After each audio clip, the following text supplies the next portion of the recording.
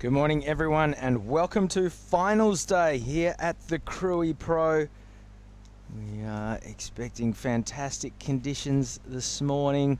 High tide right now. It's going to get better as the tide drains out throughout the afternoon. We've got 14 heats left to go. Men's quarters, women's semis, men's semis, and then 4 finals, including the 2 Pro Junior divisions. Chris Binns in the booth. Alongside me is Giada Legati. Good And you've morning. surfed all the way through to finals day, G. Yes, I have. I'm pretty excited. What have you seen of the ocean so far? What do you think we've got on offer today? Well, it's looking a little bigger today. Here we see This is Daiki Tanaka, the Japanese surfer in blue.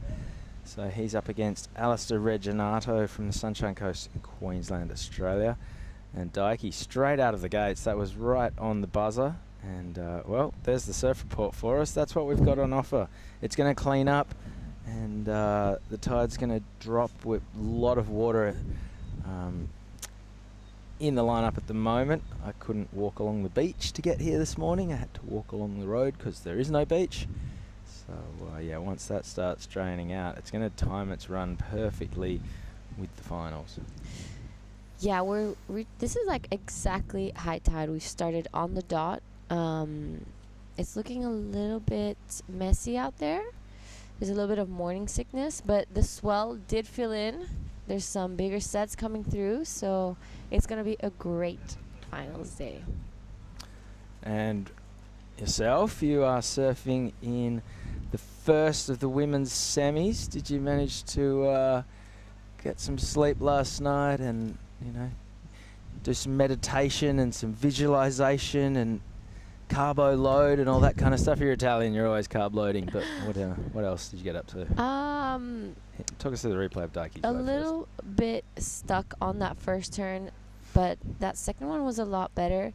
We see him start to get to work here, wasting no time in between his turns and taking control here as there's a little bit of whitewash on the face, so it gets a little bumpy, but that was a nice first ride. Yeah, a 4.17 the results, so plenty of room to improve, but definitely a baseline. We're going to run 30-minute heats, I think, all day today, the 2 junior finals as well. And the order of proceedings, men's quarters into women's semis, men's semis, women's Pro Junior final, men's Pro Junior final, women's QS 5000 final, men's QS 5000 final. And running through the draw in the men's quarters, up next, Caius King. He's been a real standout on his backhand. Coming in hot from Byron Bay, he's surfing against Axel Carota, who's from Manly in New South Wales, Australia. Morgan Siblick is on his backhand against Raru Itu, who is a Japanese charger of some repute. He was a bit of a standout on the North Shore this season just gone. And then in the last quarterfinal, Mike Clayton Brown is coming up against Rinta Utu. On the women's side of proceedings, semi-final number 1, Giada Legati from Italy up against Janire Gonzalez from Zarutz in the Basque Country. The second semi, the second of the Gonzalez sisters, Annette, comes up against Anon Matsuoka. So 2 Spaniards or from the Basque Country, an Italian and a Japanese surfer. Oh, no Australian women. No, Philip Anderson was the last to be eliminated yesterday in the final, in the last quarterfinal, QF number 4. Yeah, in this heat, Alistair Reginato got a 7.30 yesterday for an uncompleted wave. So he's been on fire this entire week. He's definitely been a standout. As well as Caius King in the next heat got an 8.5 yesterday. Yeah, Caius has been dropping 8s all the way through. He also pulled one of the smarter moves I've seen. He was chasing a tiny score. He needed something like a 2.7 to advance. Had no priority. Paddled way to the left of screen up the reef. which puts him inside people, so he can get dropped in on in that situation without priority. But he went so far up, caught this tiny little reef runner, did 2 little windscreen wipers, pretty much dry docked himself, and got a 2.9. It was really grindy. It's not a wave he'll ever want to watch again, but he did what it takes, what was required to get the win. He only had 1 wave to that point. It was a good one, but he needed a backup, and that was, yeah, what it took, and that was what he did. So he's won plenty of heats on the strength of really good backhand surfing, dropping 8s all through the draw. But when he needed to get smart and get ruthless, that's what he did. So, yeah, there's been all sorts of... There haven't been really any controversies. Been a couple of little interference skerfuffles, but nothing too much. It's plenty of waves, lots of waves, huge playing field, and we've just seen the surfers, you know, really being able to put on their best show. And for the most part, the guys and girls who are left standing have been the best surfers through the draw.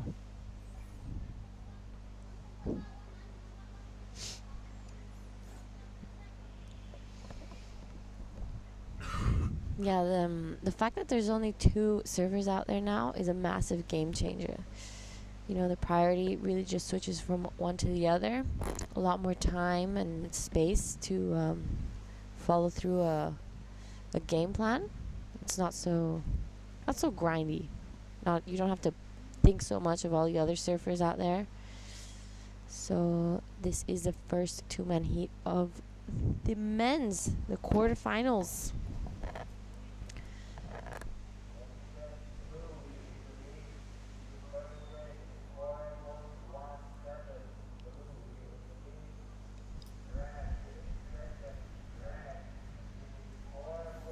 There is still a bit of lulls in between sets sometimes, but it's definitely looking much bigger than yesterday.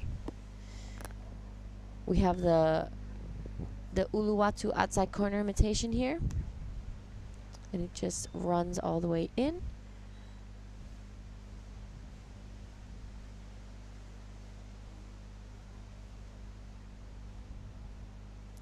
So what are your plans after finals day?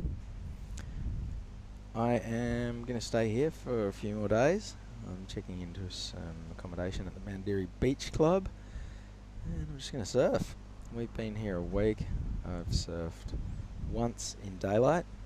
We've just, yeah, been at the event from, it's not even 7 o'clock in the morning now. We've been finishing at sort of 5 o'clock every night. That has been the order of play for 7 days straight.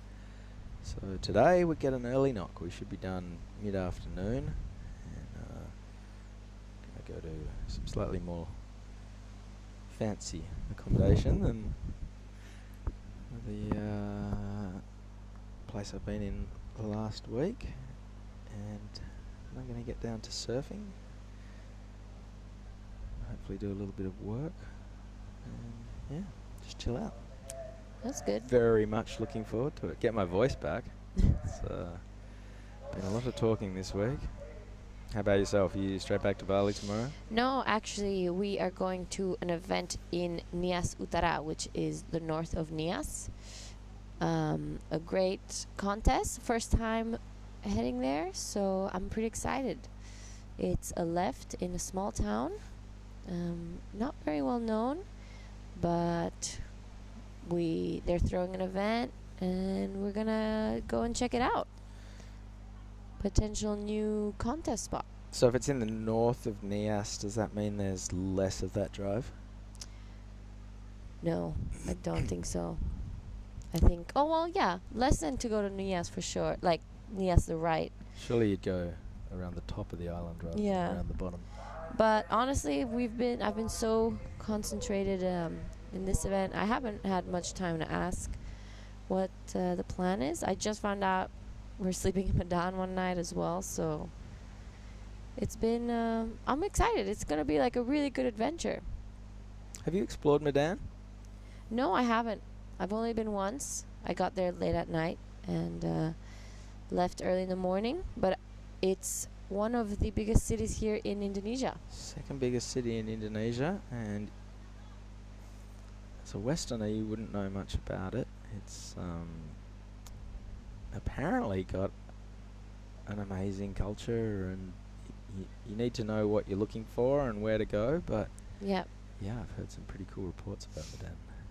it's yeah, it's actually quite a nice place. I mean, we went to this. We only had time to go visit a restaurant, like a seafood Jimbaran style restaurant. There's a lot of Chinese influence there. A lot of Chinese immigrants in the past and now as well. So food's great. Oof. There's like a fusion, as we saw Daiki Tanaka, just a quick up and out, trying to keep busy. Alistair Reginato still hasn't opened up his account in this quarterfinal heat 1. There's definitely tons of waves out there. I saw Morgan Siblick come in on what would have been his first 8 for the morning. Smashed a head-high runner for about 200 metres on his backhand. We'll be seeing Morgs in action in 2 heats' time.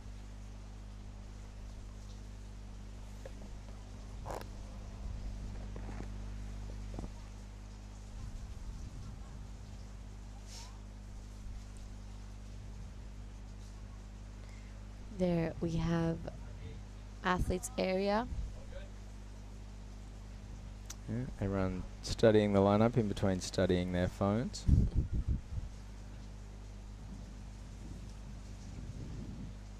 Jazz Studer, one of the Pro Junior girls finalists. She'll be competing in a couple hours as well. Alistair Reginato looking around, wondering exactly where the waves are. As you can see, tons of swell lines, and Reggie is having a look. And here goes the top-seeded surfer in the red jersey. Proud member, the backbone of the North Shore Board Riders team every year in the various board riders battles around Australia. Famously drove them to victory, I'm going to say 3 or 4 years ago in Newcastle. And this is going to be his opening score. All the points for this one turn, so that was the one. And then the wave raced off without him, so that's going to be a minor number for Reggie with 17 minutes 30 to go, but he'll be happy just to have some points on the board.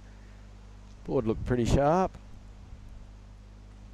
He's been riding those Mayhems the whole time that I've seen him around the contest scene. They seem to work pretty nicely for him. So a 3-point ride, the result. So minor scores so far. Alistair Reginato with a 3. Daiki Tanaka in the lead with a 4.17 and a 1:17 minutes to go. Don't expect these small scores to hang around the system too long. There are tons of waves hitting the point here at Tanjung Setia, which is the village. The actual wave itself is known as Ujung Bocur. And we are in the Pesisir Barat Regency in the Lampung province, South Sumatra. You're flying to Bandar Lampung, and it's anywhere from 5 to 8 hours to get here, depending on how many trucks you get stuck behind driving over the ridge. It's probably only 250 k's as the crow flies. Depends also about who's driving you. We had a pretty exciting ride here as we see Daiki Tanaka taking off on a good-looking wave. Gets her on that first section, a nice opening turn, straight into the second one. That was looking, that's going to be a pretty decent score. Nah, it's going to be a mid-range score at best. 2 turns. There's far, far better waves available. And, you know, sooner or later we'll see a proper set hit, and the guys will open the shoulders and rattle off sort of 8 versions of this turn right here down the line to put themselves up into the excellent range, but that's going to be a mid-ranger. It'll be a second decent score for Dikey and put a little bit of pressure on Alistair Reginato, who we saw briefly kicking in and out. 15 minutes to go, so we are halfway through this heat. Still waiting on that last score to come in for Dikey Tanaka.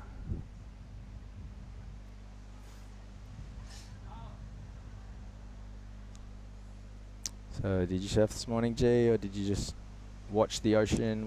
What's your strategy for your heat? No, I didn't surf. I've only been surfing my heats, actually. Just lately I've just been waking up and coming straight here. And maybe like half an hour, like the heat before mine, I just watch the waves a little bit, get an idea what it's like, and then paddle out. That's my heat strategy, as sad as it sounds. So that's Kai's King on screen in the red jersey. He'll be coming up against Axel Carota, who we've just seen collect his blue jersey. Checking a few last texts before he heads out. We'll be seeing those guys in action in about 14 minutes' time. Still waiting on one more score to come in for Dikey Tanaka, which will give us our first real situation. 14 minutes to go, and very sleepy start to the day. Someone needs to give the ocean a coffee.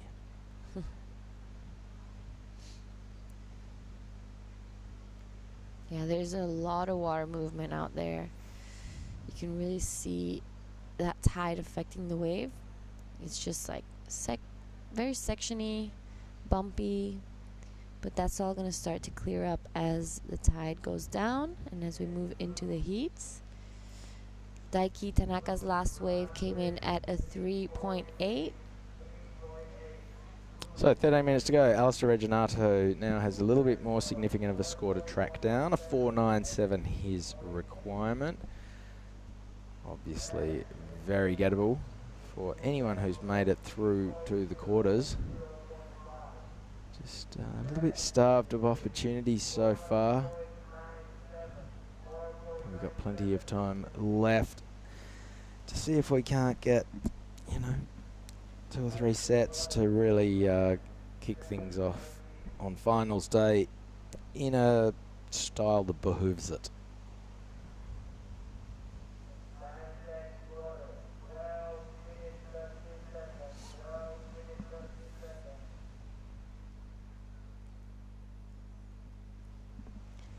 Dikey Tanaka keeping a little busier than Alistair. He's a little more down the line. He's caught a few more waves.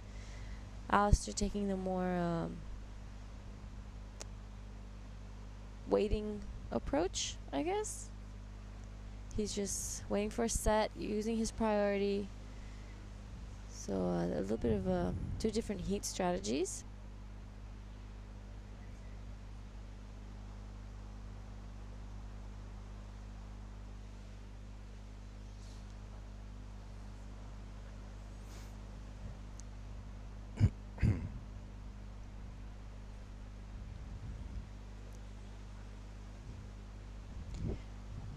On your after this contest, are you going to be coming back to try surf this point, or just going to hang around Mandiri? I'm planning on surfing this point this afternoon. I'm thinking there might be a little bit of a celebration going on. There might be, people starting to pack up. I'm hoping there might be a window or two to find some waves without there being 1,000 of the best qualifying series surfers in the world out there. And then once I move probably half an hour up the coast. To be honest, I love this point, but I've looked at it all week, and I'd like to look at some other beaches. Understandable. I'm also a natural footer, so probably not is the answer to your question. I'm going to surf it properly this afternoon, because I've only surfed out here once so far, and that was in the dark. And then I might bid Ujung Bocur farewell until this time next year. 10:30 remaining. Very slow, sleepy start to our finals day.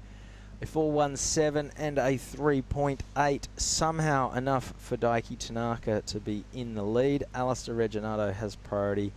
He has a 3. He's currently looking for a 4.97 for first. There's plenty of fish blowing up out the back. I just keep seeing them popping off in the screen. Let's hope in the last 10 minutes the two surfers in the water get to blow up in the lineup, because they've been ripping all week and it's time to get a wriggle on. Inside the last 10 minutes of the first quarterfinal of the day. Yeah, we've seen the fishermen boats all week, every morning and every afternoon, driving in and out. We have here in the village, very close to us, a whole beach set up just with fishermen boats. It's lovely to drive past. Everyone's there.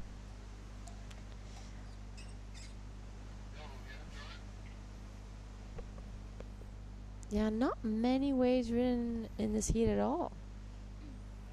21 minutes and quite minor scores. Yeah, we can see Reggie on the move right now, hunting something a little bit more significant.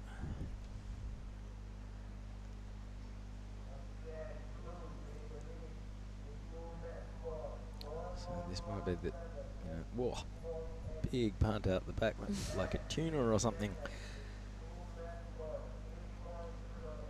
Oh yeah, that's a massive feeding frenzy. There we see the first boats showing up. Get him. 8 minutes 20 to go. Come on. What is happening with this heat? Very, very slow affair. This always happens. You have the free surf. There's 100 guys and girls in the water. Waves being ridden all over the place. And then we sound the siren and we kick things off. And it just goes dry. 8 minutes remaining. Here goes Daiki Tanaka. He's snuck this one down the point inside Alistair Reginato's priority. Couple of turns and doesn't finish it. He would like to have, and he would also like to have driven through one of those turns a little bit more fluently. Got a little bit stuck. You kind of feel with 7.5 minutes to go, every wave is critical at this point. Even if he does improve on his 3.8, you'd like to improve on it by as much as possible. Here goes Alistair Reginato. These are, well, that's not going to account for much. He's not going to lose his priority because Daiki Tanaka will be a long way down the point, nowhere near the takeoff zone. 7 minutes remaining. I was about to say, Reggie's done a really good job this week of picking the medium-sized waves with the great shape, and then just unleashing his strong backhand surfing, just rattling off 5 or 6 turns down the line and forcing the judges to give him a 6 or a 7 or even an 8. I thought that was one that he was paddling into there. So we are at the peak of the high tide. There's a lot more water on the reef than we've seen at other points throughout the event. Here's the replay of Daiki Tanaka's last wave. First turn was good. This one, he got stuck right there, and then that may even have transferred to him getting hung up on that section. Here goes Alistair Reginato. We missed the start of what he did at the beginning. Couple of turns now. Hopefully we can catch up, because by the looks of things, he surfed that one quite a long way down the point. It's definitely going to go into his top 2. Run us through the replay, Jay. Yeah, here is the replay. A nice first opening turn. This is looking already much better than some of the other waves ridden in this heat.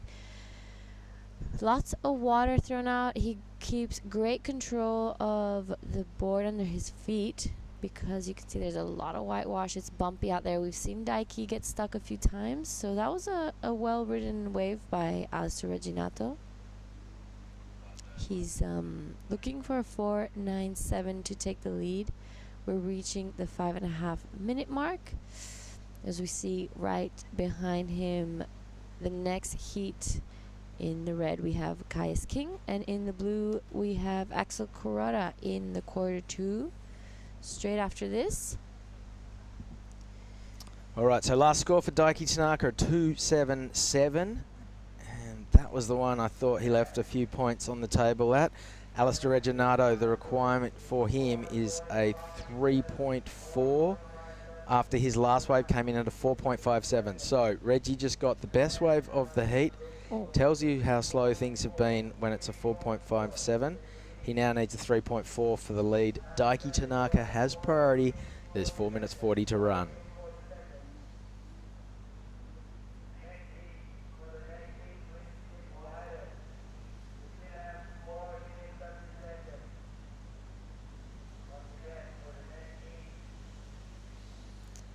Four and a half minutes. Here goes Daiki Tanaka.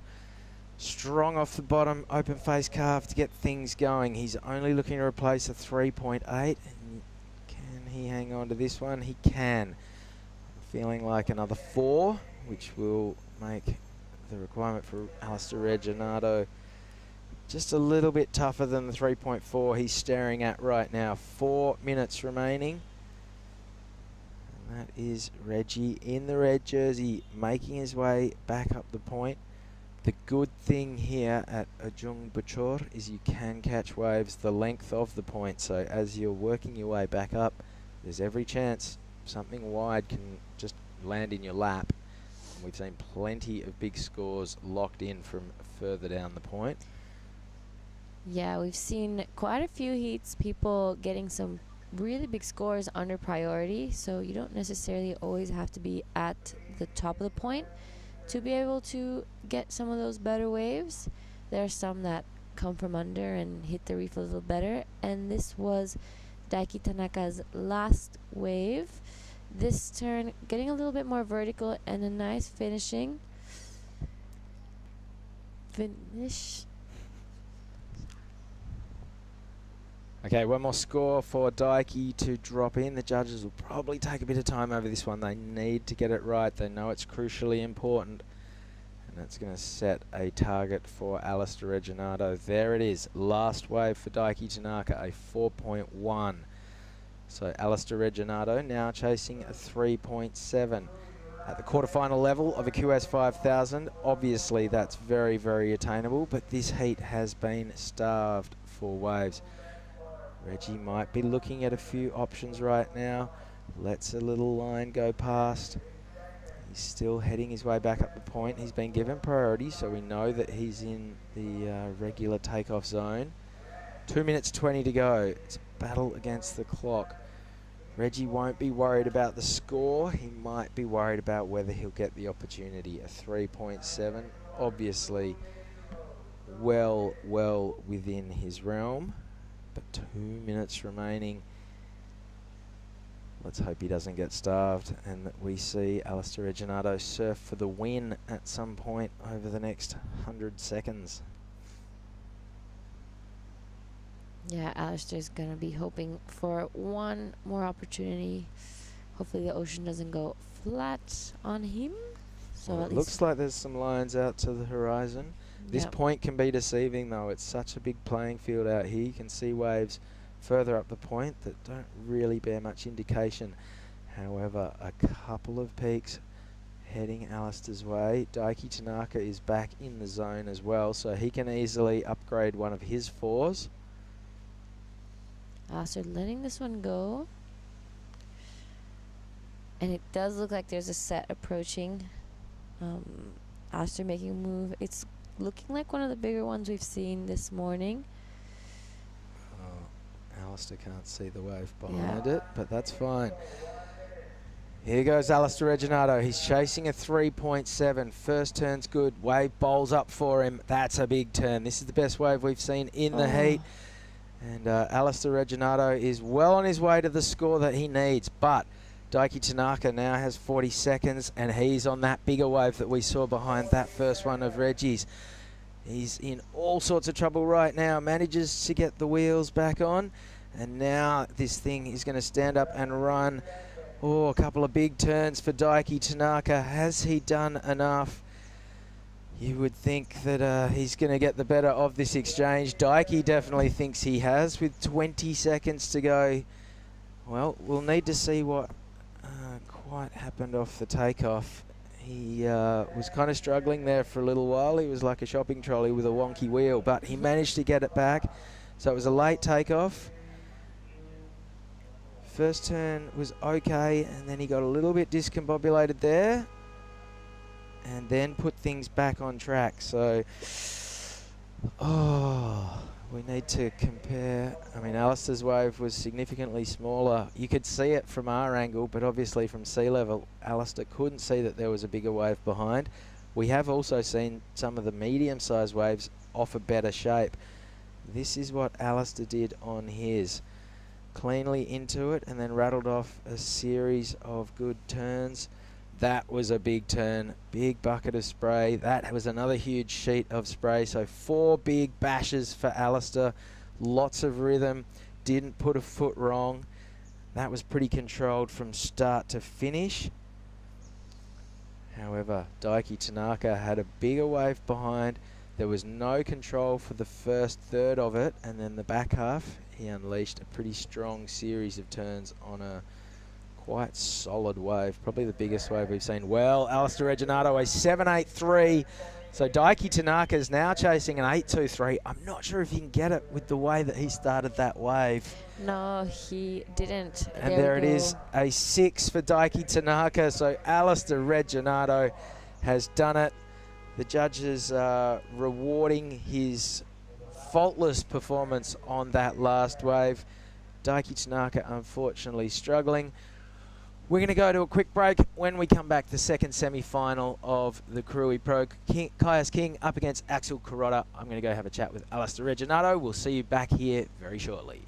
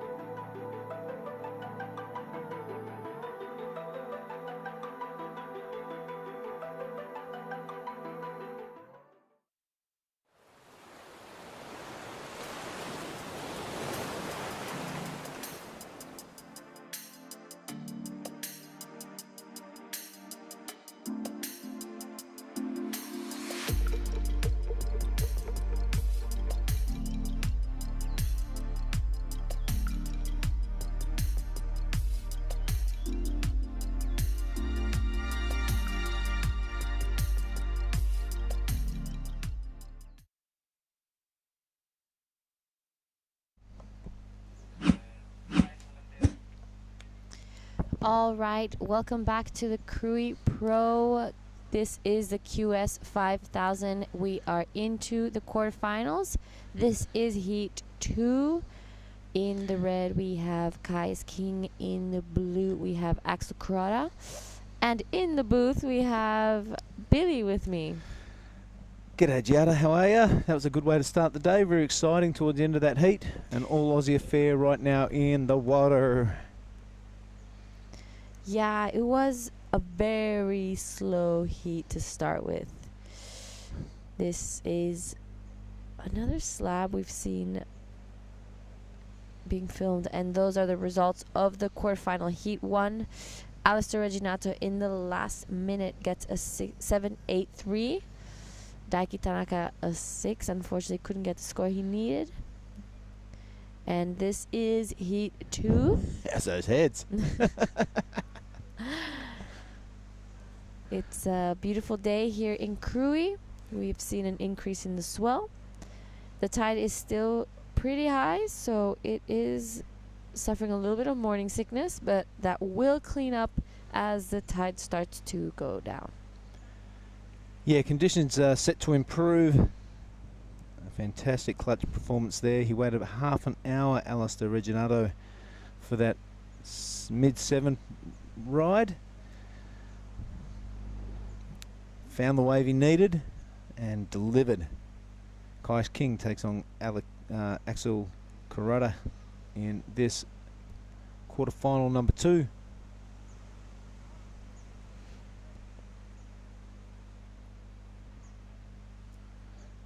That's caddy corner down there we're looking at, right? No, that's actually a slab that's just more down the line. Oh, right. Yeah, that is Oscar Berry's in there somewhere. I saw him get an absolute belter. Yeah. A dangerous part of the reef down there. If you fall off, it's not much fun. And if you travel too far, it's not much fun either. Right in front of Lani's. Yeah, one of the ad videos that wave, that barrel that Oscar Berry has is from there actually. Yeah, the no-hander backside. Super vision there from our drone king, Ryan Williams. Right, half an hour heats is a good move because can take a while to find a scoring wave, as we saw in that last heat. No priority thus far, so it's Kaius and Axel out there smashing into it. A very rock and roll centric sort of a heat. We going for Kaius or we going for Guns N' Roses? This is Kaius King.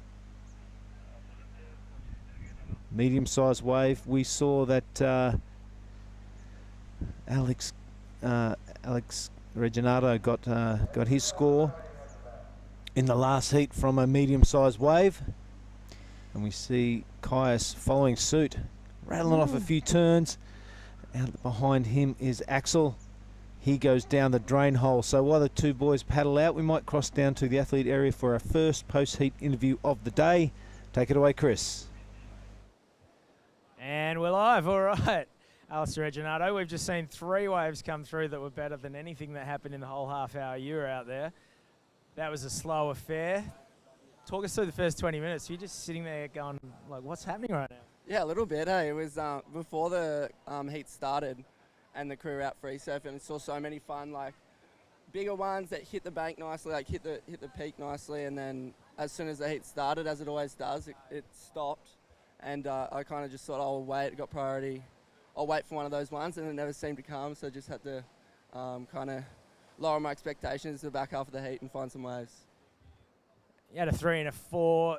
You know, none of that matters at a quarterfinal level. Coming down the last few minutes, you had priority. We could see on the screen you were paddling into that good-looking wave. It also looked like there was a bigger one behind. Could you see that? And what were you thinking? Like, the first one maybe had better shape, or let him have a crack at the one behind?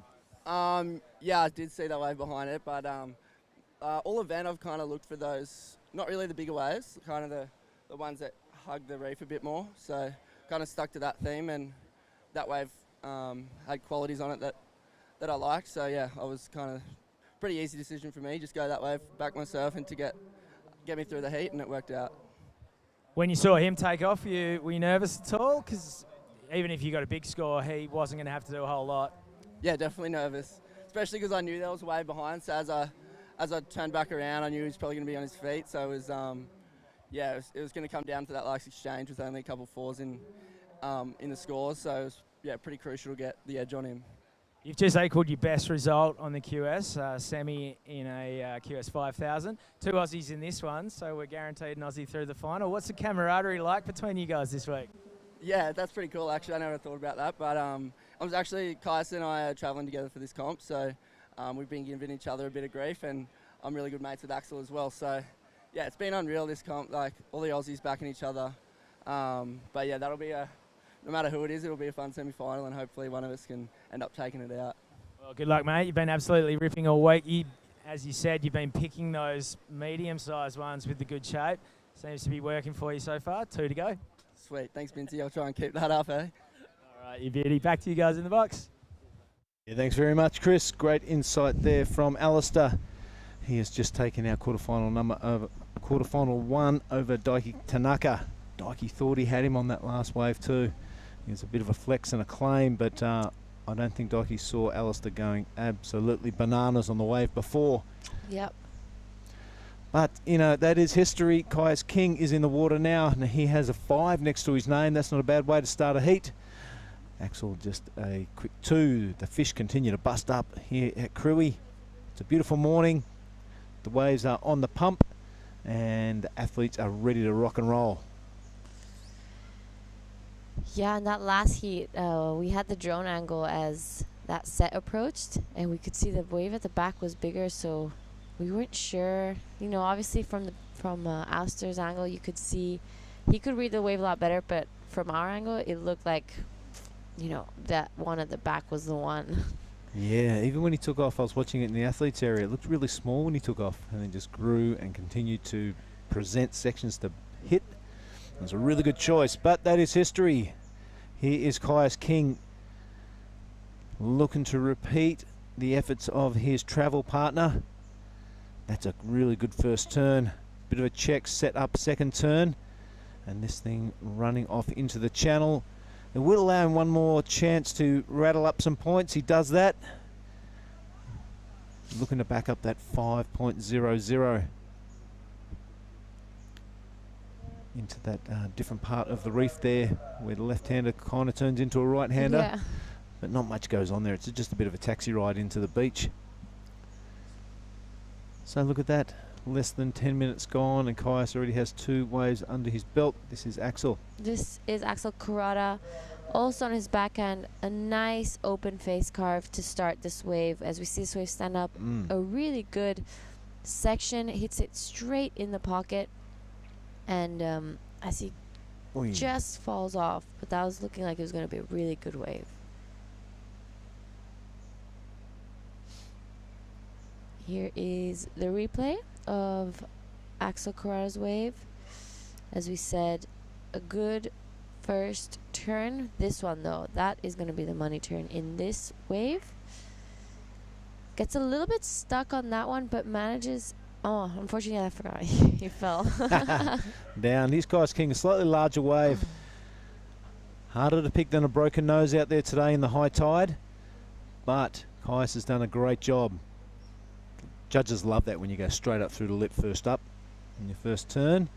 Series of S turns here, but the wave continues to deliver down the line. Help yourself to a bit of breakfast here on a Sunday morning. Caius King loving life. Yeah, Caius King has been looking at great form this entire week, and hasn't made many mistakes at all. He made one of the smartest moves I've seen in this contest. Was looking for a 2.5 or 2.8. Last minute of the heat, he paddled all the way up the point, no priority. Caught a little tiny runner on the reef and managed to get past his heat. Yeah, he squeezed out a couple of turns. He only needed a mid-range 2, and he got a high-range 2. So by the skin of his teeth, he has made it into the quarterfinals. But what a performance we're looking at right now. There we see caddy corner. I like this caddy corner situation because I've seen a few times as you're paddling back from a wave you caught in your heat. I hear people cheering and hooting and, you know, giving each other support. Yeah, it adds a bit of atmosphere for sure. Yeah, the caddy shack on the right-hand side of the screen. You snap a board. There's rules in place and different breaks around the world. But yeah, really good addition, I agree. All right, let's have a look at the 5, 6, 7 in Caius King's corner. He has continued to improve his situation with every wave he's ridden, albeit only 2. And Axel there with that 4.17. He won't be happy with the 2 in his column, will he? Nah, he's definitely going to want to improve on that. But there's still 17 minutes left. That's a lot of time. Yeah, 6.50 is not a massive ask by any stretch of the imagination, especially with the surfer of the caliber of Axel. Holds priority too. Yep. Oh, fortunately, this heat is already more active than the last one. That last heat was quite slow, so we've already seen some decent scores being dropped in this one. Yeah, it's going to be really interesting, G, that the state of play out there once the tide starts to drop out? The wave's going to stand up more. Are there going to be more closey-outy sections? I think it's going to get a whole lot better. I agree. This wave works really well with that low tide. It'll clean up. There'll be less water in the reef, so hopefully we'll see that bump in front of the wave just flatten out. The sun's out. It looks like the wind's off, so it's going to be a great day of competition. As we've said, there's been an increase in the swell. This is what we've been counting on this whole week, and it's finally here. This is finals day of the Krui Pro QS 5000. We're in quarterfinals for the men's. This is heat 2. Up next in the quarterfinal heat 3, we are going to see Morgan Siblik and Riaru Ito. After that, in the quarter 4, we have Mike Clayton Brown, also known as MCB, and Rinta Oto. After that, we will be going into the semifinals women's, back to the semifinals of the men. Then we will be seeing the Pro Juniors finals and finishing it off with the finals of the QS 5000. And then wrap this contest up for the Krui Pro 2023. Can't wait for the action of today. Yep, a little bit of a prezzo later on. There'll be dignitaries everywhere, batik shirts as far as you can see. You got your batik shirt ready? No, not Boy, yet. you're in I trouble. have my Earth Island shirt ready. Me too. Thanks very much, Earth Island, for your help and your setup this week as we look at Axel. This is Axel. A nice setup turn. This was a little bit better as we see this wave start to stand up. That was what he was looking for. He is trying to get around the section and unfortunately doesn't. But that will definitely be replacing that too. Here we go. Talk us through, Billy. Yeah, good size wave. He's definitely not out of sorts. He's on point. He's just got to find the sections to hit. Does really well on that last one. Brings the tail right around. This is the slab. little slab down the road at Lani's. I'm not sure who that is pulling in. Not quite. That could be Oscar Berry, I think. I thought Oscar was regular. I don't know. They all look the same, these young kids. I've watched that clip a long time, so. He was on his backhand, no hands, that's right.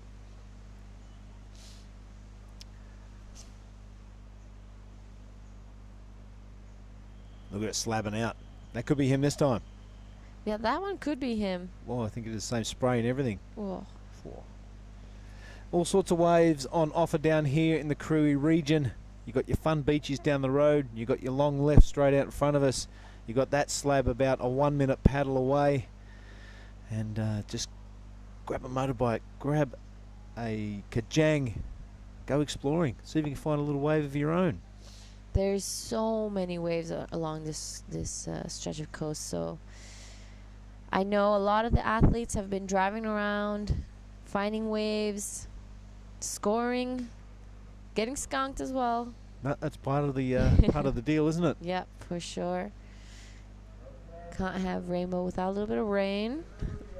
You can't always win and you can't always score. Sometimes you get it, and other times you don't. And most of the time, here in Indo, you do get it. You got to slay a few dragons to get to the princess. Yep, for sure. We're reaching the 13-minute mark in this heat. In first for now is Kais King with priority with a 5, 6, 7, and a 5. Axel Kurata with second priority got a 5-2-0. Sorry. Yes, got a 5-2-0 in that last one. With a 4-1-7 backup, he's looking now for a 5-4-8. So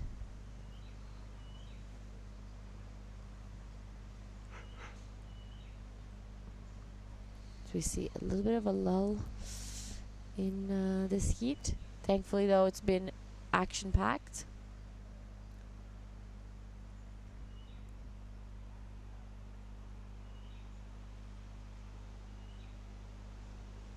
So I asked Chris this, what are your plans after the Krui Pro? Are you sticking around?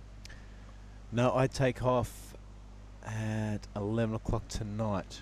We leave from Krui, drive through the night, take off early in the morning, back to Bali, and then down to the south of Indonesia for the rest of the season. We'll be down there till about November, then back to Margie's. So who knows? Might see each other again if a comp pops its head up. Hopefully. I'll miss you, G. I'll miss you too. Yeah. Maybe we'll see each other down in the south. Yep. You never know. Big hello to the Della Yacht Club. They have a massive regatta on today down at Roti. I'll be missing it.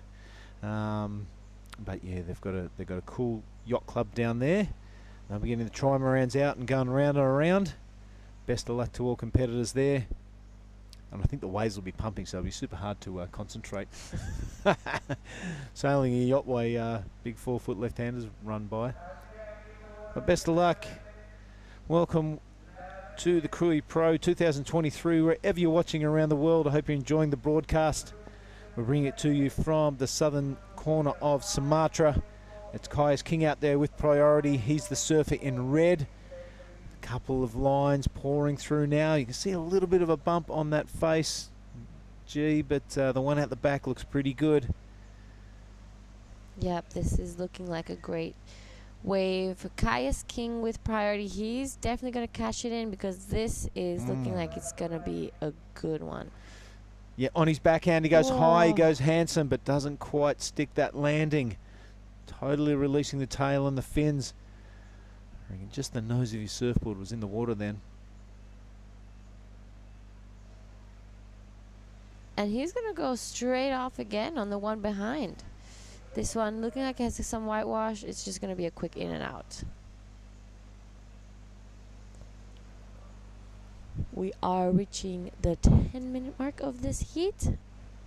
This is crunch time.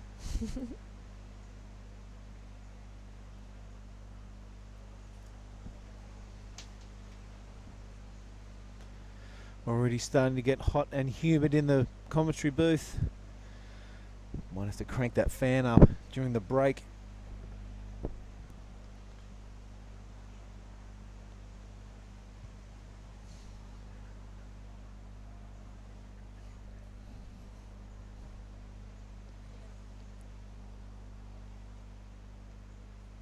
And what about you, Giada? I suppose you've just told the people at home what you're going to do afterwards, but enlighten me.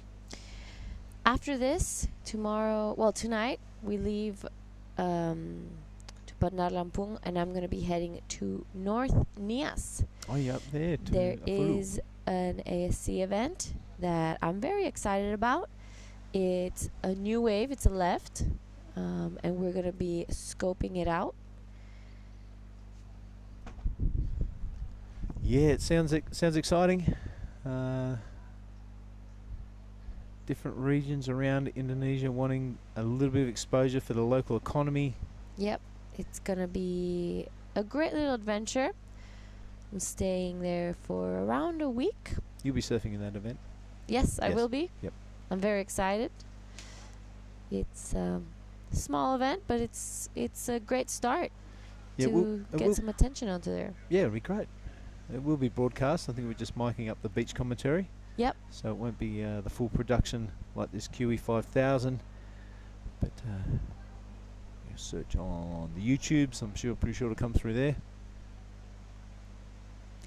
Yeah, it's going to be a great event. Another left. Yes. How good. I like lefts. Bomb. I will always go left.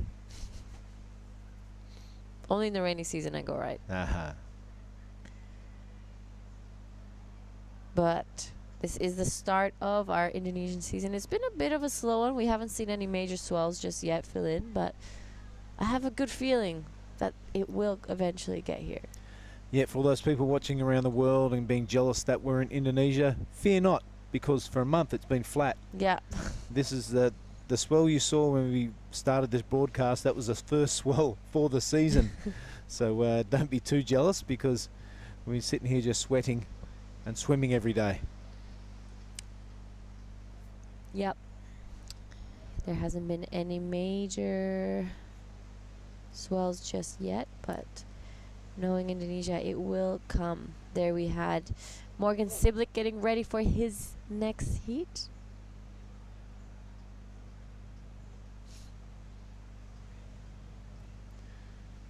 Yeah, Ito is up against Siblick. Ito has been in fantastic form. Love his style, and he's not a very predictable surfer. He's got a bit of, I don't know, spark about him, a bit of unpredictability. So I'm looking forward to this one. This kid, though, very professional. Can't wait to see him step it up a gear. If he gets the right wave, look out, we could be going skyward of 9s. We haven't seen a 10 yet. No 10s just yet. No bang bangs handed out. That's the promise. You get a 10, you get a bang bang. We've cut the rations. Last year it was if you pass your heat. Now it's only a 10. Yeah, well, Nias only. But, you know, that's in honour of the great Johnny Uluwatu. I'm sure you're watching, brother. Wish you all the well back in Australia. I'm not sure if he's on the Goldie or down at the Nulla. But wherever you are, Johnny Uluwatu, we wish you well, sir, and always thinking of you. Keep those guitar clips coming. Have you seen them? Yeah. They're great. All right, let's have a look at it at 5:40. It is Kais King out the front via a 5.67 and a 5. Now there's Kurata, a 5.20 of his own. That 5.48 is just right there for the taking. He has priority. The song remains the same. The last 5 minutes, the tension builds when you have an attainable score in that right-hand column. Yep. We're reaching 5 minutes. Who would be your favourite band out of there, Kais or Guns N' Roses? Probably Guns N' Roses. Really? No, I'm going Kais. Saw him play with Metallica in like 92 or something. Who the heck are these guys? Of course, Josh Homme going on to form Queens of the Stone Age, another great band. If you don't know what I'm talking about, kids, just look it up on the internet. Some good bands. I'm sure Kais' old man, a super music fan and exponent. I know his two sons are guitarists and drummers. Have you seen Kais play guitar? No, actually, I haven't. They're pretty good. His youngest brother, Rasmus, pretty good drummer. They'll have to jam it out and then go for a surf or vice versa or whatever. He's definitely got the musician's moustache going on. I wish I could play some sort of instrument. I wish I could grow a moustache. All right, 4 minutes remaining. Unfortunately, I'm tone deaf. Come on, just pick it up and start. You never know. You might be the best piano player in the world. If you don't try, you don't know. Right, under 4 minutes remaining.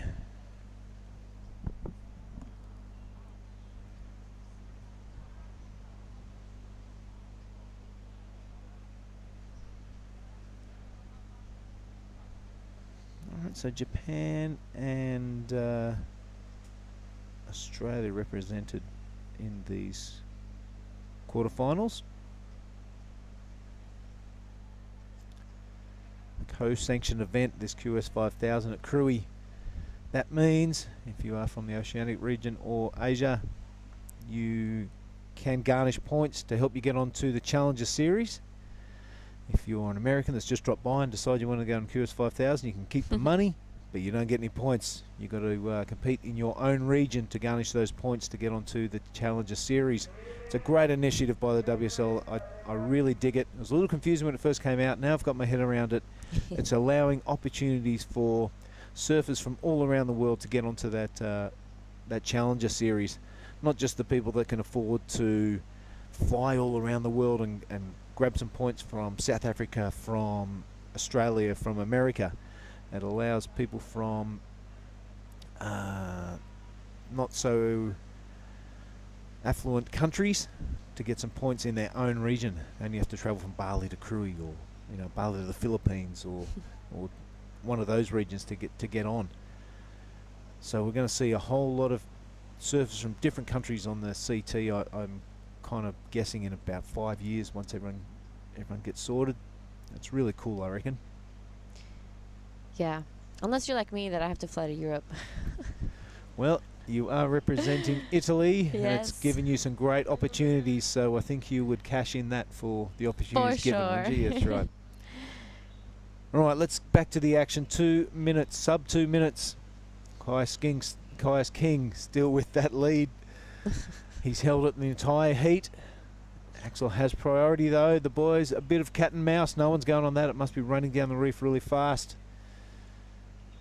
Axel will be itchy. He'll be anxious to get a wave. It's only a Yeah. 5.48.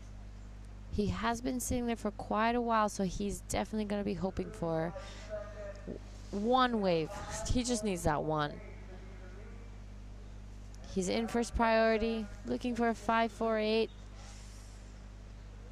We'll see what the ocean does.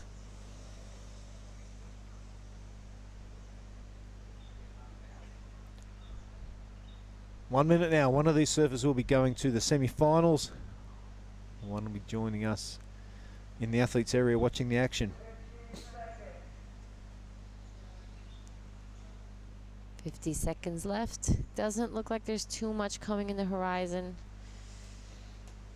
Bit of a lump out the back. You're right though. It looks minor. You see Axel taking a look. Yeah, a bit of meerkat action. He's pretty much got to take off anything that comes his way now, but it ain't looking good. Yeah. This drone angle can be a little bit deceiving sometimes. It looks like there's something, but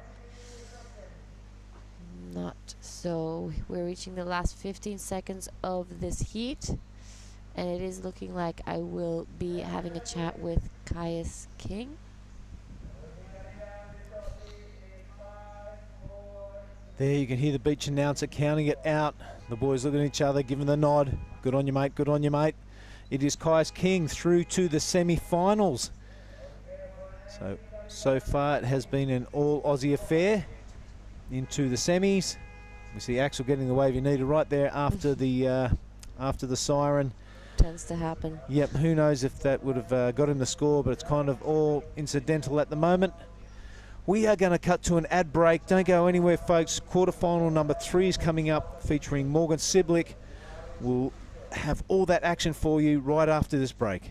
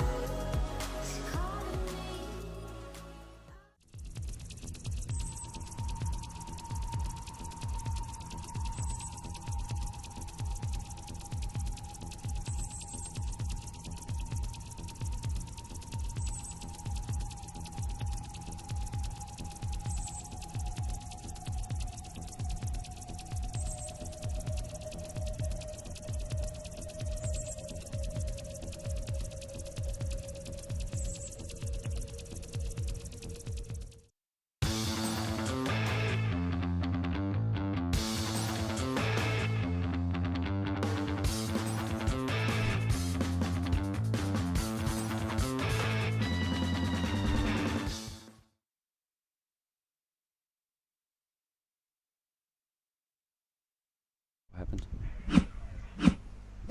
Yep, we're back. We're live.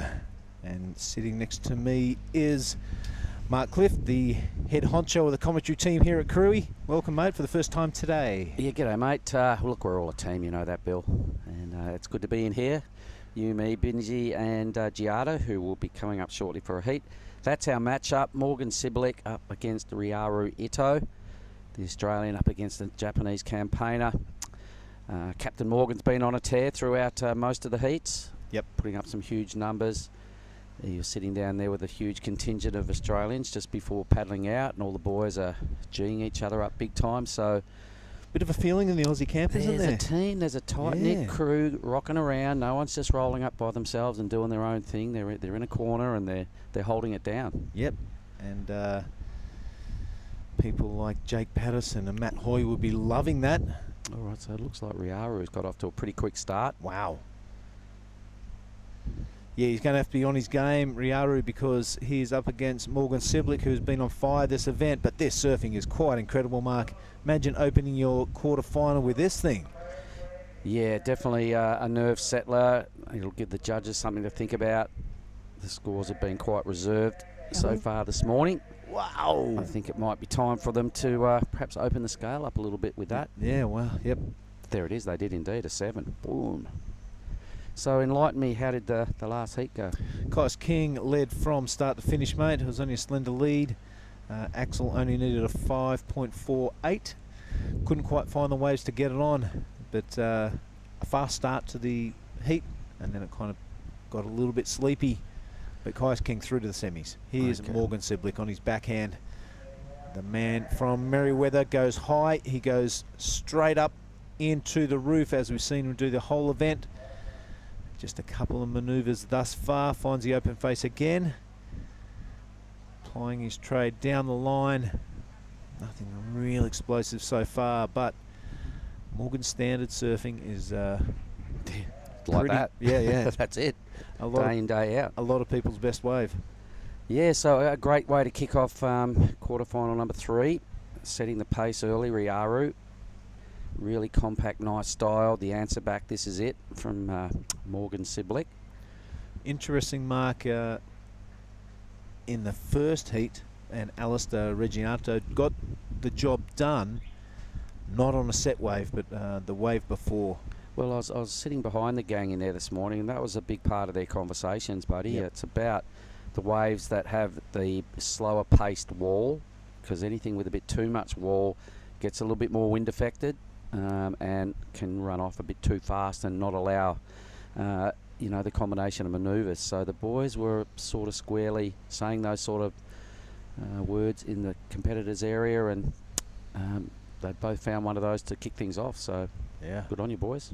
Game on. Sticking to the tactics. 7-0 in the blue corner. I think in red's corner will be a little under that.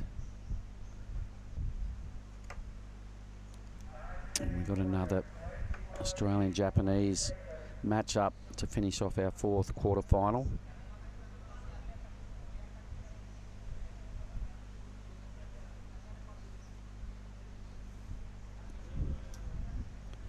We have the women's semi-finals in front of us. They'll be on next.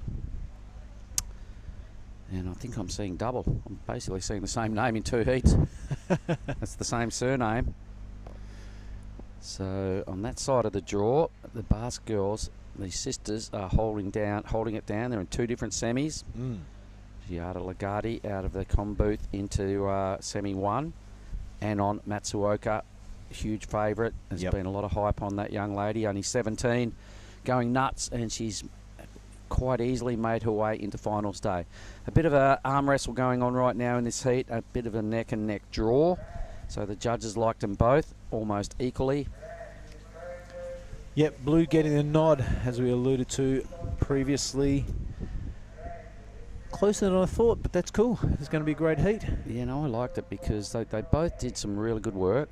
They can both go better. It was kind of one of those ones where, you know, they both did some really good surfing. We know they can blow up a bit harder.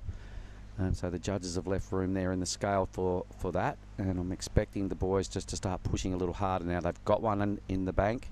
23 on the clock. It's kind of a good situation for us because they'll be settled and they've got plenty of time to go nuts.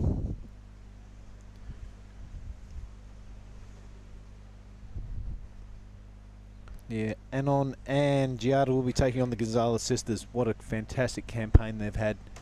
Big smiles on their faces, great girls to talk to, and delivering in the surf, that's for sure. Yep, there goes the fishing boats off to work. Out they go, wondering what all the fuss is about down here on the point. They're probably looking at it going, wow, there's only 2 people surfing today. Well, that'll change once we get to the Pro Juniors. 4-person boys and girls finals. We'll kick things off once we get done with the semis. So women's semis next, men's semis to follow. and then we're ripping straight into the Pro Juniors. I think we're starting with the young ladies. 4-person final for 3 Japanese surfers up against 1 Balinese. In the other one, in the boys' final, it's going to be 3 Indonesians up against 1 Japanese. So there's going to be plenty of support coming out of the athlete area. It's going to be a pretty high-powered way to roll into our then women's final, men's final presentation. Coconuts. I might try and squeeze a surfy. That'd be lovely. Might have to dust the cobwebs off my board, find out where I left it.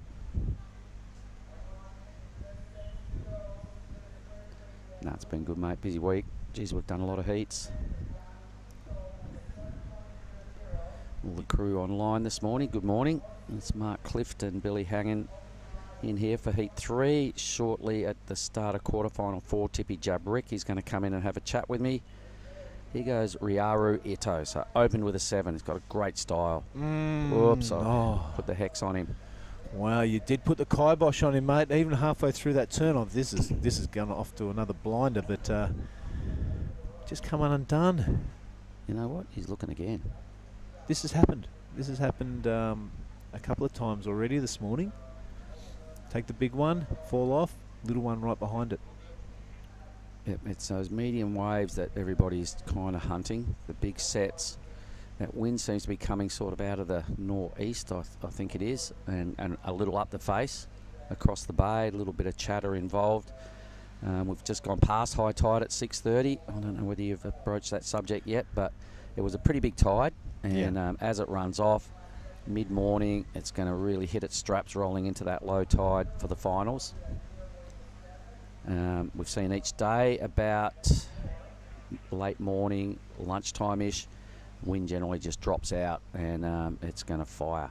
All right, we're going to throw down to Chris Binns, who's going to have a chat with Caius King. All right, we are down here having a chat with the winner of the last heat, Caius King. Congratulations, mate. Cheers, mate. Thanks. Your first wave looked like a doozy, probably left a few points on the board, but you've done a really good job of picking the eyes out of it this week. You always seem to be on a bomb. Yeah, I mean, it's extra nice having such good waves like we do today. Feeling pretty stiff and sore this morning. I've kind of got tweaks all over me. My back feels sore. I've got a bung knee, so felt a bit cranky out there, but you know, luckily I went sleepy at the end and I was able to get through, so I'll take it. You and Reggie are in a semi-final together. You're travelling. You came here together. That's got to be cool. Yeah, we've been staying together. Me and the 4Gs, Cooper and Kookley and Alistair. No, it's gonna be good. We're not talking to each other now though. We're not speaking at all. Morgs looks like he's doing all right in this one, so guaranteed an Aussie finalist. Hopefully Morgs keep it going for you guys. What's the feeling like amongst all of you? Because it's just amazing camaraderie around this event. Yeah, it's epic. I mean, just being able to surf a contest in Indo with all the Aussie boys is epic. It's like, you know, surf here, the beachy, a few other secret spots, and you're pretty much guaranteed to find one of the boys out there. So it's kind of like, yeah, it's just like a big surf holiday. It's pretty sick. When these co-sanctioned events come along, you guys must be in love with WSL Australasia, because it's not like the Americans are getting to go surf events in Mexico or anything like that. Like, how good? Exactly. Yeah, we get to travel and surf in warm water and boardies, and more of these events would be good. So sick. Pretty much just a surf trip with a few heats thrown in, right? Exactly, 100%. What's it going to take from here? Obviously, tide's going to drop out, so hopefully conditions sort of just peak as we get into the semis and the finals. You've found the good waves all week, so you've obviously got some secrets you don't want to give away, but what's it going to take to go all the way here? Just more of what I've been doing, I guess. Just, making sure you get those good ones. It's the good waves that are getting you through the heat, so for me right now, I'm going to go home and have brekkie and lay down for a little while and then listen to some metal and get psyched for my next heat. Maybe get a massage, iron out a few kinks. Good luck, mate. Cheers, mate. Thanks. Back up to you guys in the box. Yeah, thanks, Chris. If they are cranky. Caius feeling a little cranky. I reckon someone stir him up and get him cranky again. He seems to be working. Let's have a look at Morgan Siblick's wave number 2. Got a real good top to bottom attack about him, as we've been saying all week. The chook feathers tend to go straight up when he hits the lip. So on a tear, He's a former top 5 surfer in the world. Oh, That was a little back 5 fall off, but that's time will tell how this one pans out. He'll be enough for the lead. So Caius up against Reginato for the first men's semi-final. Morgan's trying to book himself an appointment with somebody out of the 4th quarterfinal in that semi. What do you like about this, Bill? that second turn was pretty good. That momentum, and there's no double pumping on the bottom turns or anything like that from one turn to the other. This was a little bit of a hiccup. Yep. And a wave was done for anyway then. Yep. Did some good surfing before. Oh, yeah. Oh, go Bill. Riaru, he's been in magnificent form this morning. His first wave was something to behold. Came in with a 7, and he really throws the cast net on that one. Water flying everywhere. Riaru Ito in super form. He's going to have to be his best game to take down Morgan Siblick. He is well on his way to do it. This wave continuing on the inside. He's going to get the 2-for-1 on the end. He does, completes it. You can tell by that body language, pretty happy with it, and why not? Yeah, well, they're both going to have good second scores here. Still, it's going to be really neck and neck once those numbers drop. Lots of spicy, tight surfing from the goofy footer. So let's have a look at it again. The judges have got a decision to make now as to whose they like best. That first turn was really good. That's just keeping him in the pocket. There it is, a nice big slash in the critical part of the wave. A little wrap just to hang in there. He got a real good bonus section on the inside here, because after this wrap, which the rebound was pretty cool, it's then just formed up and offered him 2 more hits. Boom. Yep, little tail flare at the end there. Yep. And the triple Lindy off the back of the wave. Things going all right for Riaru. Yep, it's a really good exchange right there. The judges will probably be having a look at replays up there in the tower. Head judge Toddy Rosewell, he'll have to be overseeing things. Look at the set just rolling through. There's waves pouring down the reef. Yep, Morgan's comes in at a 5.83. And here he goes again. Yep, the goofy footer. The goofy footer. Hang on. Sorry. Been a long 7 It day. has been long set. Yep, straight That's into right. it. Morgan Siblick, folks. A couple of big hits. Down he goes. So a second fall.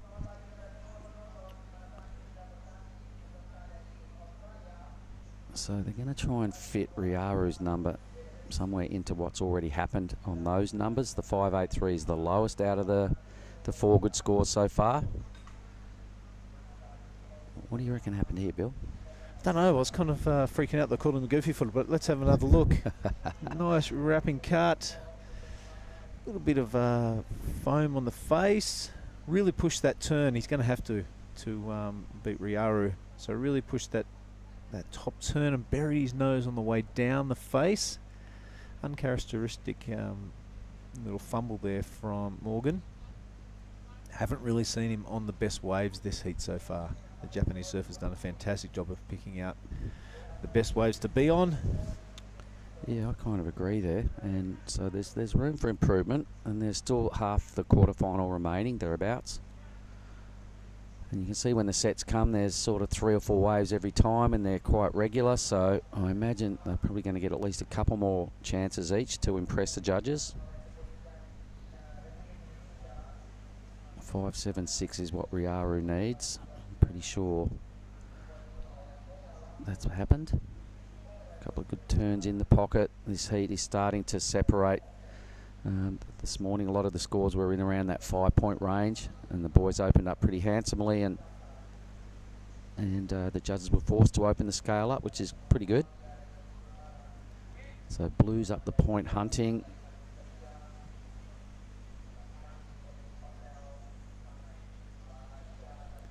We spoke about the medium-sized ones hugging the reef. Looks like this is Morgan's playbook for this heat. So the judges taking a time with that second number of Riaru, so there must be a bit of debate about it. I really liked it. I reckon it's the best way of the heat. Yeah, I can see that he stuck to the criteria. Combination of moves in the pocket, not a lot of downtime between turns.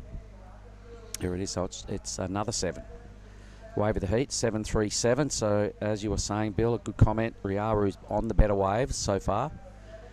Will be feeling mighty relaxed now that he's got those pair of 7s, the 2 best scores. He's got Morgs requiring a 7.44 So, yeah, Morgan's going to have to just turn it up a notch now. Yep. He's cruised his way into these numbers on not the absolute best waves. He's going to have to dig a little deeper.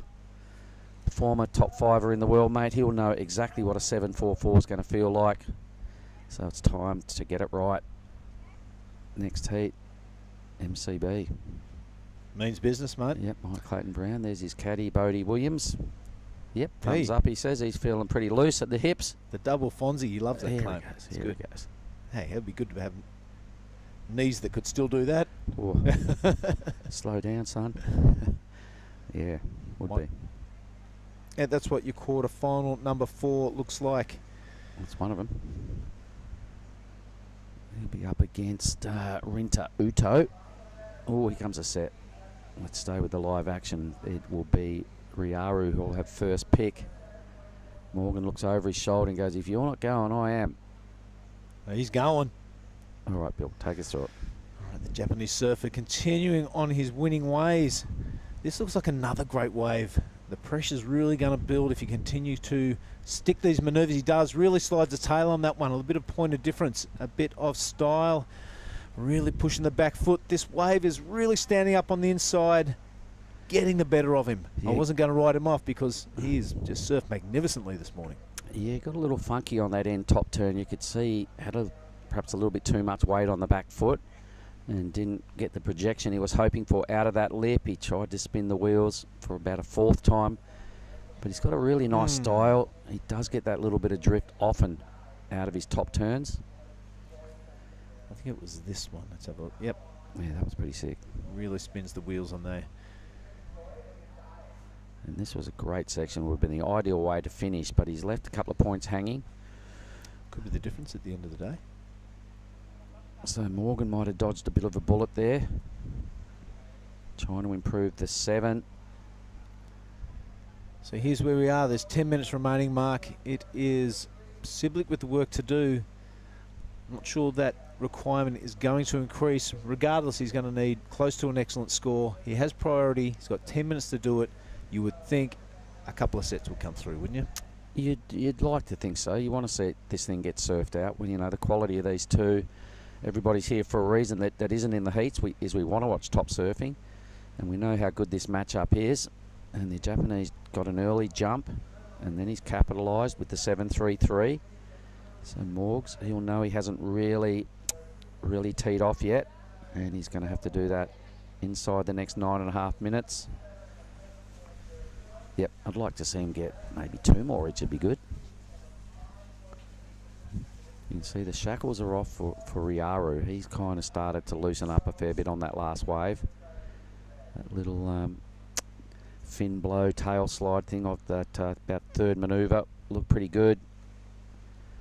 Judges probably wanted to see a little bit more out of that wave before they added to his top 2 scores.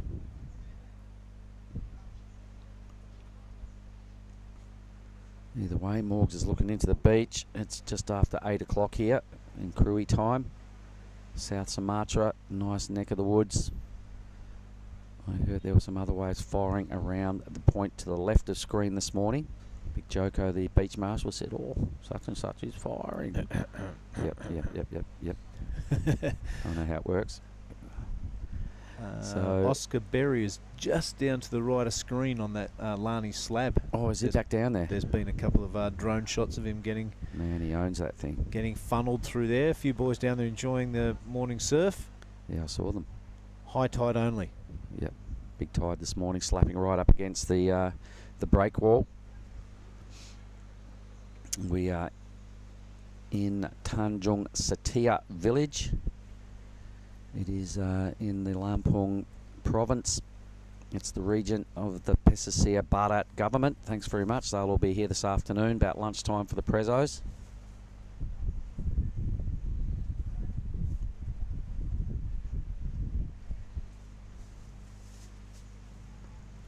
Got a little bit of work to get to that point. There's a lot of big matchups coming up. Amongst it all, I'm pretty keen to see how the Pro Juniors roll out as well. They're 4-person finals, Bill, so that's going to double the action. Frothing grommets. Hectic. Heckers. That's going to be pretty good. full heckers. Can't wait. We got this one to get through first, Mark. Just a tick over 7 minutes, and it is red with the work to do. The Australian requiring a 7.44. Chris Binns has just walked in with the morning coffee. Oh, you beauty. What an absolute lord. Thanks, mate. Thanks, Binsy. Cheers, bro. So if the volume goes up in the next 20 minutes, you'll know why. We've had our caffeine hit for the morning. Big shout out to Leafy's. It's a good coffee shop here. This is a good looking chunk of water. Morgan can go. He has priority. No, not interested. I think that was a bit of a sales job by Riaru. Maybe not. He's continuing on. It's just in form. Doesn't even look like falling off. Oh, Billy Chong, stop it. Okay? If he loses his heat, he's going to come in and complain. No, look, you could see the wind. There was a bit of wind ruffling up the face. Morgs had a good look down the line at this thing and went, I need a 7.44. Can't really see it. I've got plenty of time. So Morgan didn't pull the trigger. You can see the few ridges coming up the face here. That's what cost him. So Morgan really investigated down the line and spent a few moments having a good look at the whole line and went, you know what? No. So Morgan's kind of setting himself for one big performance, I'm tipping. Down to 5 and a bit minutes. Well, he's been here before. A few times, you know. He's taken down some of the biggest names of surfing. JJF back to back, if you don't mind. When he burst onto the scene. He was at the first ever finals, wasn't he? At Yep. At Trestles? Yep. Made the top 5 in the world. Had an outstanding year. Really strong performance that time. We were at Rottnest as well. Yeah, that was really cool. Yep. So, yeah, he kind of just sprung to stardom. Pretty quick smart. He's now back on the 2nd tier Challenger Series, and he's at the 3rd tier QS 5000 here, rolling around with his mates. He said he was spewing that he wasn't here last year because the surf was so good, and his mates got that many good clips. he penciled it in at the start of the year before even getting his Challenger Series campaign on the calendar. He went, nah, I'm definitely coming to Krui. Look at these lines pouring through. Yep, there's some opportunity presenting itself. Morgs is paddling. Here we go. So let me stay with this wave. It's got a bit of height to it. There's not really steepness right there, so he's hoping this inside track sharpens up. Starting to get his groove on now. It stands up. He looks over his shoulder, tags at one time up in the lip. He's got a better section right there. Inside track is bowling out. That's his better move. A little upside down in the pocket is kind of his go-to signature move. All right, so he needs the wave of the heat out of that thing. They will be comparing that to Ryoru's wave, probably 2, wave number 2. And I like the strong finish. So what did you like about it, Bill? Well, I didn't like that it didn't stand up there for him. That's like a bit of a check turn. Love that grab rail bottom turn he's got going on. Super strong. He has to go through this section. Stabs it through the lip. And really, that was a great turn. And this one here, straight into the pocket. Free fall down with the lip. That is a high scoring manoeuvre. I'd like to see about 3 of those. I think he would have nailed it. Kind of got better as the wave went. Yeah. It was a sleepy start. He was waiting the whole time for that thing to give him some love. It finally did right down at the end. So the judges have got to weigh up the impact of that ride, the difficulty and commitment of the manoeuvres compared to what Blue's done. There'll probably be a little bit of debate.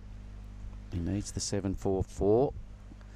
The judges' indications, they love it. They've gone into the excellent range for the first time today. There's an 8-point ride thrown down. We have a lead swap, Bill. What do you reckon?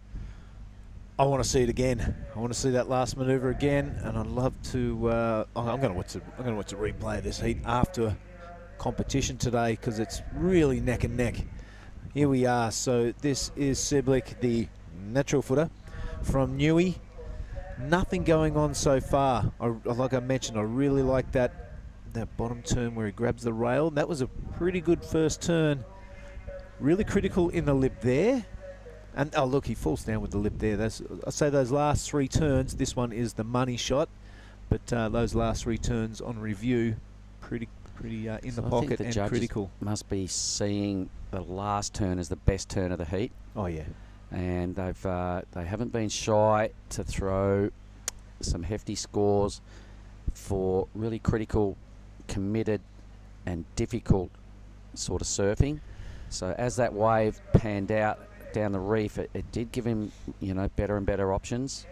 So So look at Riaru's high-scoring wave. His turns are incredible, and he threw that massive cast net as he went up through the turns, but he wasn't free falling down with the lip. You know what I mean? So maybe he's got a bit of the John Florence factor, where Morgan is surfing maybe a foot closer to the curl through those turns and coming down with the lip, and deemed a little bit more critical. I guess also in Morgan's favour, the bigger wave and the more bowly sections, like you were saying, his turns where they happened were just, well, a little bit more critical. So we're splitting hairs here because we've got a lot of scores that are all very similar between 7s and 8s. Morgan just getting a slender advantage, about half a point over Riaru. Yeah, if we forget that it's in the excellent range, that's what it is. It's just over half a point better. Mm. And that's a big part of, you know, the whole judging thing and being a good judge is, you know, they have a look at a wave, so they get to evaluate it. They've then got to compare it to what else they've seen, I guess, squarely in this heat, and then try and separate numbers. So there's a mini separation of about a point across all the 4 scores that count. So the judges expertly have to fit it all in and come up with a clear result. And right now they have Morgan Siblick leading. It's not over yet. Go for it, Japanese Bill. surfer looking a late comeback. It's a small, foamy wave. Tries a little chop hop. He knows that the dagger is almost in the scabbard. Wow, 25 seconds. You'd say that's about it. So the wave didn't offer a lot. So that was, in fact, his little sign-off for this year's event. Wasn't impressed with what he saw down the line. He went, oh, you know what? I've tried hard. I've had a pretty good campaign. He's going to cop a 5th. Yeah, there you see the 2 combatants right there. It's been a great heat. A bit of you're the man type thing from Morgan. It'll be a handshake. Well, Mark, let's cross to an ad break because it is quarterfinal number 4 time. I'm going to have a talk with Morgan. There's more action after this ad break for Krui Pro 2023.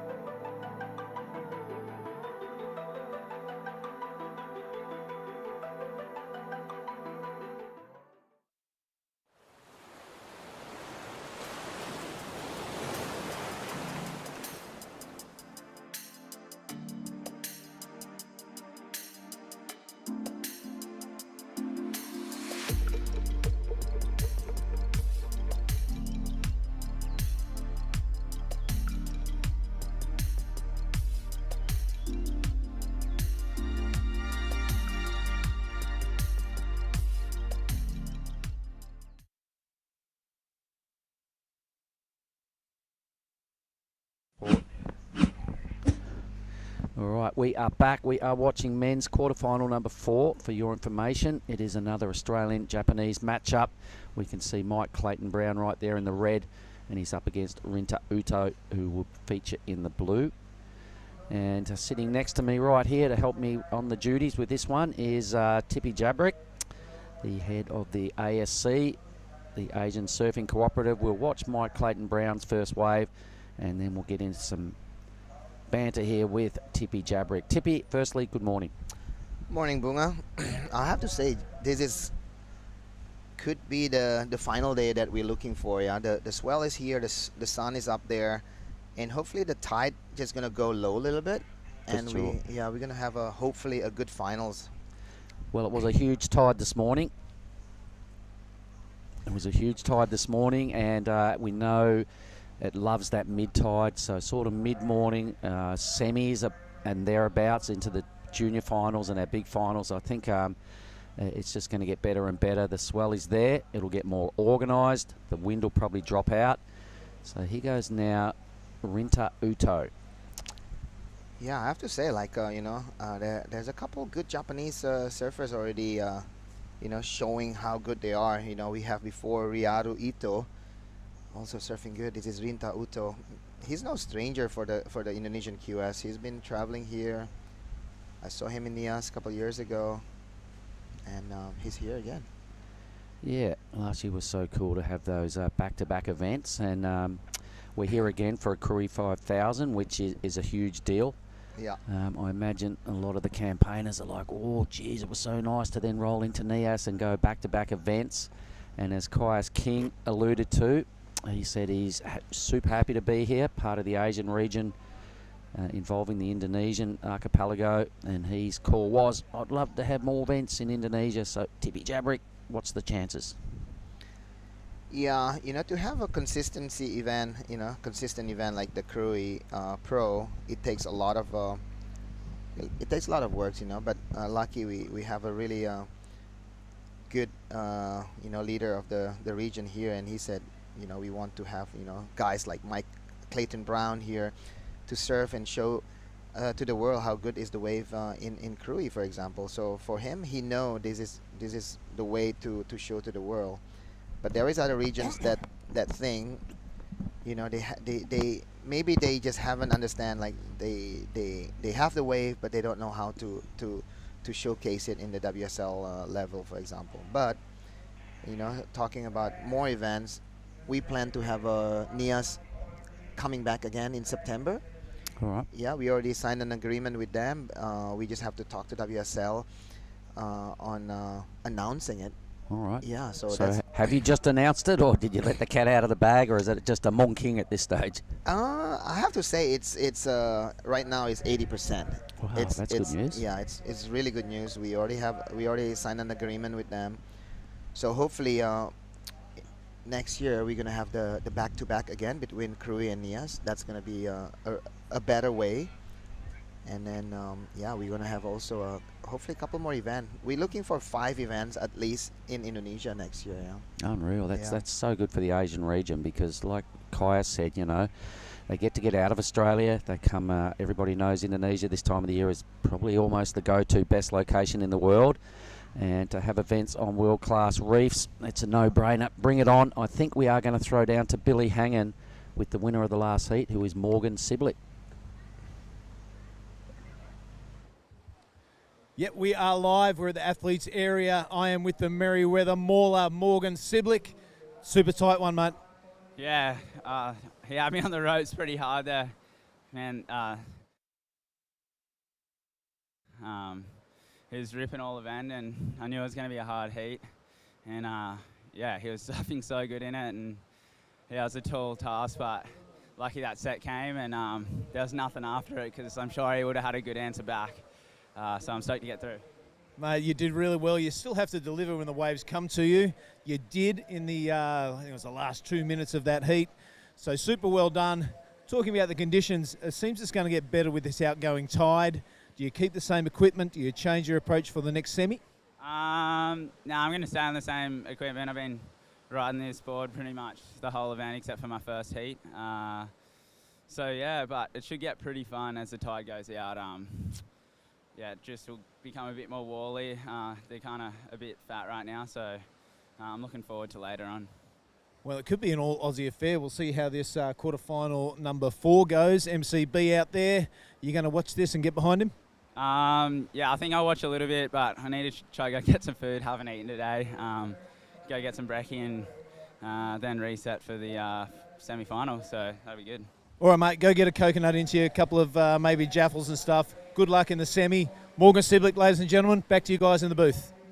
Thanks, Billy. And Morgan there, reserved in his approach to the interview. He knows business is not done yet. There's a bit of unfinished business down here today at Ujung, Bocur. Yeah, I have to say, as a surfer, Morgan Siblick want to have a commanding heat. he was catching up. He was catching up from behind there a little bit. Bunga. I'm sure he had a little bit of stress under the skin going into those last 5 minutes because he was a little bit on the ropes. You know, their first exchange was almost neck and neck, and then Riaru got an early jump, and old mate needed a number at the end, a mid-7, and he hung in there and surfed a really smart last wave, locked in an excellent number. First time today we've gone into the excellent range, so that was pretty cool. What did he get? He got an 8. Wow. He needed a 7.44, got an 8. So Yeah. about a half a point win over Riaru. Yeah. Okay, so it was a pretty good deal. Now let's talk more about the Asian region here. As Kai's King said, he wants more events. The Australians love coming to Indonesia, but it's a big deal for the Indonesians as well to compete on home soil, not have to travel too far, the opportunity to surf against internationals. A lot of Japanese and Australians come to these events for a good reason. There's some big points on offer. Yeah, actually, you know, we learn a lot from Japan. You know, they have such a strong like domestic tour before they can qualify it from their own at home. You know, especially when WSL changed their region.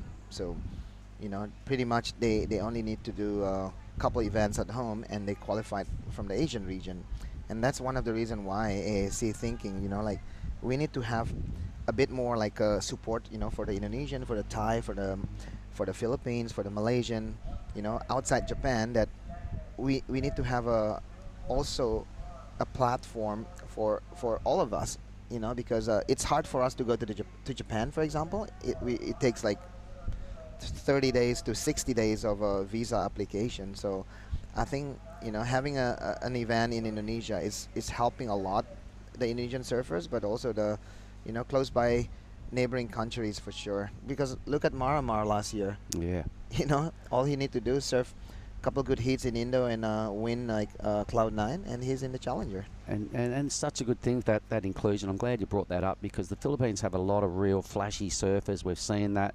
We saw Filmar win an event at Super Suck, Sumbawa a few years ago to really announce themselves as a force. Yeah. We know how good Maramar is, so a thumbs up to you, Maramar, and all the gang there. So it does allow those countries that we know are on the rise, a la Japan, who have a lot of good surfers here. They impress every year. It's giving those crew the opportunity to realise their dreams, to get onto the second tier of events, being the Challenger Series. You've got to come to these third tier events, being the 5000s, to have any chance of becoming a challenger. Yeah. And John Mark Tokong, to his credit, he saw that opportunity. He chipped away for a couple of years without getting the reward, and then all of a sudden it came, and bang, he's now representing the Philos on the highest stage. Yeah, and then you know, one of the AAC's mission is to bring like Asian surfers on the highest level of the sports, and that's not only on the shortboard division. You know, the other month, you know, we crowned JR, you know, in Bali. You know, that's a platform for him to be able to represent Asia in the World Longboard Tour. So you know, first we have you know, Rio as a non-Japanese surfers from Asia, and now we have JR. So we should be proud of all this hard work that we all did, you know, including yourself, Mark, because you've been, you know, one of the main key person that helping us, you know, not only as a, you know, webcast commentary, but you're also doing like a lot of judging. You're also doing a lot of coaching, certification, and all those things are counted. It's not only you know, a person, two persons work. It's just a, you know, it's a lot of people have. We got a good team. Yeah. We got a good team at the moment, haven't we? And it makes life, when you got to go on the road and do some hardcore travelling and long days at big events. When you've got a good team, it's easy because you respect the people you work with. You know there's nobody that's going to let you down, and you got to pick up the slack continually. It's a good format, a bit like our Surfing WA team, you know, with Justin running it there, and it's so cool to have that environment to come to work to every day. So for me, it's a no-brainer. I enjoy it. I also have invested a lot of years in Indonesia, as you know, and when I started doing your events with you guys, and we'll go into the Ments and these spots, and I was watching your Garuts and your Chabuls and all these people surf really well. I'm sitting there these days watching Tippy, and I don't mind saying that I was watching some of the best surfing I've seen, Mm. and I knew it was only a matter of time before Indonesia was represented at the highest level, because you can't be this good with this many people and not get up to the next stage. Yeah. Rio worked really hard. He added a touch of professionalism that might have been missing with his training and his non-stop filming and Yeah. his lofty goals, you know, and he made it happen. Yeah, for sure. So right now, I reckon there's a real strong push throughout Indonesia due to the fact that Rio's made it. He's everyone's opened their eyes and gone, wow, this can happen. Yeah. So the door is open. For sure, you know what, you know, the successful story of Rio, it goes way back, you know. It goes way back to those names that you just mentioned, you know, the Garut, the Chabot. And those guys they're putting the bricks on the paveway, you know, like pavement, because without the older generation, there's no view. Where do you want to be? You know, it cannot be you're on your own, because I'm pretty sure like Rio is looking up to guys like, I don't know, back in the days, maybe could be Bol, Rizal, you know, and then or even Dede Suryana, you know, of course. Dede is one of the instrumental person that showing, you know, you can represent Indonesia even though you're not from a place that people knows, you know. So this is the reason why we come to Krui. At the end of the world in Sumatra, there's a paradise under the what do you call that? The mountain. You know, you up from the road for 6 hours, and then you go down and you see this perfection. I think there's a lot to say about Indonesia and Asia. All right, let's have a look at some live action now. It's been a while between rides, so Mike Clayton-Brown will be pretty keen to bank this wave. He's behind. He's only got a 3 and a 2, so he needs a little bit more out of this inside track. That's a really good vertical hit. He's got another great pocket right there. Tags it again, something to finish. He's going to need it. That's a quite good looking wave for MCB, because this should be his best ride, I think, here, Mark. Easily his best ride, and in a low scoring quarterfinal here, it's going to be pretty useful. We're at the halfway mark of this thing now, so this is the replay of Mike, you know, quite good what do you call that,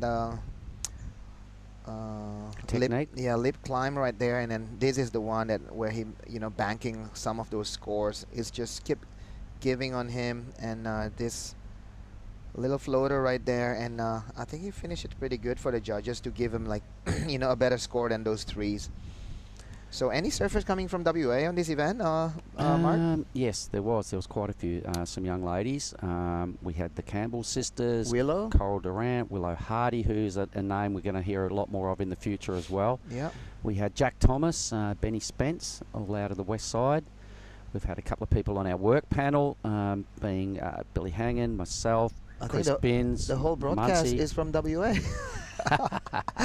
I heard it's all about the west side, brother. I heard the king of the point have not enough officials there. I bet Justin is like hating himself right now. Oh, you love that, don't you? The king of the point.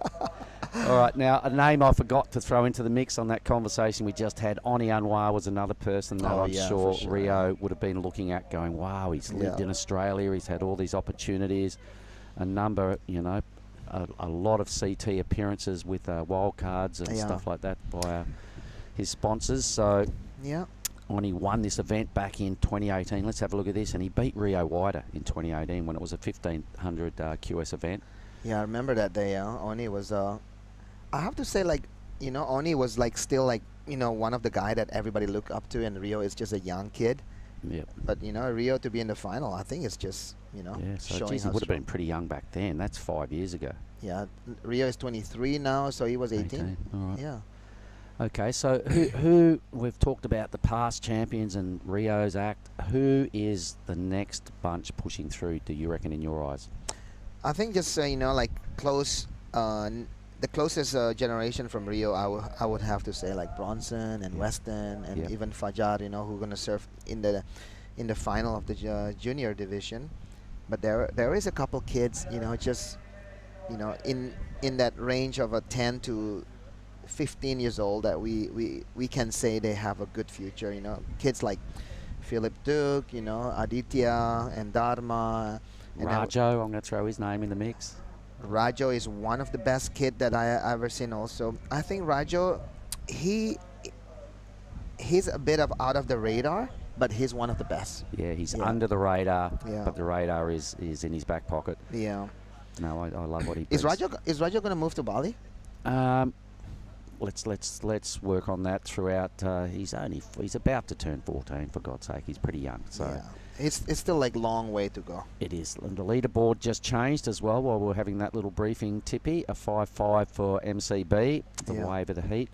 Only just. There's still a low-scoring heat here. The Rinta Uto needing only a high 3 to get out of trouble. That's easily done. Still 12 minutes to sort it out. Yeah. Yesterday we talked about Mike Clayton. Do you know a bit more about him? I haven't had the chance. I did meet him last year, and we went through his stats and stuff. You know, that was a year ago. There's been a lot of events between now and then.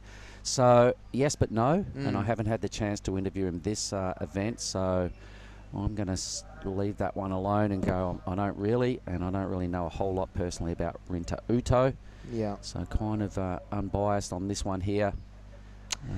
Yeah, I have to say Rinta is most probably from, you know, either Chiba or the Tokyo area in Shonan. Maybe, if I'm not wrong, but you know, there's a lot of Japanese surfers that come from that area. But I know Ryaru Ito. I think he's from Miyazaki. Yeah. Yeah, I'm not sure. Yeah. Someone I do know who is Indonesian, and we've failed to mention her name, Jasmine Studer, is in the final of the Women's Pro Junior. That's true. What an amazing result there from Jazz. You know, I'm pretty sure Luke will be like partying and celebrating the whole week. He wanted to get on a plane and fly straight here, was what I heard, once his daughter made the final. But here's Mike Clayton Brown screaming down the line. First big manoeuvre. Yeah. Gets a little stuck behind, so it's going to just turn into a one-hit wave. Yeah. You know what, Mark, you know, sometimes there's a lot of tactic here. You playing that waiting game. I think MCB here just want to get busy because he knows he have that 5, but you know his backup score is only 3. Here's a replay of his. Looks like he got a little stuck there. No, yeah, it looks like that could be his photo clip that he can put on his Instagram. No, he's going all right. He's chipping away at that total. Rinta Uto, 10 minutes to go. We'll realise that this quarterfinal is still super wide open. No one is running away with this thing. We haven't seen the lofty 7s and 8s that we saw in the last quarterfinal. Yeah.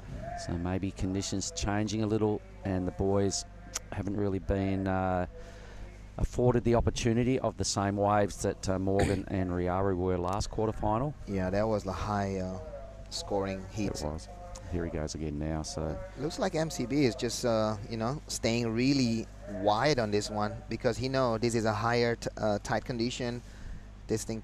Well, that wave, you could see the way it was bending, Tippy. It wasn't bending into the reef. It was bending out to caddy corner. Yeah. They burger out pretty quick, those ones. So it was just a bit of a little mini investigation from MCB. He did improve his 2-wave total by 0.1. Yeah.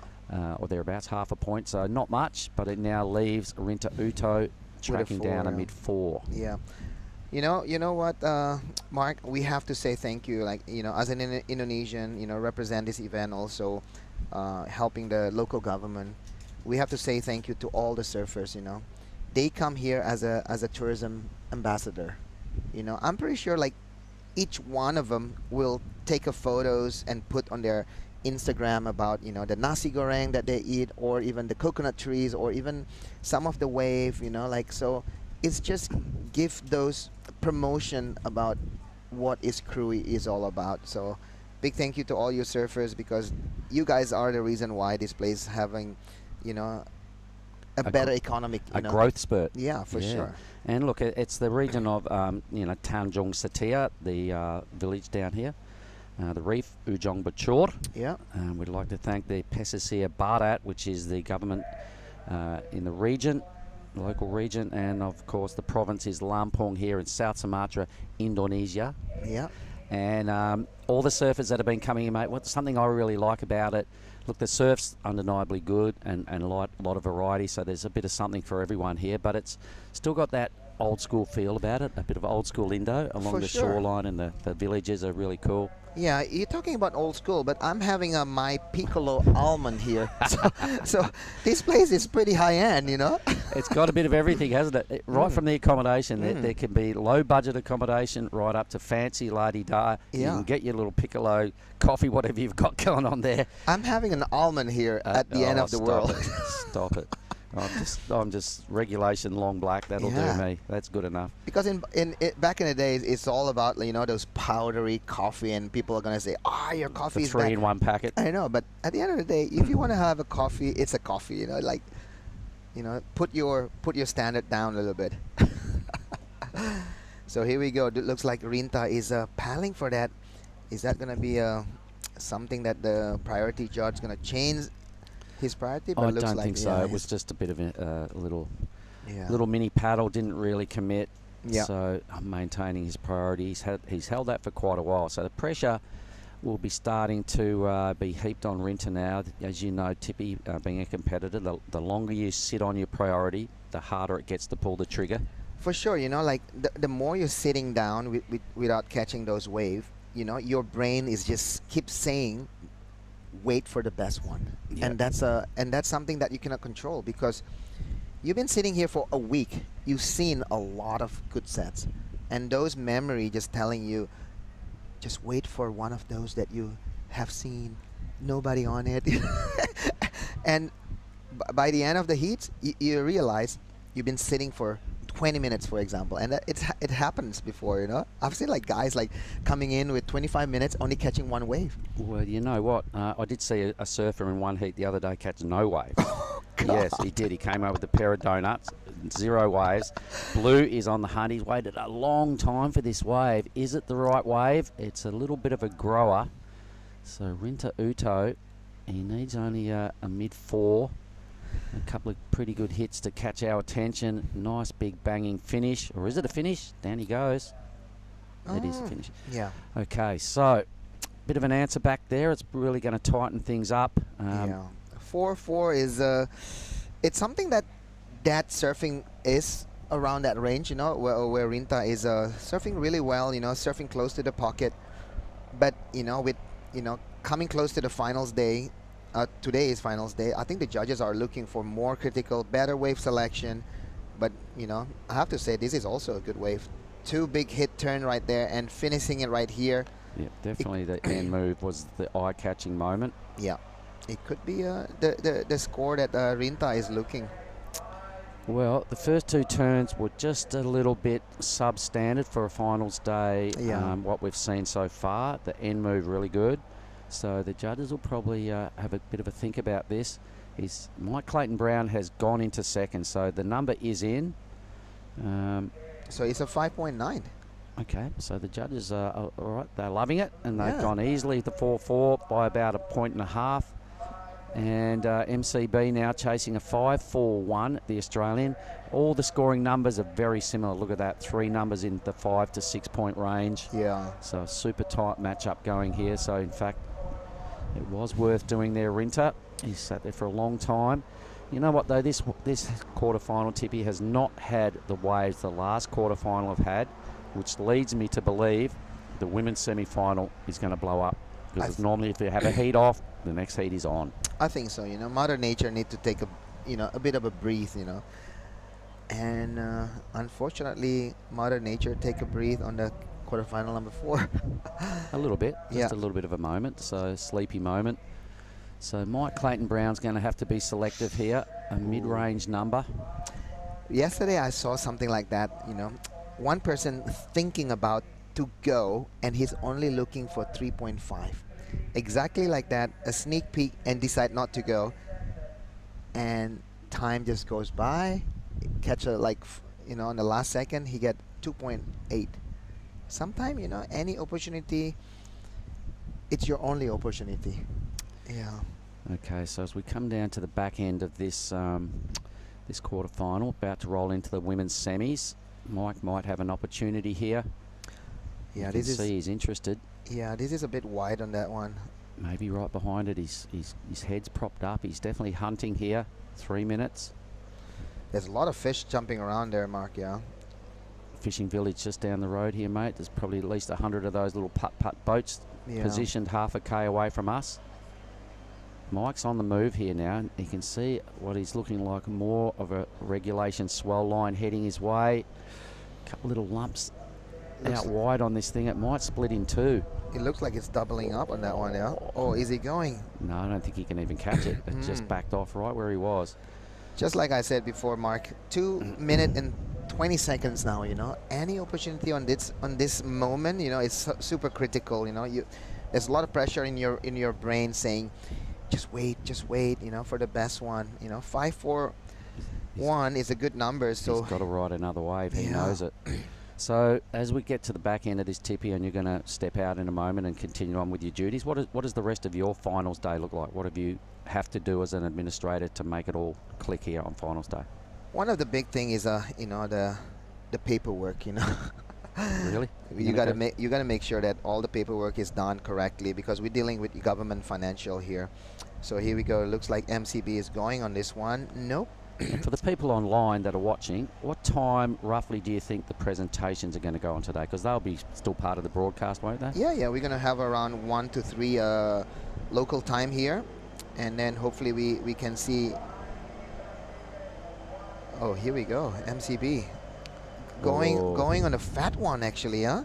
His body language is showing. Is this going to connect? All right, let's stay with this, because it's a super vital ride here for MCB. Oh, it is. To try and make it an all-Australian semi-final. It's growing, actually, Mark. This is. Oh, is that the one that he was looking for?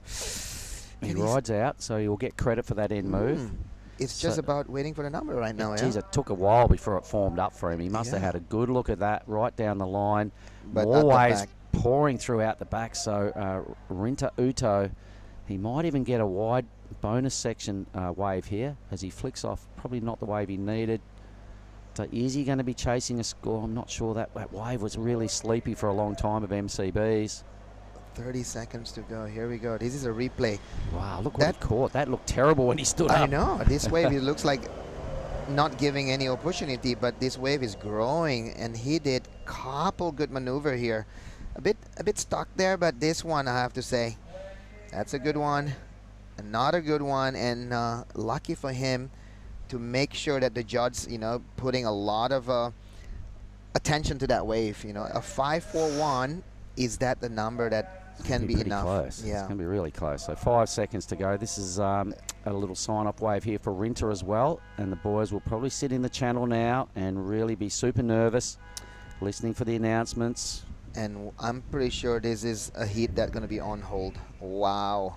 Super close. Tippy, I've no idea who got through that one. So what I'm going to do is say, listen, I've enjoyed my chats with you. Ooh. Rinta going nuts out the back. So if this happened on that last wave, if he did need a score, solid answer back. I'm pretty sure we're going to see blue in a semi-final. Oh, God. That was a good wave, actually.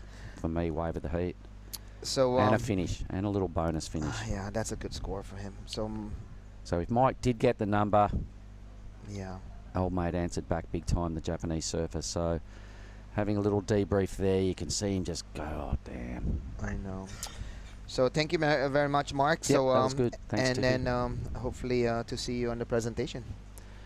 All right. Well, there it is. Rinta. Mike never got the number he needed anyway, so Rinta's number that's about to drop will be the best score of the matchup. I'm certain of that. Previous to that ride, it was separated by only 0.1, so Mike got a 5.3 instead of the 5.41 he needed. Super close, but a great result for the Japanese surfers. They can now stay invested in this. They've got a charger through to the semi-finals, and his score to still come is definitely going to be his best. So he signed off in fine style. He can take that momentum with him into the semi-finals. We are going to throw to an ad break. I'll say thanks very much, Tippy, and we'll be back shortly with the women's semi-finals.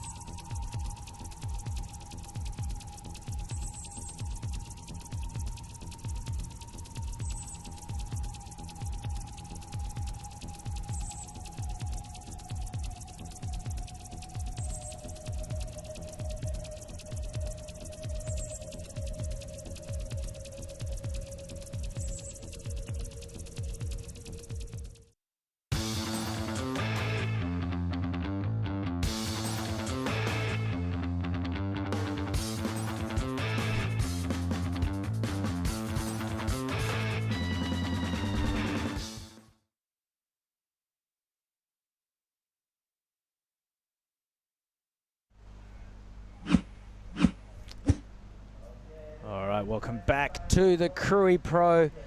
5,000 qualifying series points on the table. We've just rounded out the men's quarterfinals, and we are now into the women's semis. Giada Legati from Italy up against Janire Gonzalez from the Basque Country in Spain.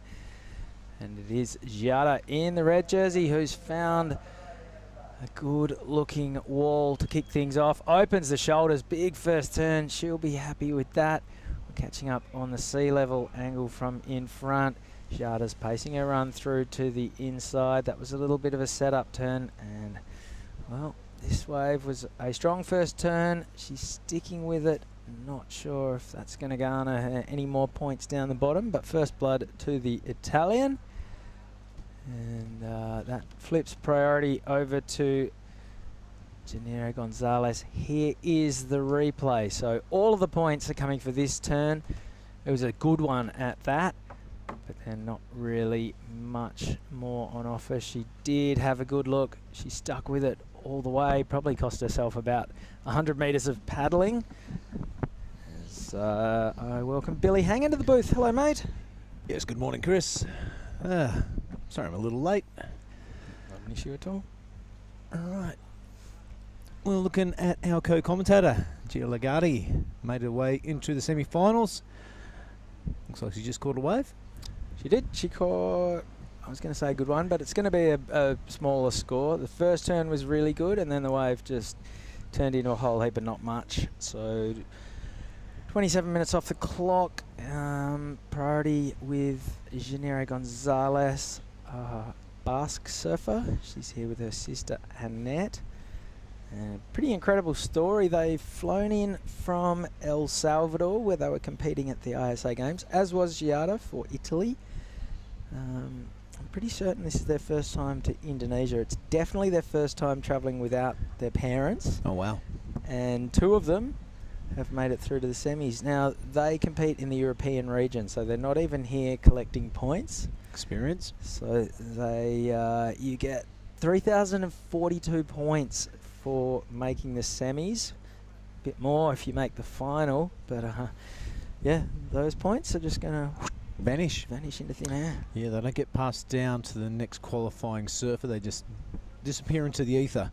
It's almost like that situation that used to happen when the Championship Tour surfers used to go down to the Challenges. Yep. Quite often you'll see those guys take a win or even knock out some contenders, some surfers on the Changers, and yep, points disparu. Well, that's the way it is, but good on the Gonzalez sisters, and a big hello to the parents. I'm sure you're watching from the Basque Country. We were having a little coffee with them yesterday evening, and they were saying it's Mum's dream to see both sisters in a final. It can happen. There's a fair bit of banter between the two girls as well. Janire here is the goofy footer. Annette is the natural. I'm pretty sure Annette is the younger sister. Not too sure. They look exactly the same.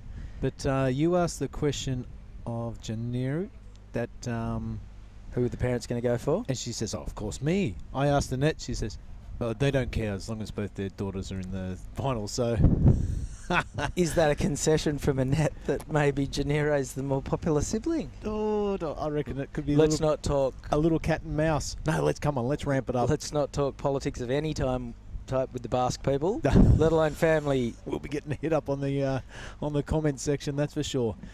No, it's great to see them both having a good old crack at it. And here she goes. Yep, this is Janire on her forehand, flying down the line, riding the Cabianca surfboard. Or is she on a Sharp Eye? It's her sister who rides the Cabiancas. And this is Janire. She's got some work to do, but 2 turns, steps off the craft. Giada a 3.33 for her 1 turn. You would imagine Janire has shaded that by a little bit. 24 minutes to go. Giada Legati now has the lineup to herself.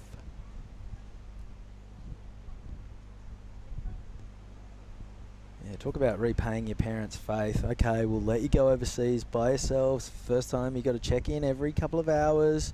We're going to pay for your phone credit. Yeah. Like, stay out of trouble. They might get through a couple of heats. Well, this is the best check-in ever. Their parents get to watch them surf for an hour every day. Yeah. On a webcast. And they are repaying the faith surfing all the way to the semis. Dare we dream of an all Gonzalez final? Who knows? But one guy who is in through to the semis is Raru Itu, and he is having a chat with our own Mark Clift now. All right, and we're on down here in the athlete area. Winner of our last semi-final, doing it for Team Japan and becoming a semi-finalist. I'm going to say good waves for finals day, Rinta Uto. そうですね。昨日よりも波良くなって、で本当にファイナルデーに本当向いたいい波で試合できて、とても嬉しく思います。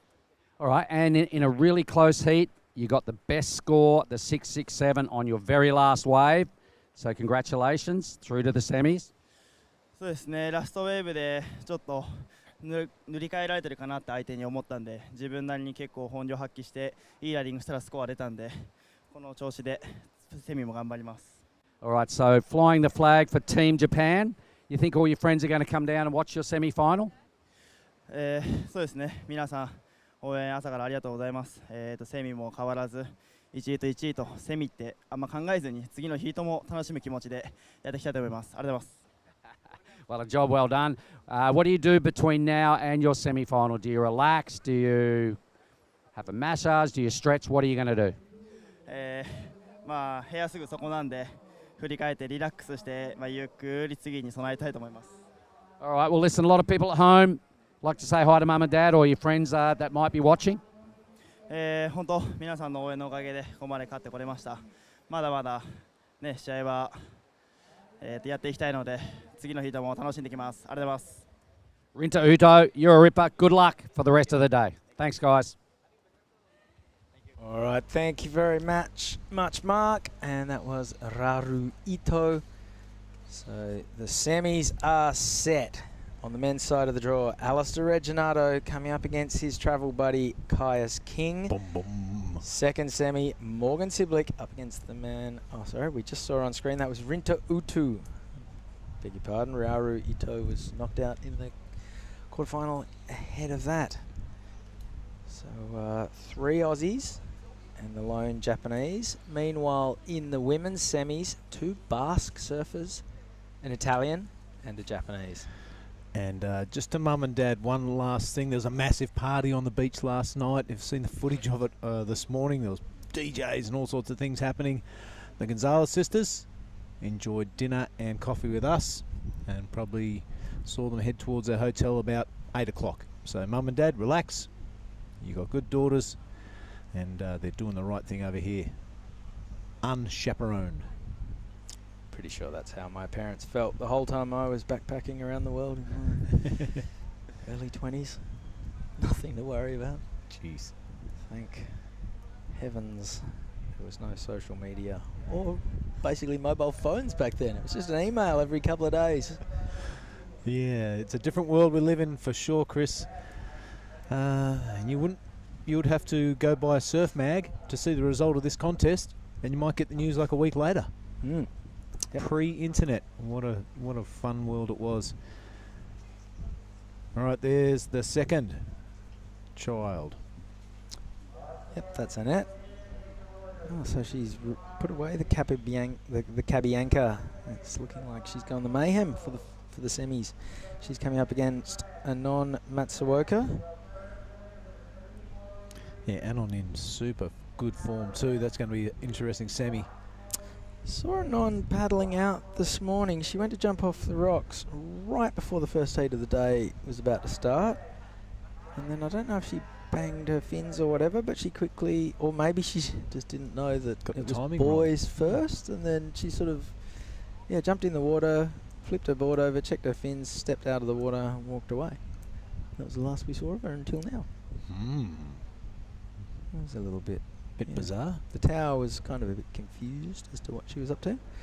All right, here goes Janira Gonzalez having a look. Couldn't see what was happening off screen there, but she could, and she decided she didn't like the looks of it. So a 5, beating a 3 at the moment, 19 minutes remaining. Jade Lagarde has priority. Janira is sitting quite wide of her down the line, and as we've seen all week, Waves are moving up and down the reef at all times. The tide, as it does, is always either coming or going. And at the moment it's going out. It was super high first thing this morning. So with the outgoing tide and the increasing and incoming swell. Should be absolutely rifling by finals time. All right, here goes Janire. Shouldery wave so far. Open face calf to get things going. Should be looking for a more critical section. Does very nicely with that one. This is still kind of a not too steep of a wave. And I think that will sit somewhere between Giada's 3.33 and Janire's opening 5. Right, Lagarde being selective. She sat in the commentary booth and watched the first few heats, called them. So it's a whole lot different than sitting out there in the lineup. Janire now replay of that last wave. Maybe this is above the 5. Mid-face and then high face, been on the mid-face there. Some nice calves. Of course, we are in a different division. The judges having to set that scale. Yeah, this is a semi-final. A whole lot differently than the quarterfinal men's. Got their work cut out for them, the judging tower, don't they? A whole lot of heats this week. And just so many different waves. Bigger waves breaking wider of the point. They're a little bit more slopey and shouldery. Medium sizes hugging the reef, standing up, allowing surfers to do way better turns. How do you compare those? Yeah, well, that's the gig. Also 4 different divisions, Chris. You've got the the men's and women's, and then the juniors to contend with. It's a sliding scale, so what's a 6 one day might not be a 6 the next day. There's a whole lot to consider. It's not even day to day. Yeah. So that last wave from Janire, yep, straight in between the 3 and the 5. It's a 4.5.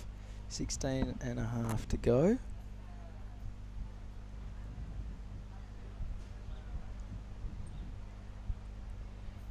It's also hard for us to pick up from the screen what things look like from the judges, who are seeing everything with bare eyeballs and can pick up the context of where surfers are sitting, and compare waves more easily from an exact same angle, whereas we might be seeing one wave from a little bit further behind, or the drone angle hasn't done us any favours this week. Has brought us beautiful pictures. Yep, made us eat our words a few times, and that's cool. Yeah.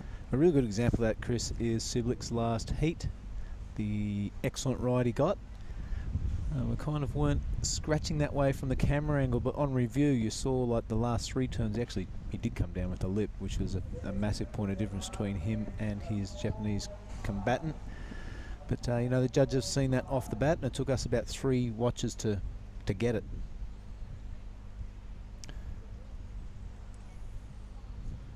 Right, ticking down towards the 15-minute mark. It's Lagarde with the work to do. A 6.17 the requirement.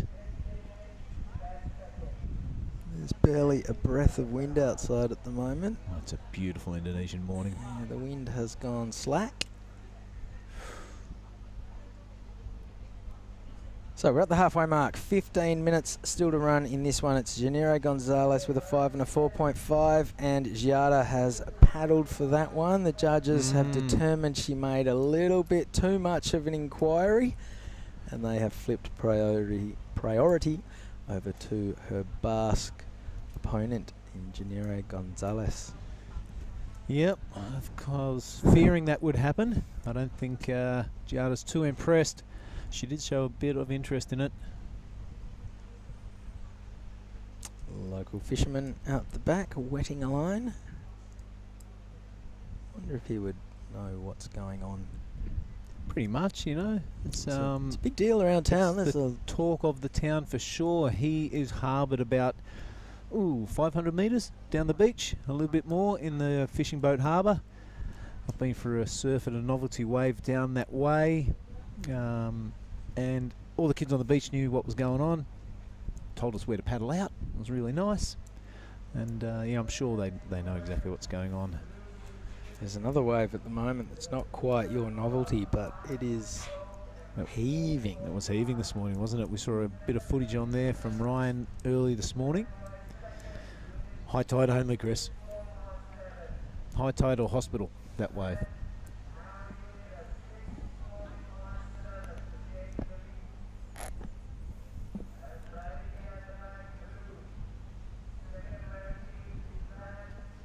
All right, so interesting turn of events with the priority change there. It has changed the complexion of this heat dramatically. It was a 617 that Giada was chasing, and she held down first priority. Now she'll be looking for a set with at least 2 waves in it, and she's going to have to settle with what Genere doesn't want. Yeah, I think at this stage, Giada is looking for 2 scores. She doesn't want to hang on to that 3. That's not going to get you through a semi-final in a QS 5000. A lot of points available here, and yeah, you're not going to be able to grab them with a 3. So time to get busy and start racking up some scores. Under priority, the pressure of having to think about the wave that you're waiting for does dissipate a little bit. So some of that pressure goes off, and you can just go surfing, basically. Just try and catch a few waves and get going. Very slow though, a lot easier said than done, especially from up here. What are we into after these quarters, mate? Can you remember the rundown of the day? Just let me consult my folder. So after this, we are into the men's semis. Yep. And then it is 4 finals in a row. Women's Pro Junior, Men's Pro Junior, Women's QS, Men's QS. Here goes Giada Legati. So she's got this from under priority. First turn was good. This section needs to be hit, and she does so. Can she skate back out to the open face? This section stands up as well. This wave's starting to bowl. She needs to get aggressive and hit this section. Oh, a little bit held back on that one. This wave continuing to run down the line. And, well, she's out of there. That's not going to be the 617, but it is going to be a second number. Just like you said, Chris, sat out there for a long time with priority, didn't find a wave. Under priority, she gets this one. It's a little ripper, or medium-sized ripper. That's a good, good lip bash right there. Having to make her way around that white water. The replays have been fantastic. Thanks to the production team. That was maybe a missed opportunity, I think, Chris. The lip was presenting itself. Did pretty well on that one. But yeah, that's definitely going to improve the Italian surfers' situation. We'll have a look at the time once we cross back. Oh, still 10.5 minutes. No worries. Good move from Giada Legati. Plenty of time. Giada will just really be hoping that this goes up above her 333.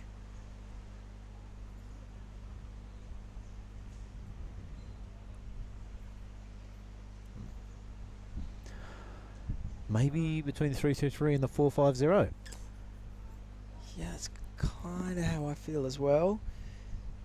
There are a few sections there. I think there was that one we'd both agree she could have hit a little bit harder.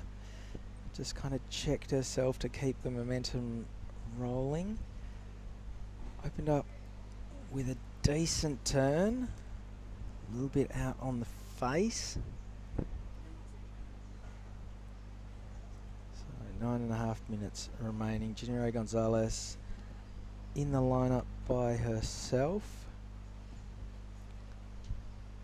That's Federico, the photographer, sitting in the foreground. Does some heavy lifting, doesn't he? He does. So he sits on this. He's got the. You've seen his surfboard, obviously. It's the most old Studer, customized old Studer. It's got all kinds of foam and padding on the first foot of the nose, which is where he rests his heavy water housing all day long. It's an interesting shade of brown, isn't it? It's seen some sun. Yeah, it's kind of the surfboard equivalent of co-commentator Mark Clift. And there it is. Well, a 4.63 for Giada. So second best wave of the heat. Now needs a 4.88 to get into first with 8 minutes 40 to go.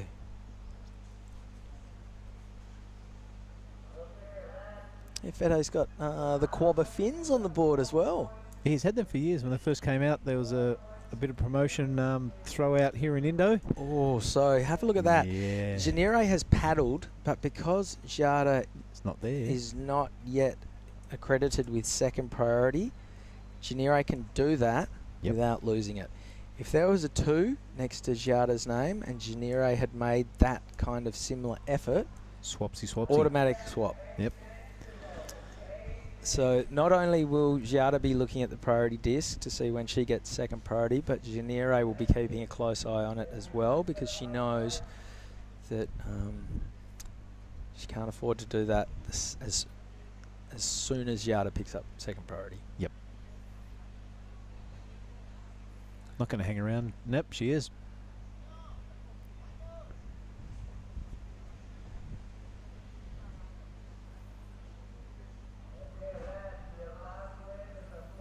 Janire having a look, but again, now that Jada has second priority, Janire won't be, there'll be no false strokes. She won't be paddling for a wave unless she really has her heart set on catching it.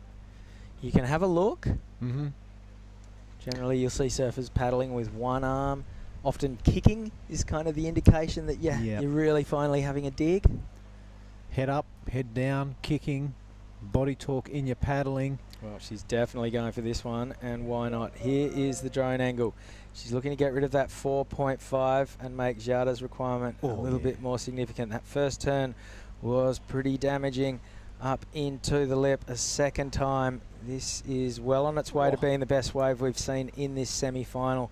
And this has got great shape, and Janire goes down. So she's left a few points behind on that one, but she will have scored heavily on her first sort of 2 or 3 turns up the top. Billy, when we get the replay, talk us through it and let us know what you think. Here she is, the Basque Country surfer. One word that was coming to mind through these turns is dynamic. And look at that, a little bit of tail drift, the back foot through those turns. A little bit of extra garnish on the end of the arc, you know what I mean? All 3 of them. Some really good surfing. And saying that to myself just then, really good surfing, I think that's where it'll go. Around the 6 range. Yep, there it is, a 6.5. So Janire Gonzalez gets rid of a 4, upgrades it to a 6. So little by little, she is building her 2-wave total. The requirement for Giada Lagarde is now a 6.87 with 5 minutes 40 to run. And Janire just looking a little bit more fluent. If you compare Jada's last wave to Janire's, both had a similar length. Jada's had a lot more water in it, was a lot more full. We saw her open up with the open face carve. Then there was a bit of racing, a bit of downtime. She had that one kind of check turn, whereas Janire's wave had far better shape, was a little bit more vertical, and just allowed her to flow seamlessly from one turn off the bottom into the next, off the bottom into the next.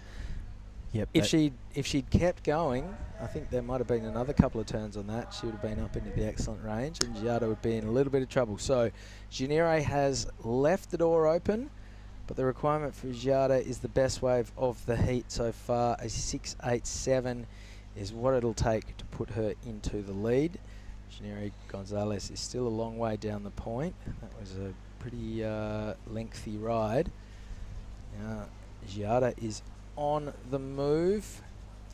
She's having a good look at this one.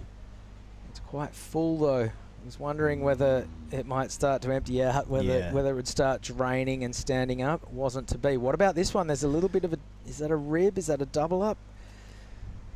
Might amount to not much. A little bit of a slider in the end. So 4 minutes 15 to go. Here's our boatman again. Here's the replay of Janire's last wave. So she's done it very nicely on that first turn. Yeah, I think, you know, the difference between Giada and this young lady is the I'm loving her surfing. Giada is capable of a lot of gouging and back foot action, so that's probably advantage to the Italian if she can show us that. It's a little bit more brute strength in the Italian. Yeah, she needs to find the right section though. She needs does. that big bowly section where she Needs can to commit. really put it on rail and lay down a beefy turn. And so far it's been Janira Gonzalez who's been finding the better shaped waves. So this was Giada's last wave. Yeah, she can handle those This lip was her sections. opening wave, I think. Yeah, she can handle those lip sections really well. She's really sturdy on her feet and powerful like that. She has yet to show us. There's a bit more flair there in that turn, but we know she's capable of just about anything.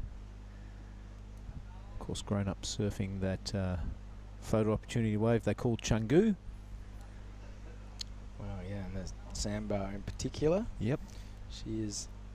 If you ever go on the Surfers of Bali YouTube or Instagram channels, I hope she gets commission. She is their #1 team rider. That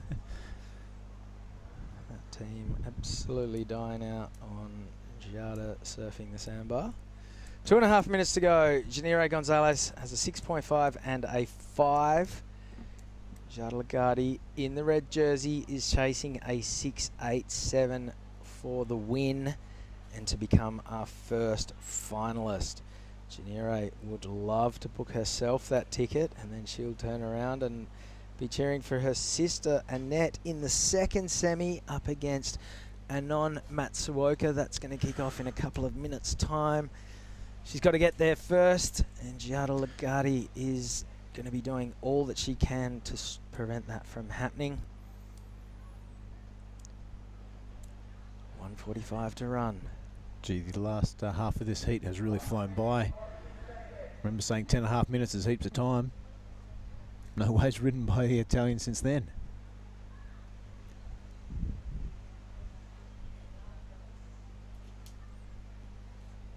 It's blue now, staying busy under priority, looking to ditch that 5. It's only got a minute 20 to do that. Just trying to distract the priority holder. Trying to break her concentration by buzzing around just under a guard.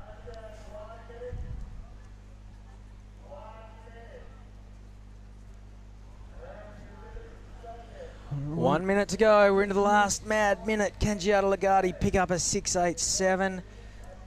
Can Janira Gonzalez upgrade her 5 and make things a little bit tougher? Looks like there's some lines banking up to the horizon. We've only got 45 seconds to run, 40 seconds to run. She gotta Giada go. Lagarde has to go, and she can't hold back. We really need to see her attack this section. There she goes, gets a little bit hung up. Needs to put the foot down and keep working away at this one. First turn was good, another wobble on her second turn. Now she's flying. Up into the lip.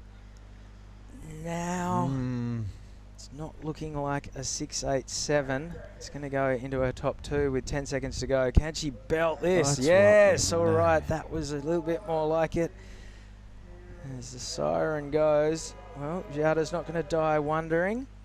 Here goes Janira. Is this a victory lap? She's flying on this wave. Yeah. Watch this turn. Boof. That was very, very stylish, very cool. Oh, she is looking like a woman on fire this morning. It's not done yet either. Just slicing sheets of spray out of the top. All right. Section after section. And, well, I don't think this is going to count, which is lucky for Giada because that was a hell of a wave. But we are still waiting on some scores to come in.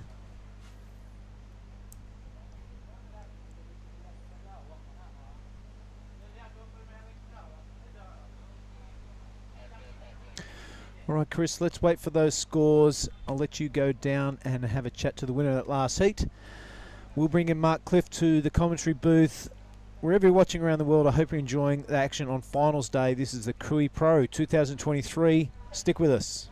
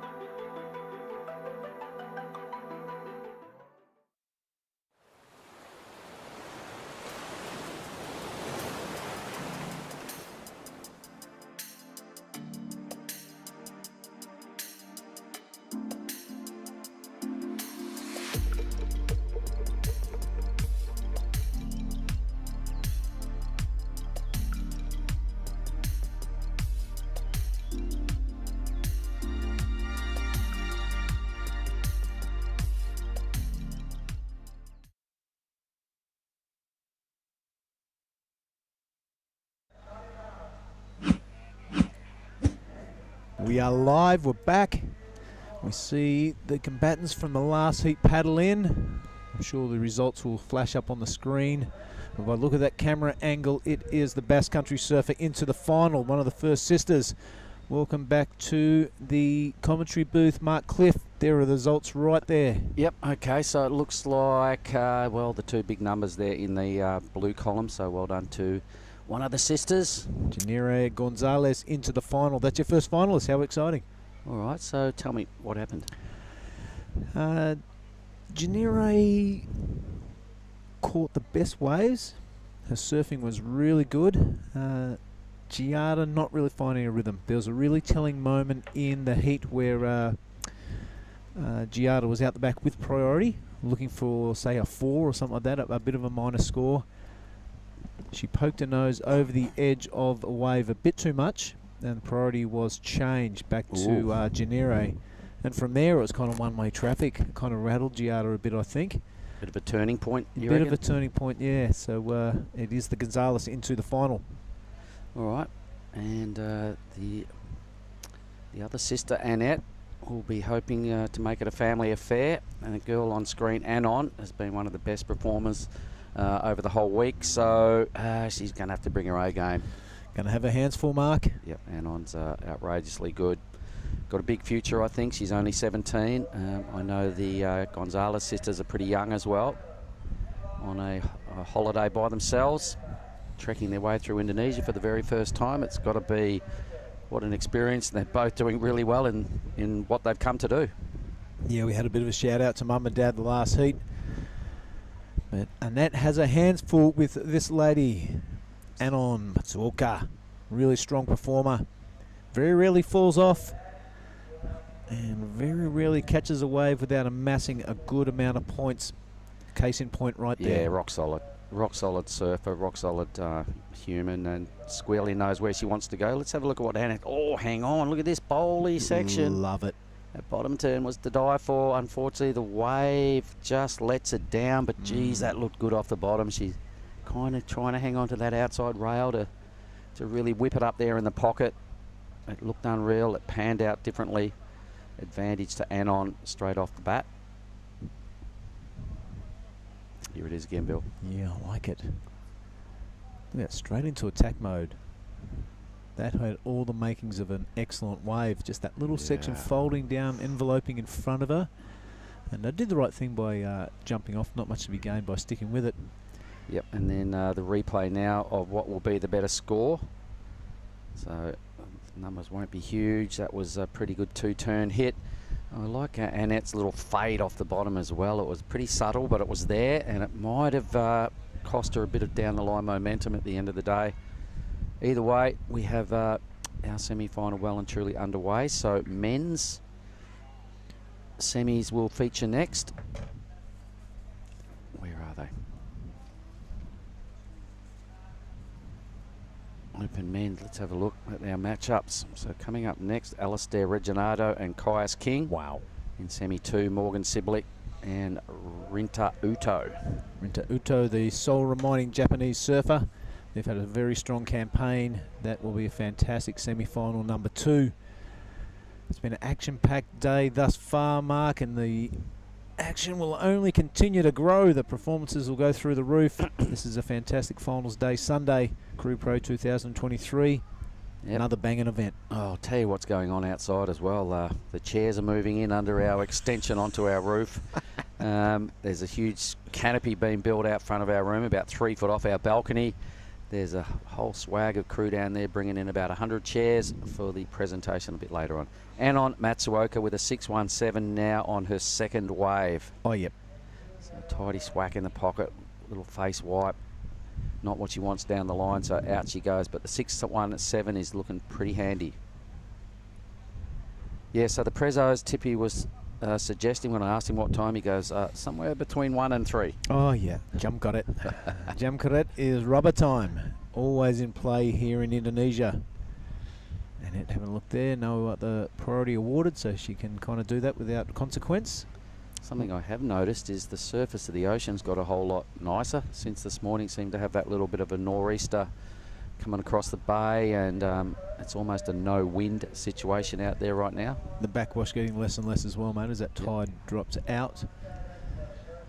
I had a little listen to you and Tippy, and I love the way he described the last generation of Indonesia surfers, you know, Rizal and Garut and all those fellas. I love the way they described it. Said they are laying the bricks on the pathway for Indonesian surfers in the future. That was a very apt description. Yeah, it was, and Rio got to the door first out of anyone and busted that thing open. So we'll go down and we'll just have a chat with Chris Binns and winner of the last heat. Over to you, Mr. Binns. All right, and we are on. Gennaro, congratulations. You made the final of a QS 5000. Yeah, thank you. Your sister's in the water now. Are you nervous for her, or are you starting to think about your own final? No, I'm nervous because it will be so amazing to be both in the final, so I hope you make it. Your boards are looking really good underfoot. You've been surfing here all week. How comfortable are you starting to feel in the lineup here at Ujung Bocur? Well, it's so fun. I mean, it's so fun to surf here only with two people. Well, me and Jara. It's amazing, so yeah. What would it be like to surf out there with your sister in a final when you were flying here all the way from El Salvador? Could you guys have even dreamt of this? Well, I wasn't in Salvador, but no. I think we were like, oh, we just go there, we compete, we have fun. Like a sister's trip, but we didn't think like we will be both in the final. First time traveling without your parents? Yeah. You think this is a decent test run? They might let you guys go away together a bit more from now on? Maybe it's a good thing. Like we do, like we show the people that we can do it alone. So yeah. Well, your surfing's looking really good. You'll be hoping your sister can join you in the final. Congratulations and good luck. Thank you. Back up to you guys in the box. Righto, thank you. Of course, the sisters on holidays without the folks. Things are going well for them in South Sumatra. Here's one of them right now, Bill. Yeah, Annette. Waited for a while for this wave. Beautiful looking style. Her intent is clear. A little bit of a slip up there, but that hasn't affected that third turn. That was a ripper. Yeah, good recovery. So Anon's got a 617, we know, and I imagine that's a 317 next to it. We'll get some second numbers up in a moment. Be nice to see where Annette's score drops for that. That'll be her better wave, I'm tipping. There we go. So needing a mid-6. And on out the back, we'll be pretty anxious to drop that 317. She'll have eyes on a 7 or an 8 or beyond. So good little inside wave here. Probably found the wave she wanted. It was a little flattish there and kind of a bit of a stumble. Solid finish.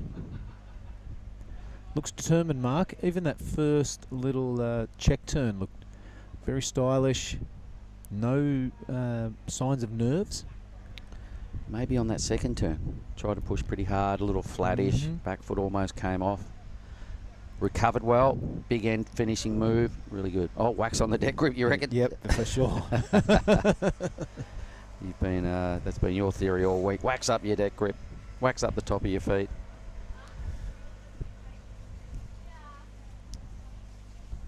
All right, so our format, men's semi-finals next. 3 Australians, 1 Japanese surfer coming up in 2 high-powered semi-finals. Following that, I think it's women's pro junior final, 4-person affair, 4 Groms represented the boys final, women's 5,000, men's 5,000. Presentation, a lot of backslapping and dignitaries down here for that one. It's going to be overrun with uniforms and officialdom here this afternoon. It's going to be a big moment for the Pesasia Barat, the Polisi, and all the officials. Yep, it's going to be a great one. I imagine you'll be doing the prezos up there. I don't know, haven't been asked yet. We'll usually leave it until the last 3 minutes and say, Mark, can you do the presentation? So that should happen again, I think. All right, I'd like to get a surf out there at some point today, so can I do it from there? Sitting on my board? You'll be busy for the next 2 hours after completion of play with all the dignitaries. Not going to take 2 hours, mate. Shaking hands afterwards because you are the face of the contest. Come on, stop it. Me and Binz will be out there surfing. Oh, stop it. Maybe Giada can do it. She's had a bit of time off and she knows the lineup better than us. All right, a 5 drops in, so right there in the conversation with Anon. Now needs just a low 4. Yeah, that'll give us some confidence, Mark, because not everything went to plan on that last wave. Here she goes now on her third. Yep, she would have got a lot of those points off that end move. 1 turn hit again, so the wave choice not ideal to this point. She still has 20 minutes to work on that part of the tactics. Anon's being most patient. She knows what she wants. She knows she started with the best wave of the semi and well versed in how to make finals. Remember her last year at NIAS on a backhand, mate, when she won the Pro Juniors? That big tube? And the blue and red spray she had going on the boards. Remember that was her? Yep. So she featured here in Krui as well last year.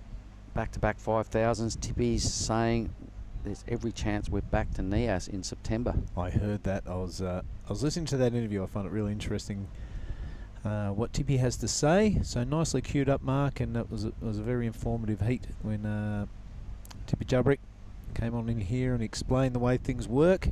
Wouldn't that be cool to get the back to back next year? Yeah, it kind of really was a big carrot to dangle here last year. 5,000 points at Krui, 5,000 at NIAS, bang them out in 3 weeks. Yep. It was hence we had so many competitors, and based off that experience, I don't think anyone that was here last year would have missed today's or this week's performances. No, this event as well, going on how well it went last year. Well, we've got an elite surfer here because of the footage of last year. You know, Morgan Siblick, seeing the footage and the clips of all his compatriots. Big case of FOMO. In 2023, like, I'm not missing out this year, I'm coming. And here he is, putting on a good show for us. Yep, he's in the semis. Kind of been, well, I'm going to call him Captain Morgan, because he has been kind of leading the Aussie pack a little bit in his performances and the numbers, and, you know, being a former top 5er in the world. Everyone that's here in the Aussie camp are looking up to Morgs for a bit of advice and inspiration, and he's been providing it. Alistair Reginato is another one that's really putting his best foot forward here. Yeah, strong performer, and he had to deliver the last 2 heats, I think. He's had to deliver in the last few minutes of the heat. He's done it. Clutch performances from the Sunshine Coaster. We're going to see him in action in semi-final number 1 up against his good mate Kaius King. How good's that going to be? Oh, the rock star. Yeah. The long hair and the mo, and, you know, man, a few words, really lets his surfing do the work. So that is coming up, our very next heat, Alistair and Kaius. Bunch of frothing groms waiting their final. I'll just glance ahead, and there's a little bit of a moment. Men's Pro Junior final will feature Manojo Yahagi. Oh, your boy. Huge names, been absolutely shredding. Weston Hurst, Made Ariana. He's got a touch of the Megatrons about his style, and of course most of the world would have heard of Bronson Mady. That is our young Groms in the men's final. Kana Nakashio, Anon Matsuoka, this one in the water right now. She's also in the final. Kokona Kawasi and Jasmine Studer. Wow, that's going to be so cool. 4 people heats too. There's generally a lot more action. Groms, they paddle a lot faster. They froth a bit more. So I'm expecting 3 times as many waves to get caught as these man-on-man quarters. And a bit of chaos in the water. It's going to be cool as. 16 minutes and 10 seconds to get through this one. It is the Basque Country surfer. Ahead of her is a 4.35 to take that first position and skip on through to the final. The big show where everyone wants to go. Her sister awaits one of these 2 surfers. How nervous would Mum and Dad be right now? Nervous or happy? Yeah, it's something you dream of as an adult, as a parent, that's for sure. Now here goes Annette now. That's a good looking first turn. Again, a little bit hung up, can't get around that section. So is she pushing too hard, Mark? Maybe just doesn't have the ideal read, or maybe conditions have changed a little bit. Struggling to find those runners. And the judges know they're on a long piece of reef here at Ujung Bocur. Part of the criteria is combination of major manoeuvres. You can do one really good hit, yes, but should somebody do a combination, they're going to get rewarded more. So here goes Anon. Yeah, Anon, the goofy footer, sticks it high. Would have shown the fins to everyone out the back then. Always a strong performer. This wave filling up full of water. It may run on the inside. It does. Good turn of speed from the Japanese surfer. Finishes it off just. So maybe left a half a point to a point on that finishing manoeuvre, but always strong. Yep, and so we're really still yet to see Anon click into total gear. Maybe the Ocean, maybe there's something a little funky going on with the lineup right now, but Anon has generally been putting 7s and 8s together every heat. A little bit of struggle street on that wave, so the girls yet to really find those A-grade waves we've seen this morning. Still have plenty of time to sort out this semi-final. Alistair and Kaius King coming up next.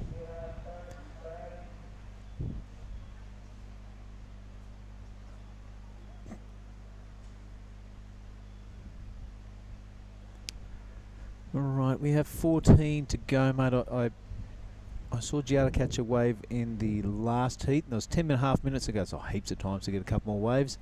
Didn't get another one. No. All right. No, so you've got to stay busy. Every opportunity that comes your way, I think you've got to grab it with both hands and try and strangle as many points out of that wave as you can, because it's an unpredictable thing, the Ocean. Well, that's what Anon's just done. I mean, it wasn't a great wave, but she improved to 2-wave total, so it was worth the effort. She now leaves Annette chasing a low 5.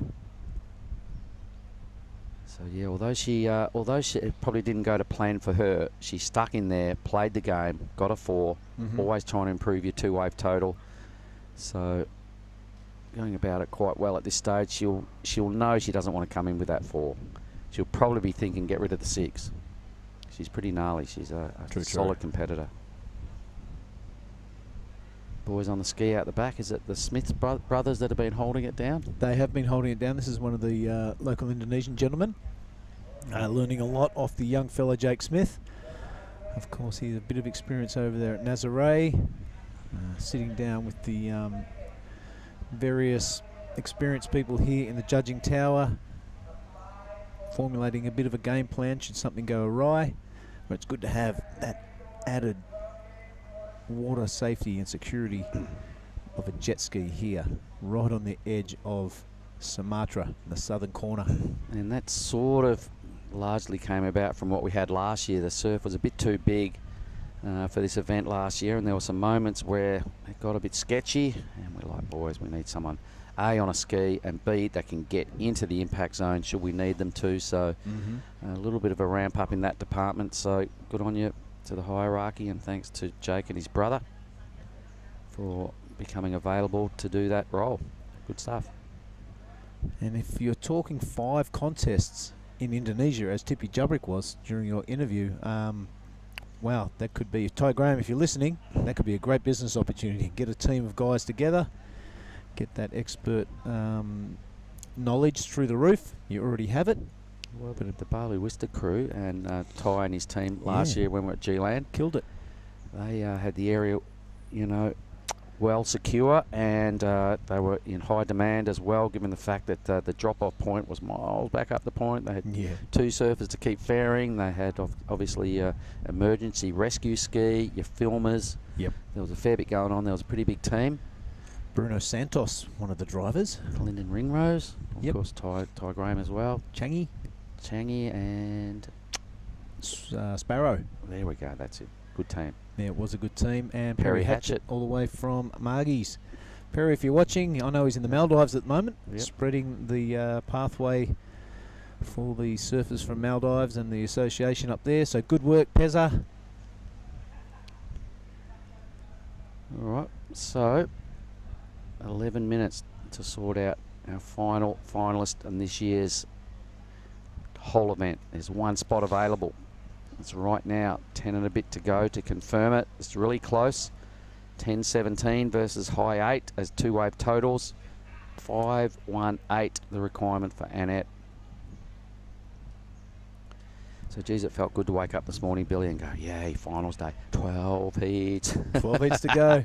12 heats of quality surfing. That's it. We've been looking at 20 to 24 heats every day.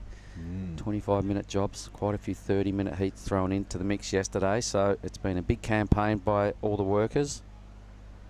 A lot of surfers to process this week. There's one of them that's remaining in the draw. The unmistakable lad there, Kai's King.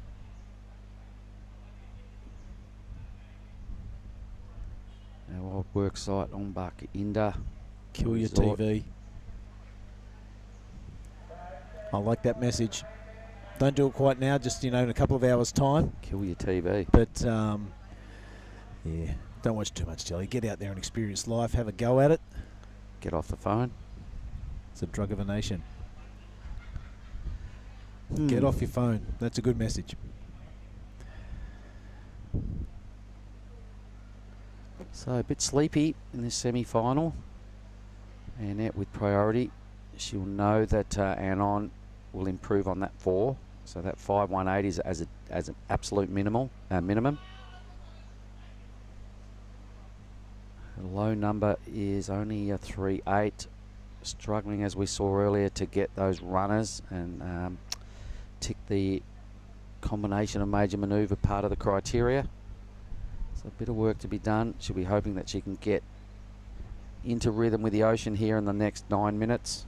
Fair separation there, mate. Yeah. Yep, and on deciding to take the deeper spot.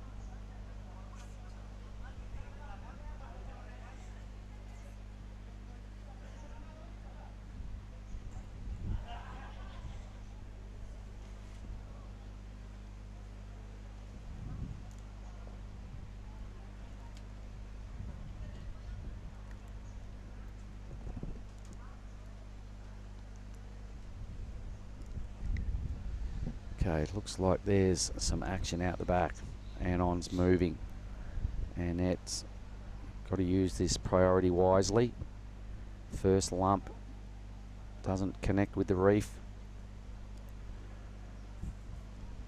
It's kind of got a touch of the fresh swell look about it, Billy. It's not 100% settled. Yeah, swells are very close together. Might be the back end of one and the start of another, looking at the way some waves are splitting in two and a little bit of ruffle. Now red has priority here, Mark. Blue looking interested, maybe just making sure she does go. This is Annette Gonzalez.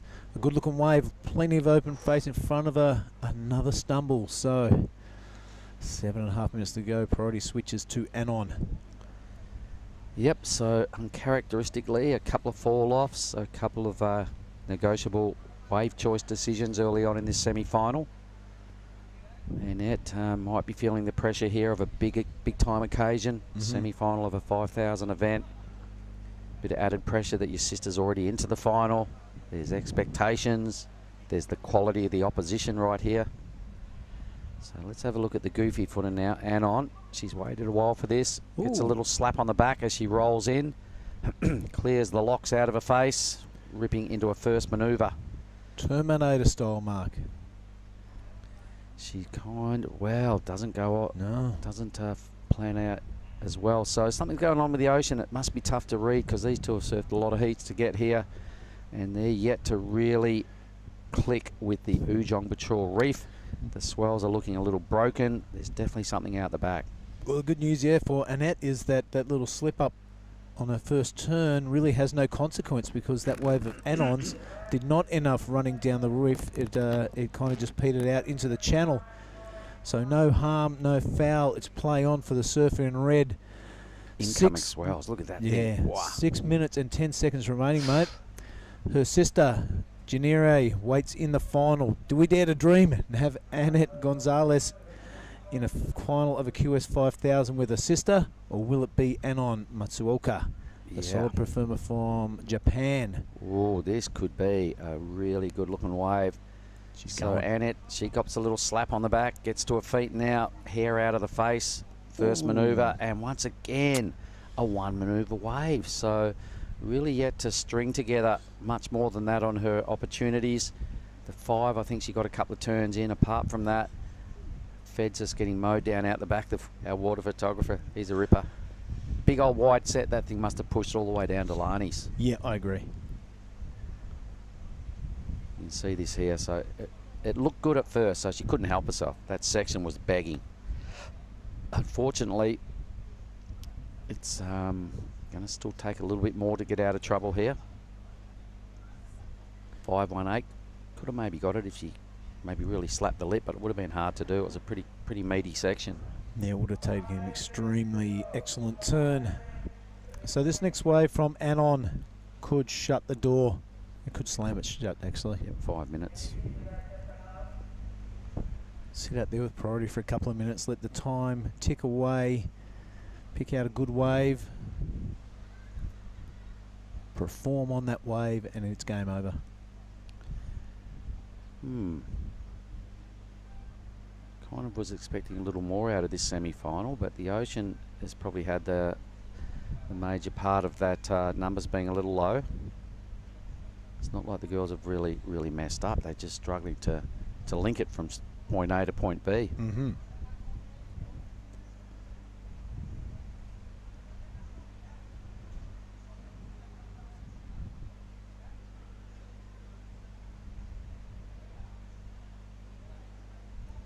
So I imagine everyone's going to be on the move. A lot of crew all on similar flight programs tomorrow, mate. So there's quite a few mobiles ordered this evening to get us up over the ridge on some flights. People going in all different directions. A lot of those contestants all heading to Denpasar via Jakarta. A few of them headed up to the top of Nias. Yeah, that's right. There's a little exhibition event going on up there, I believe, at a left-hander on the west side of the coast, just to give the government a little taste of what contest surfing looks like. I think they want in, and they want to sort of do something there eventually, so there will be a low-key event going on up there, but nonetheless an event. I think the boys will be camping out and keeping it basic, back to old school surf trip. They'll definitely be kicking it old school up there, staying with some families around the local town. But hey, not so long ago, Mark, that's how it was here. Yeah, back in the early days of hanging out in Lakey, the power went off every day. Cold beers were provided by some that had an esky with a big block of ice in it. Yep. And hoping it lasted 3 or 4 days, the ice, so that we could go there to make a phone call. You used to have to drive back into Dompu about an hour and a half just to do the old dial-up phone with the handpiece. All right. And here we go. So the surfer in red. Oh, another little, non-event, basically. That's not going to help the scoreline with just over 2 minutes. Been a weird semi-final, Bill. Yeah, I think you're right. Saying before that the Ocean has had its sail in this one. Neither surfer being able to find those waves that are reeling off on the inside of the reef. Look at all these. That's 2 swells. Yeah, right there. Look at that. Hey? Speed a lump in front of a lump that's not going to connect. There's another lump behind that between the next lump. It really needs perhaps some offshore. 5 or 10 knots of offshore would probably really help. Groom it up. Yep. Sort out some of these lumps, but it is a bit of a scrambled ocean, and this semi-final probably not gone to plan for either of them, but hey, someone's got to win. Someone's got to dip out. Japanese surfer Anon has been a dead set standout all week, and it's probably going to have to sit on the sidelines and cheer on her sister Jania. We'll confirm all that in 90 seconds. Yeah, at this stage, mate, it's looking like Japan versus the Basque Country in the final. And Matsuoka will take on Janire Gonzalez. Yeah, so after the women's final, it's squarely Indonesia versus Japan in all the other heats we have remaining and finals. Wicked. Being the big contenders here in the Asian region, Australia and Japan are here on force. The Indonesians had a good swing at it. Actually, Jazz Judah is right there as well. So Jazz in the women's, the Australians, we have quite a few actually young Groms out of Bali. So yeah, sorry, I'll rehash that. It's Australians, Japanese and Balinese have kind of thrown their hat in the mix. So yeah, those quarterfinals of the men's, Mark, that was Advanced Australia fair for sure. Only one Japanese surfer remaining. Rinta Uto. Yeah, he's a ripper. ripper. The Japanese flag there. Oh, look at these lumps coming into play as we see our next semi-final just starting to make it to the top of the point. 15 seconds. There's a little lump coming. Annette's way. Will this thing stand up, or will Anon be able to paddle out the back? She won't. She won't get it. I think it's a drone angle is playing tricks on us. And it's turning. You can hear the countdown in the background. I reckon the honker's going to go, and there it is. All right. It's all academic. Anon Matsuoka will meet Jania Gonzalez in our women's 5,000 final. We will throw to a break. We'll be back shortly. Men's semi-final. See you in a moment.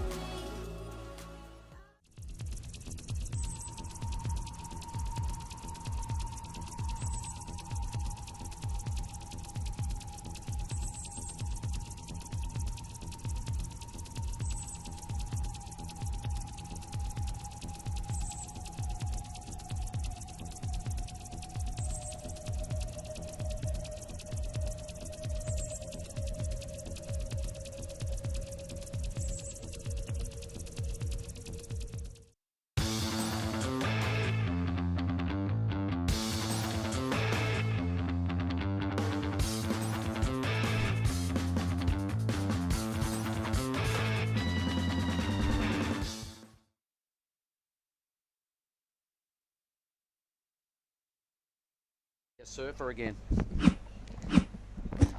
We're back. There is the scene of the Krui Pro, everybody. That is Ujung Bocur Reef. On the beach, the village is Tanjung Setia. That is our semi-final. A couple of Aussies there. Alistair Reginato in the red, Caius King in the blue. And sitting alongside me, rejoining us, Giada Lagarde, fresh off a semi-final. Yep. Welcome back. Thank you. Thank you so much. I'm happy to be back. All right, so you've had a good run. You Yeah. made it to a semi-final of a 5,000. So happy, or a little bit of disappointment creeping in as well? Where you at? I guess there's obviously a little bit disappointment. No one likes to lose, but I'm mostly happy. I know I did my best, and it just wasn't enough. So it's okay. All right, we'll get to that in a moment. Let's watch Caius King. Boom. Oh. That first section was just so smooth. Helped himself to a couple of big hits to kick this off. Upside down a third time. Wow, I reckon a big score coming for Caius King. That first section was just golden. Yeah, that was a really great start for Caius King. He's been killing it this entire event, and here is the replay. Again. Take us through this, G. Look at his first move. It didn't look like much at the beginning, but this wave just grew as it went down the line. A beautiful first turn straight into the second, a little bit more of a carve at the top, and boom, finishes it beautifully. Yeah, off to a ripping start, so I can see a pretty good number coming for Caius. Yeah. It definitely cleaned up as it went, and right from that first section, geez, it got good really quick. Helped himself to the first section. 3 moves, strong finish. I really liked it. What a way to kick off your semi-final. That was a great start. So Giada, what's the takeaway then? I guess if you don't win, we learn. Yeah. So what kind of can you learn for the next event? Honestly, I think two of the main things I think I did wrong was probably I was being a little too picky. I should have just surfed, because that's what you're supposed to do in a heat. It's really difficult to read the wave today. There's like a double swell, kind of. That's what we were just alluding to, me and Billy, saying it looks like 2 swells in the ocean. Yeah, so there's that double swell out there, and I think that threw me off. So I was being too picky. I should have just started off, and with that, I would have probably just understood the wave a little more. Surfed your way into a good one, maybe, by just staying active, perhaps? 30 minutes is quite a long time, so I think that's my first mistake, and probably the second was when I caught my really good one, a 477 or whatever it was. I was too safe, and I didn't hit the sections like I should have. Wow, look at that number for Caius. Thank you. Yeah, it's a great one. 7.67. 3 big hits. Dynamic. The wave really got good quickly after he stood up, and that's the theory now for our semi-finalists. Big top-to-bottom surfing. Now, Billy told me there was a moment as well where you might have lost priority at the back end of the semi-final, yeah? Yeah, I was looking at a wave, and they considered it a paddle, and you lost priority. Okay. But it's all right. Learning. We're always learning. I can tell you, you're going to get a whole swag of points. Let's see how many points you've just earned. Unfortunately, I don't get to take any of those points. Oh, okay. You do get the $2,500. Yeah. So should that be Aussie dollars, it's 25 mil. If it's US, it's probably more like 40 mil. That sounds too good to be true, honestly. I'm pretty sure. I'm pretty sure that's Aussie dollars. Well, either way, 25 million. I'm hoping it's the 40, but I think it's the 25. 25 million squillion rupiah in your hand. That's going to be a big old stack. Yeah, for sure. Probably buy myself a new motorbike with that. Oh my God, this mic. Let's peg it back a bit. There we go. Yeah. Let's watch Caius having a squeeze at another wave. Off to a flyer, 7.67. Wow. One of the best numbers we've seen on the men's side of life this morning. Yeah, really great wave selection. And this is Alistair Reginato on a really solid looking wave. A little bit of whitewash on the front, but unfortunately just falls off. Yeah, maybe that's what cost him a bit too much of the fluffy stuff there and find it hard to really engage that rail. Either way, the good news is 23.5 minutes remain. Yeah. Now let's talk about our finalists in the women's side of the draw. We'll just watch Alistair again. Had a lot of fluff on this one, and it just got fluffier and bumpier as he went. So Anon Matsuoka, firstly, how highly do you rate her? I think she's gonna win. Okay. All right. And that, you got to say it as you see it. And I think most people would probably throw that same comment straight at you. So that's cool. What about what you've seen from the Gonzalez sisters? Wow, amazing surfer. And that's what I was about to back that up with. Like, I do believe Janire and both Annette were surfing incredible throughout the entire event, and I have so much respect for them as competitors. But Anon has just not made any mistakes throughout this entire event. All right, good words. What we'll do is we'll hear from the winner of the last heat, and then from Anon, and then we'll get back to the live action. We are live. Microphone is on. I am here with our finalist, Anon Matsuoka. A very well surfed heat. You very rarely fall off. You're a dangerous competitor. What do you do to prepare for your final against Janire Gonzalez? Yeah, I'm gonna prepare like watching wave and then listen to music and then prepare for my surfboard and then just having fun and then forecast. Yeah.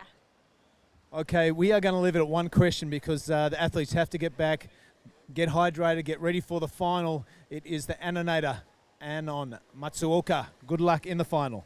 Back to you guys in the booth.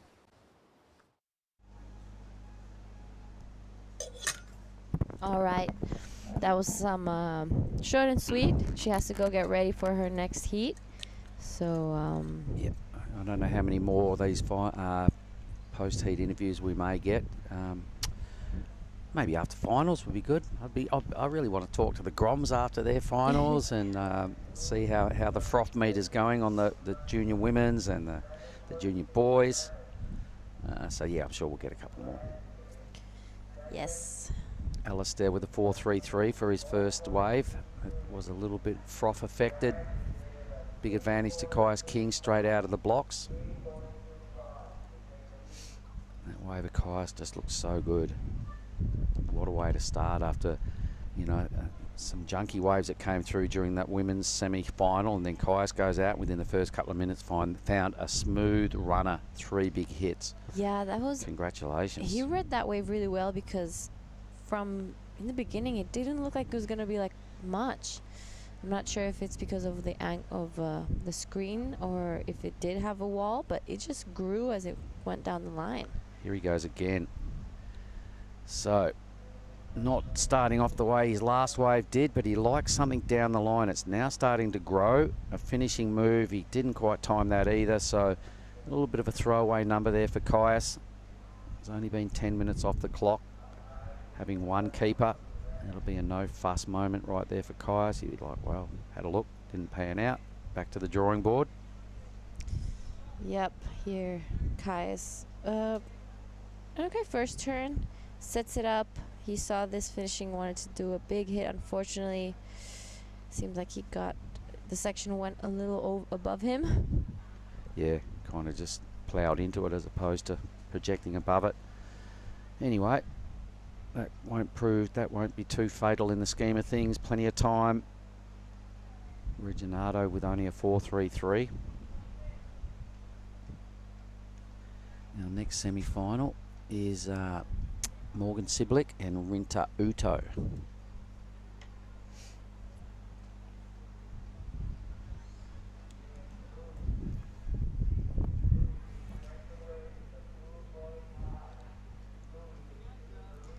So an equal third here today, Giada. How's that stack up in your past results? This is my best result, for sure. I've had equal thirds, but in QS 1000. So yeah, this is a 5000. So it is my best result yet. I'm fortunate about the points, but it's okay. 25 squillion million rupiah. Yeah. There's a lot of good reasons to be smiling, and your performance. You know, a lot of people are saying, how good's G surfing? So your fan base probably expanded as well, and your wallet's about to blow out, your purse. They're all good things. Yeah, honestly, I did need a result. I haven't had any in a really long time, so that was a little bit of a downer, but you know, I came into this contest with the, you know, I was like, I would like to just pass round one. And I got to semis. Did a whole lot better than that, didn't you? So round one on the women's side of the draw started with what number? Can you remember? Was it 80? Were you in the round of 80? Yeah, round of 80. How's that? And you got an equal third. A lot of people got some lower numbers than you. Yeah. A lot of people, you beat a lot of people. So I'm stoked. And you're on further. There's an exhibition event up in Nias on the west coast. You're going? Yep, I'm definitely going to go there. I'm always down for an adventure, so it's a new place. Yep. New surroundings, new wave. You're going to be camping out, probably cooking by a campfire. Yeah, you know, it's my first time camping. All right. Ever? Ever. Oh, stop it. I find that hard to believe. I've never gone camping in my life. Wow.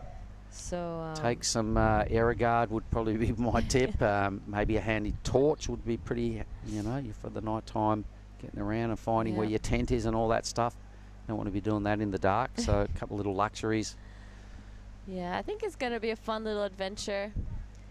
Nothing I've ever done before. So it's exciting stuff. Yeah, I can't wait to hear how it all pans out up there. Meanwhile, Alistair Reginato. Inside track looking pretty smooth. Opens well. Big extended manoeuvre out of the top. Starting to get busy now. He's got a third section trying to present itself. Cops some fluff on the shoulders, and down he goes. So he'll be like, oh, he would have been hoping and dying for a third manoeuvre right there. Yeah. First two hits look pretty good. All right, Caius King. Take us through this one, G. Here we have Caius looking like this is a double up. A good little setup turn. He goes past his opponent. Here is where the wave starts to double up and give him that section he's been looking for. And unfortunately, I don't think it worked out as he wanted. Yeah, no, I reckon when he paddled onto that thing, he was rubbing his hands together going, oh, look at this. And some weirdness happened. It split in two then, and the inside track didn't really deliver. Yeah. These two turns, though, for Alistair look pretty good. Had he got a third manoeuvre in, I could see him really getting much closer to Caius. Yeah, that was some great surfing from Alistair. Yep. He's also, for me, been a standout of this event. He's thrown some massive scores, and this is behind him, Caius, on biding his time here, thinking for sure something joy's on the way here.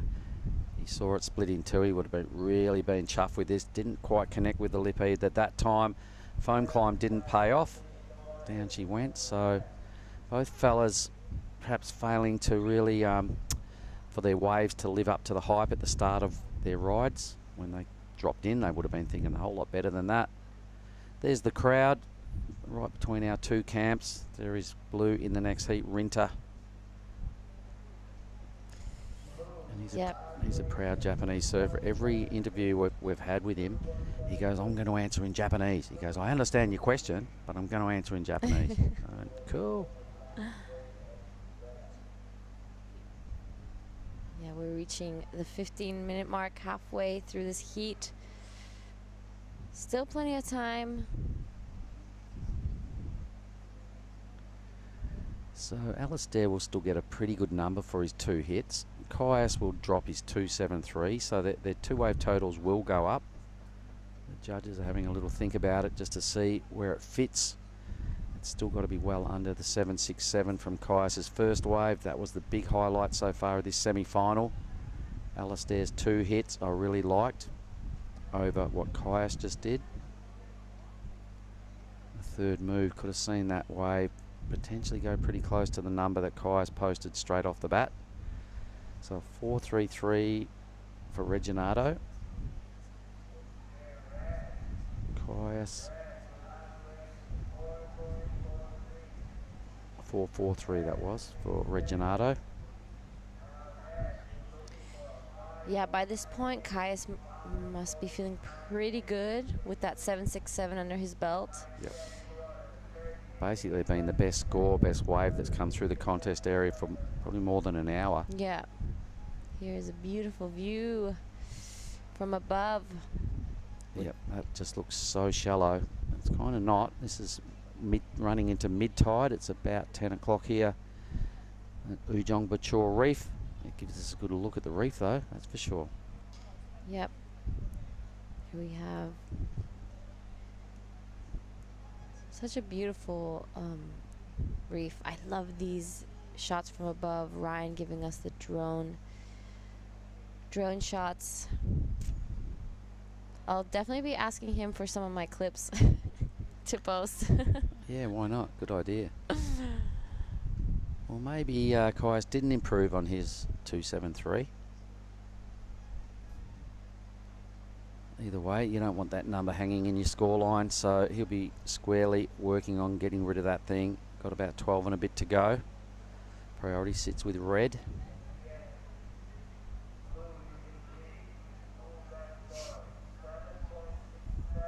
So when do you guys boost out of here, Giada, and head north? Well, my taxi will be tonight at around midnight because my flight will be at 7 a.m. tomorrow.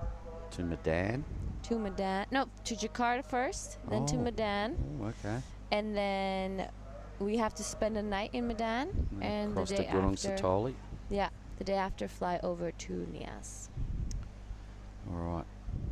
Inside wave, boys, have a good look. Mustn't show anything down the line. And then I imagine from the Gunung Satoli Airport, you've probably got a fair old taxi ride, maybe in the range of 3 or 4 hours to get to where you're going. Hopefully a little less, but but yeah, I was talking the other day, just before. I have been so concentrated with this event, I haven't really asked anything about or even looked at the map or anything. I'm kind of just blindly going. I know where you're going. You might like it when you get there. There's some good options. I'm excited. Yep. Have you been before? Yeah, I've been there a bunch of times, and I really enjoyed Nias and my good mate up there, Sonali, who lives at Lagundri Bay. Been to there a bunch of times. I've been up to where you're heading a couple of times. Once on a boat and once more recently during COVID. Here goes Captain Morgan. Morgan Siblick about to do business up against Rinta Uto. Just getting in the groove. Did a really good come from behind job this morning in his quarterfinal. Needed a mid-7 in the back end of his semi. Got an 8. I think that's the best number we've seen on the men's side of the draw today. Yeah, Morgan, very talented surfer. Did really well under pressure. I didn't get to see much of that heat, but I did see that situation. It was a great comeback. Yeah, it was a strong wave down the line and built as he went, finished with the turn of the heat and turned the heat on Riaru.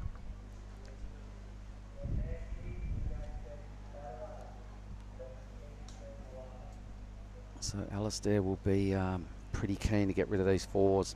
Needs about 6 points. He's probably going to need a whole lot more than that, though. I can see Caius easily getting rid of his 273.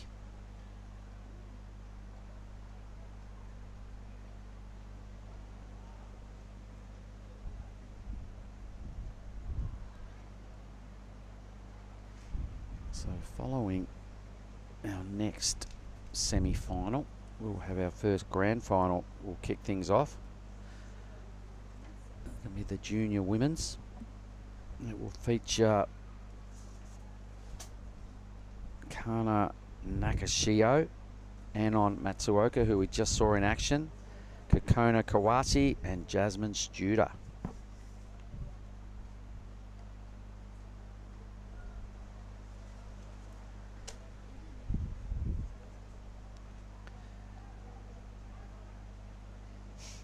Yep, straight into the junior women's final. After that, we'll go into the men's junior final. Yep, all right, let's read out their names then and pay them a bit of homage. Another four-person matchup. It is Monojo Yahagi up against Westernhurst, Made Ariana, and Bronson Mady. Women's final we know is sorted. So 2 more spots available to feature in the grand final. At this stage, Caius King is reasonably comfortable with the 7.67. The clock is sort of working in his favour here.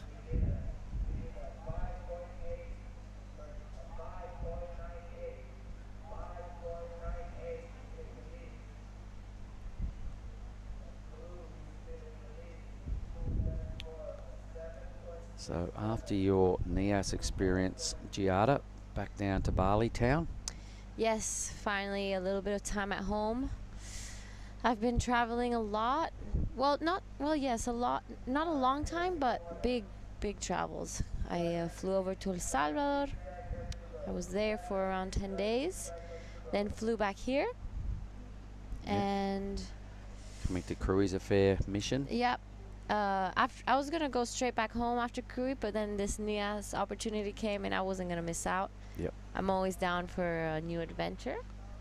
So after that, I'm gonna go home. I have around a month at home before I have to leave back to Europe again, because I'll be going to Portugal for the Europeans. Oh, nice one. Yeah. All right, so when you get home, Canggu, is that your base? Yes, I'm based in Canggu. What's your average day in Canggu look like, Giada? Well, I'll admit I'm not an early riser, so for me, No early surfs? no way. I will barely ever wake up before 7:30. Wow, okay. And then what happens? Do we roll down to a coffee, or do you I have and my a surf check? coffee. I drive down to the beach. I check the waves because I live really close. After that, I just get home, pick my board out for the day, and then go out. Otherwise, when I feel like it, I take my car or my motorbike and I drive either to the Bukit or in the rainy season to the East Coast. And that's my average day. Well, a car in Bali, you must spend some time in stall mode in the traffic. It's pretty hectic. Yeah. Especially this year, I believe it's record marchet, record traffic down there. Yeah. But thankfully, I know a lot of back roads, so it's not that bad. And you have to really time it.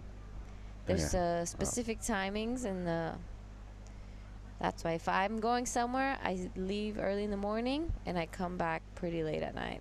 Oh, an all day, a bit of a picnic, all day picnic. I have friends all over the island, so if I'm going somewhere, I go visit some friends, I surf, probably have dinner or lunch there, and then back home. Spend the night sometimes in the Bukit. I know Kailani Johnson, Louise Banks, my girls up there in the Bukit. I stay with them. Because it's such a mission now with the traffic, if I ever do go down the coast, I tend to spend a few nights. Nice. Well, it sounds like you're missing home and you're going to get back there shortly, so yes, soak it up. 5 minutes. A little bit of an unusual semi-final. We said that about the last semi-final that went on the women's side of the draw.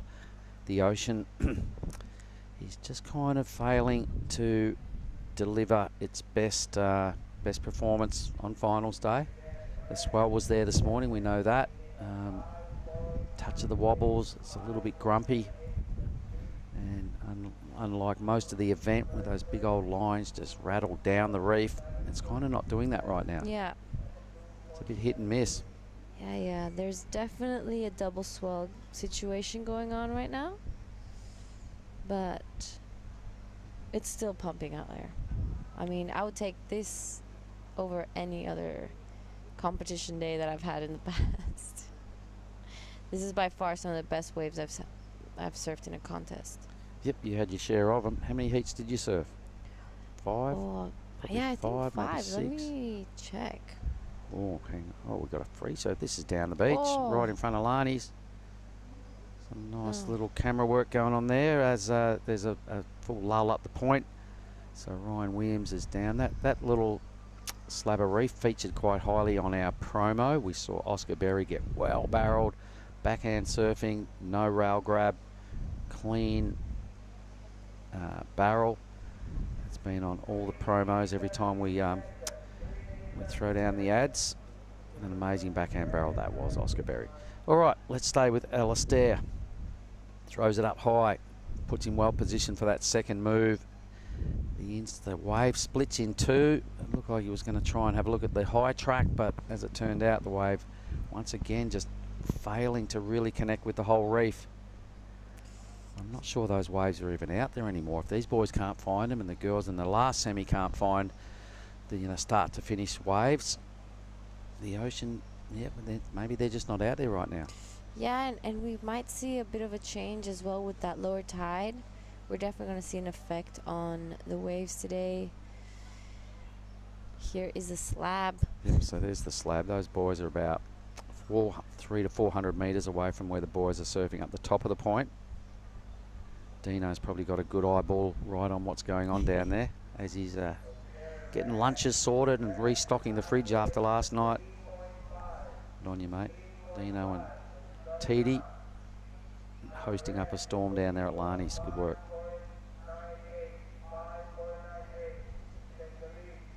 Here's the caddies and surfers ready for the next heat. Here's our competitors.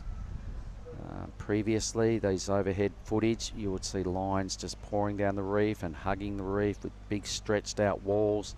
Not the case here on finals day, so everybody has to adapt. Reread the Ocean, come up with some different tactics. It's probably looking trickier than it has for most of the event. Alastair still chasing a 5.98 and he knows it.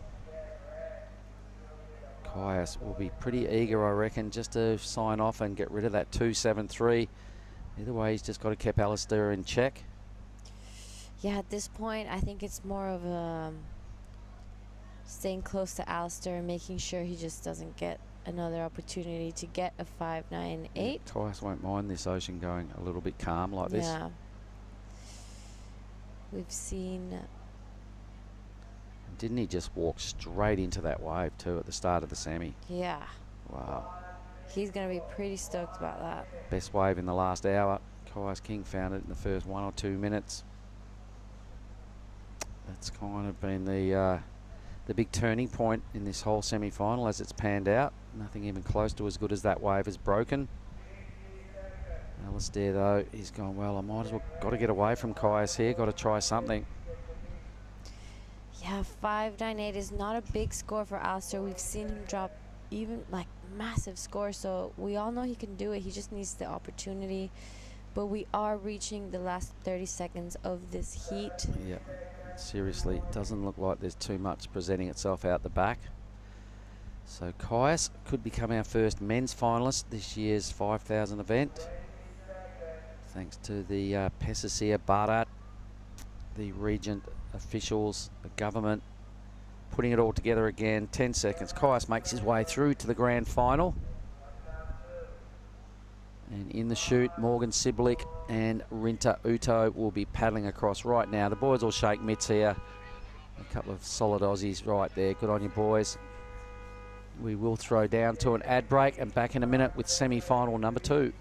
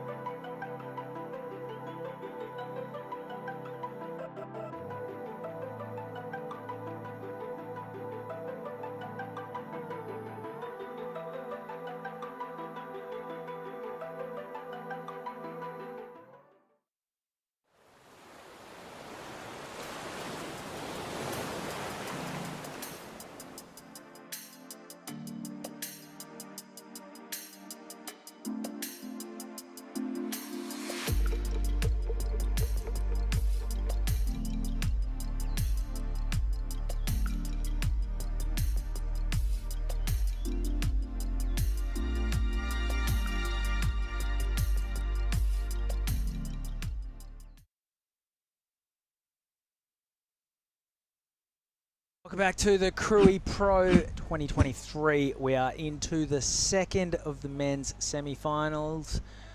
First semi-final winner was Caius King in the last heat, unfortunately edging out Alistair Reginato, who was left needing a score at the end. Caius opened up with a strong number. And then it was kind of, there wasn't a whole lot more after that. Only 6 waves ridden for the heat. This is Morgan Siblick in the red jersey, opening up his account. Novocastrian on his backhand, flaying this one from start to finish. And Gina Agiata Lagarde, that is how you want to start a semi-final.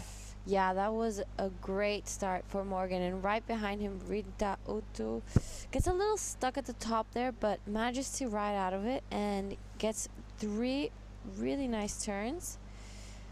Unfortunately, it doesn't get get to finish it like Morgan did. That was a beautiful wave from Morgan Siblick, and that is exactly how you want to start your semi-final. Yeah, you'd think the advantage goes to the surfer in red. There it is. The judges not hanging around. A 7-8-3 the result.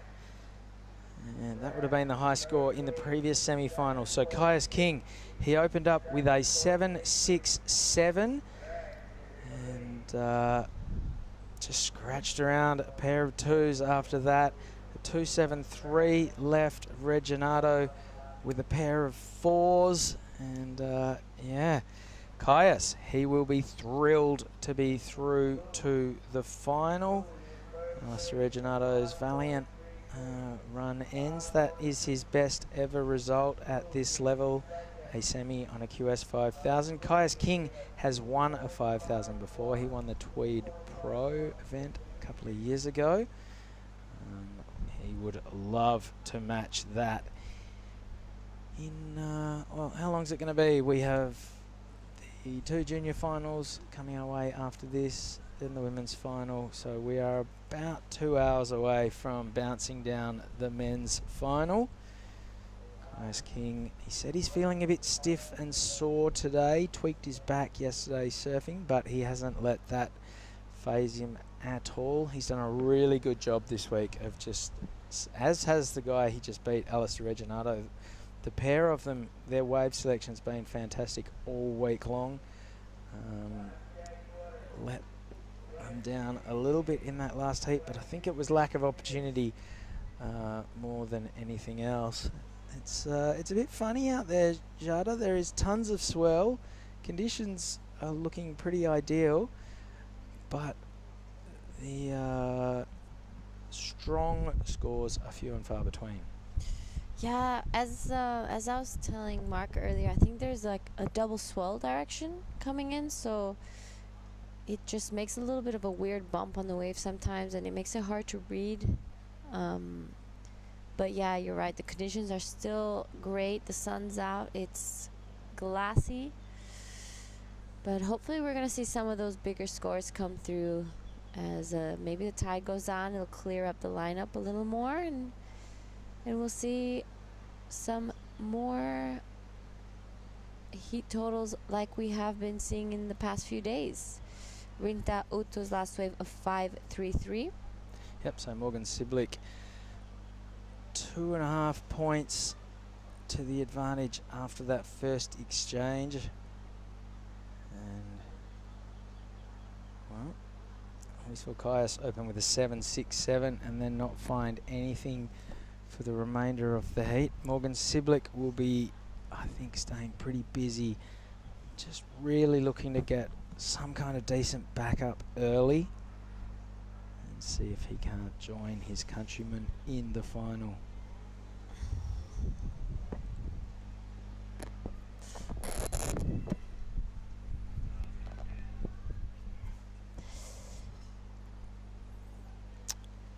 This is finals day. We're going to go straight to the junior women's final after this, then junior men's, and then after that straight to the QS finals of the women and the men. And that's us on screen. Yep, Chris Beans here alongside Giada Lagarde. It's been a long week here at Ujung Bocur, but it's been a good one. Tons and tons of surfing. We've been running long days, pretty much starting before 7 every day, wrapping up around about 5 with a QS 5000. I think we started with 128 men, 80 females, and about, oh gosh, I'm going to say 40 odd juniors on both sides of the draw. So it's been a big week and we haven't really missed a beat. There's been tons of waves, fantastic competition from start to finish, and we're about 2 and a little bit hours away from wrapping everything up. They're building a big stage right outside our commentary box, and yeah, it's going to be a pretty entertaining afternoon, dishing out some checks and some trophies and lots of prestige as well. On the women's side, we are going to see Janire Gonzalez up against Anon Matsuoka, and Janire can't actually keep any of her points because she's surfing out of her region. Here goes Morgan Siblick looking to back up his 7.83. He's going to do it, but not significantly. Under priority with Rinta Utu having priority, Morgs is just going to stay busy and hunt around a little bit inside his opponent to see if he can't find one of these medium-sized waves that runs off and maybe doesn't look so appealing to the guys sitting a bit further out. Here goes Rinta Utu on his backhand. Hooks one turn, kicks out in front of Morgs, but that's not going to be the kind of wave he was hoping to cash his priority in on. And Rinta does have a bit of an advantage paddling back, so will probably regain priority. Very minor exchange. Last wave for Morgs, I think, was a 2.5. So 2.5 and a 7.83. That does indeed extend his lead. Rinta Utu's last wave was a 1.5.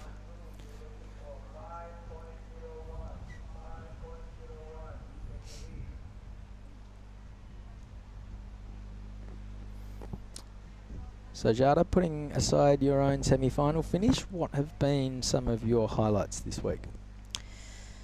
Well, definitely, I would say all the girls. I've loved watching all these heats come through, and I'll get back to that right after this post-heat interview. I'm here with the first finalist on the men's QS 5000.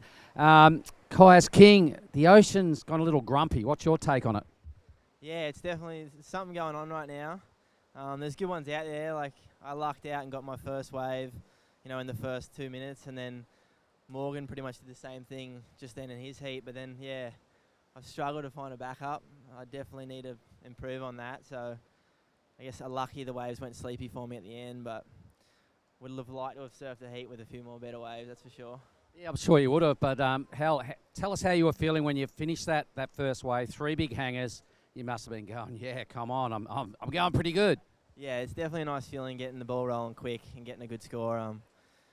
Yeah, it allowed me to tee off, and I was just stoked. I like getting a quick start, so that was my plan, and that plan worked, but then just needed to get that back up a bit higher. All right, let's hope something like that goes well for you again in the final. You're saying a big goal to get on the Challenger Series. So these sort of third-tier events, these 5,000s, they're a big deal for you, aren't they? Yeah, they're pretty much the gateway to get there. So, you know, all the boys have put up a hard fight, that's for sure. I mean, just had Alistair in my heat then, and I'm staying with him. So that one's, you know, I mean, I'm glad it's the semis and not the first round that we're knocking each other out. So, yeah, it's always good to surf with your mates, and definitely we're all chasing the same dream to get in those challenges. So it's going to be a tough road to get there, but yeah.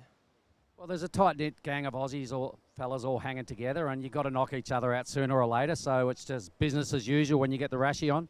Yeah, mates on the beach, enemies out the back, that's what it is. It's war when we hit the water. The best of enemies. Yeah, exactly. No, we'll have a cold one tonight anyway. I'm sure we will. Well, listen, you got some prize money and some big points coming your way. I'm going to shake your hand, Caius, and say all the best for the final. Thanks, guys. Cheers. Thanks. Back. You beauty, that was Mark Clift having a chat with first finalist on the men's side of the draw, Caius King. Mates on the beach, enemies out the back. That's a pretty nice way of wrapping it all up. The enemies in the water are squaring off right now. Morgan Siblick for the Red Army has a 7.83 and a 2.5. Rita Utu from the Blue Uprising has a 5.33 and a 1.5. He needs a 5.01 to jump up into first with 18.5 minutes to go, and Rinta has priority. Morgs sitting with second, will be just a little bit down the line from him. Would love to, get something over a 5 to really apply the blowtorch to Rinta, who's just holding on to that 5.33 as his high score so far. Caius just then saying that something seemed a little bit funky about the waves right now. They're great when they come, but there's just no real discernible rhythm to when they do arrive. Conditions are pretty dreamy. Tide's running out. Swell's definitely not on the wane. So hopefully sooner or later, it's pretty slack out there. There's not much wind. Hopefully it clicks and we can decide all 4 finals in fine style. So we are 17.5 minutes away from our first final. It's going to be the junior women. And it is 3 Japanese surfers, Kano Nakashio, Anon Matsuoka, Kono Kawase, and then the one Indonesian, Jasmine Studer. Anon will then have to back up in the women's final about an hour after that. For the men's Pro Junior, Manojo Yuhagi is the sole Japanese up against 3 Indonesians, Westernhurst, Made Ariana and Bronson Mady. So the women's final for the juniors is 3 Japanese and an Indonesian, and the men's final in the juniors is 3 Indonesians and a Japanese. The women's final will then see Janira Gonzalez from the Basque Country take on Anon Matsuoka from Japan.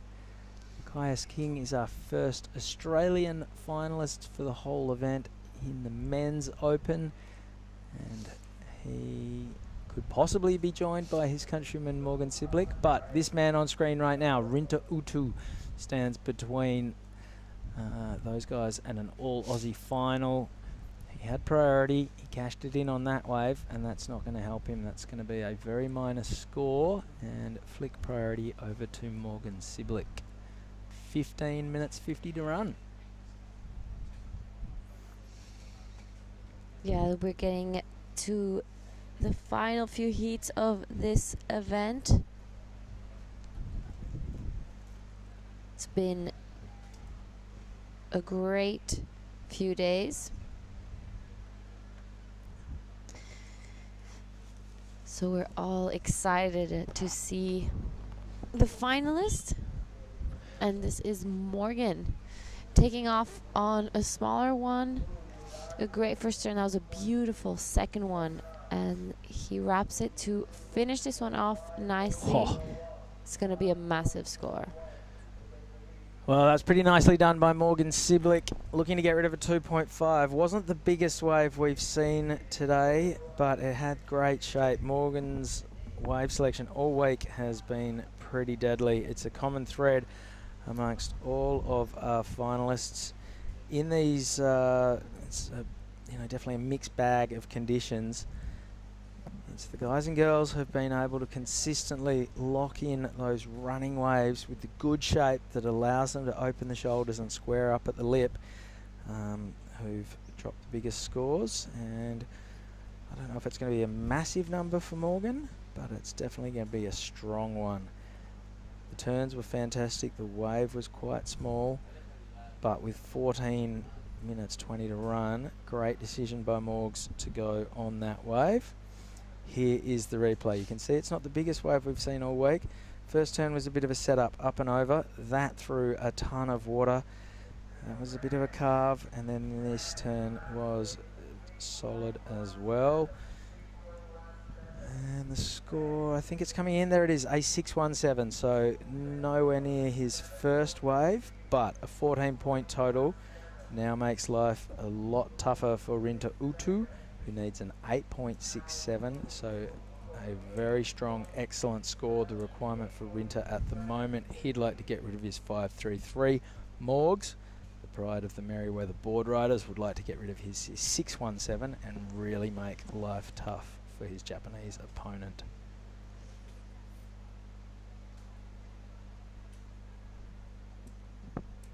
What about you, Chris? What have been your highlights? I've been really impressed by the Gonzalez sisters in the women's side of the draw. Had never heard of them before, and they could be twins. They are very similar looking, apart, and they are just this little twosome who cruise around together all day long. They stick to themselves quite a bit. One's a natural, one's a goofy, and they've just smashed it this week. Pretty unheralded. They're not here. They can't collect points. They're just on a surf trip, and figured this looked like a good way to surf some good waves without too many people around. And boy, oh boy, have they put the qualifying series world on notice. And then there's been a ton of great performances on the men's side of the draw. I'm biased, but I've loved the way a whole bunch of Aussies have gone about it. Morgan Siblick in the water right now has been very impressive. Both of our previous semi-finalists, Kais King and Alistair Reginato, were great. Other standouts for me, guys like Dylan Moffat. There's been a lot of surfers finding a lot of good waves. Elliot Parada-Reid flew the flag for the Kiwis. He was a standout through the early rounds, and just the consistent supply of waves all week. By the time it's all said and done, we will have run about 120 heats, I think, and not too many surfers can claim that they weren't given a fair go. Yeah, we've gone through a lot of heats, a lot of surfing, long days out here, but it's all been worth it. The waves haven't stopped any days. It's been pumping. We've had a few days of rain, but that hasn't stopped anything. Rinta Otu, that was looking like it was going to be a good start of a wave. Unfortunately, didn't make it. We're reaching the 11-minute mark.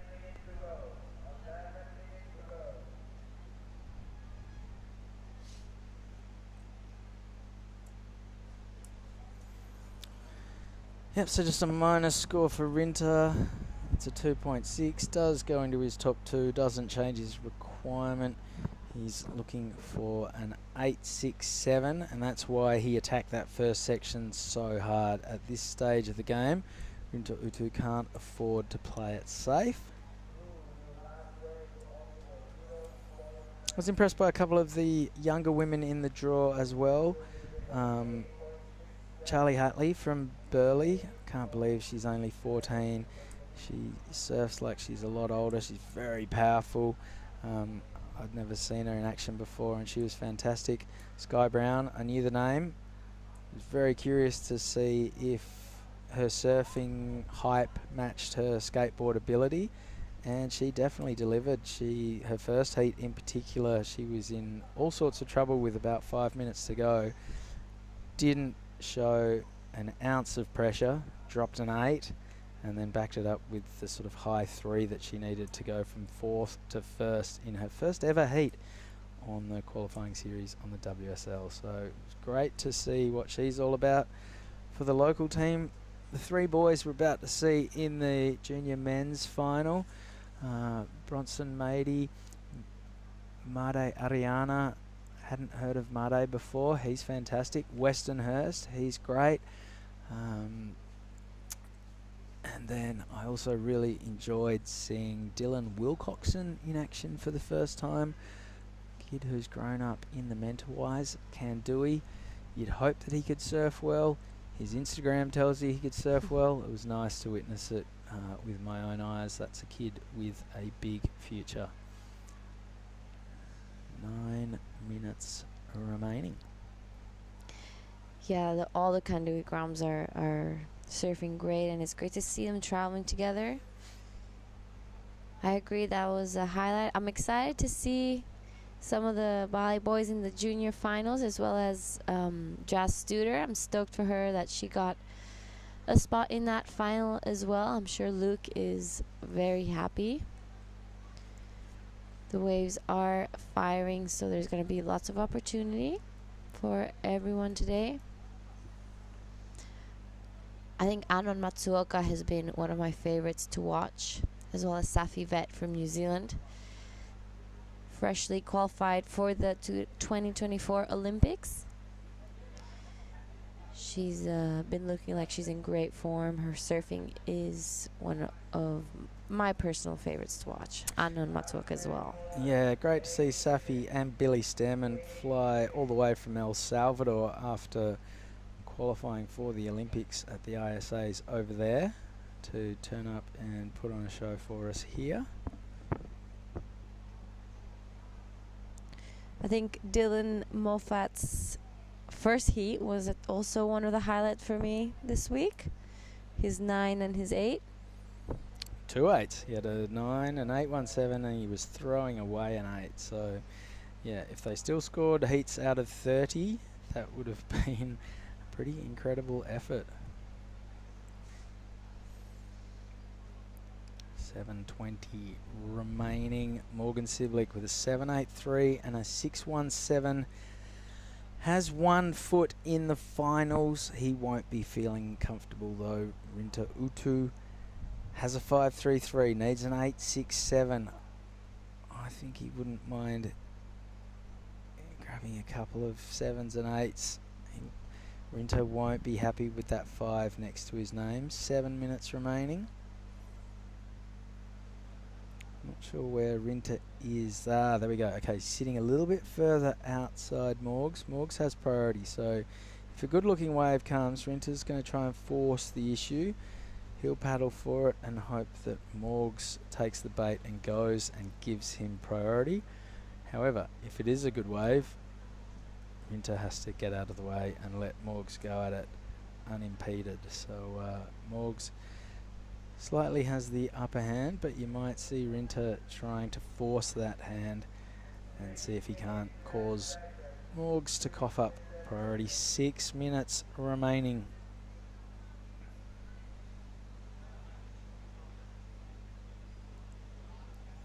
We can see the tide starting to get lower. So top left of the screen, that little bit of beach, that wasn't there this morning. That's normally how I would walk into the event. Had to take the road this morning because there wasn't a beach. can see right the way up the top.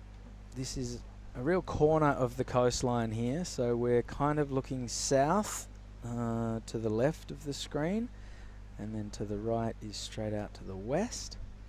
So you can see why this corner of the coast sucks in every little bit of available energy. Doesn't need a massive swell at all for Ujung Bocur to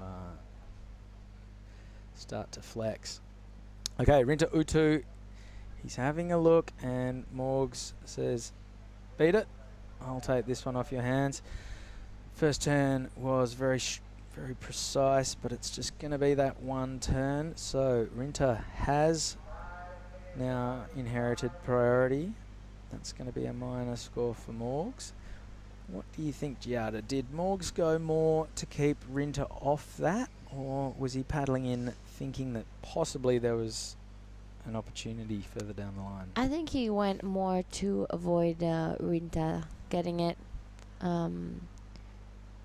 He only turned around when he saw Rinta really paddling for that one. He's in a great spot. Rinta needed an 8.67. We have 4.5 left, so I think he's just trying to avoid any opportunity for Rinta. But now Rinta did regain priority, so if the next one comes, it is for him. Morg's just down the line. Can't do much if a set comes, unless it's a two-wave set. He's just hoping Rinta won't be able to get it. Well, here goes Morgan Siblick, just having a look. Had a proper look over the back, almost kept going with that wave, decided he wasn't into it. 3 minutes 45 to run. Morgan Siblick with a 7.83 and a 6.17. Has this final under his control. Rinta Utu needs to pull out something pretty special at this point. An 8.67 the requirement. We've seen a few 9s this week. We've seen a few high 8s. Now is the time for Rinta Utu to show us that he deserves to be in the final of the Krui Pro. Just by coming second, Alistair Reginato and the loser of this heat will pick up 3,042 very valuable qualifying series points towards their campaign to get on next year's Challenger Series. Of course, if you like Morgan and you're already on the Challengers, if you perform well enough on the Challengers, you automatically re-qualify. But that's not a given. The Challenger Series, the standard is incredibly high, so that's why we see so many highly ranked surfers still coming down to the QS to make sure that they keep banking these points. 2.5 minutes to go. Rinta Utu is on the move. It's a white watery takeoff, but he might have seen something down the line. Bit of a double up. Nothing too spectacular so far. He's playing a little bit of catch up. Now he's going to really have to start putting something special together. First turn was good. Wave is racing off without him, and well, the body language there suggests that he knows he's got a seriously tough task in front of him if he's to qualify for the final right now. Morgan Siblick, he caught that wave in part, I think, to get a little bit closer to Rinta, just make sure that he can't steal anything down the line. Paddling in, this might have been a good call. Right about there, it looks like this could have grown and stood up down the line. That first turn was okay, and then here things got a little bit pear-shaped for Rinta. That turn was nice. It just felt like he was playing catch-up the whole way, and yeah. Yeah, unfortunate for Rinta. He sat out there with priority, hoping he knew he needed a big score, so it had to be a really good wave. Morgan catching this one, I agree. I think to get closer to Rinta, Morgan will be having priority, so it's not looking very good for our Japanese surfer Rinta Utu. Okay, 1 minute to go. Clever thing Morgan did there. He did the first turn. There was a big closeout section that he could have absolutely smashed, but I think he realised he wasn't going to add to his 6.17 So even though that good turn may have built on the score that he got, which in the end was a 2.2, could have turned it into a 4 or 5, that wasn't going to gain him anything, whereas if he had hit it, it was going to add another probably 50 metres of paddling to his efforts to get out the back again. So he just pulled the pin, kicked out, has retained priority, so he has this one well and truly under control. Last wave for Rinta is still being looked at, but it's definitely not going to be an 8.67. 10 seconds to go. Rinta is checking his watch. His last score was a 2.47, doesn't go into his top 2, and we have an all Aussie final on the men's side of the draw in the QS 5000. Congratulations to Morgan Siblick. Commiserations to Rinta Utu. Still 3,042 valuable qualifying series points, and he'll take plenty of confidence away from this performance. We're going to go to a quick little ad break. Don't go anywhere. When we come back, the final of the junior women's division.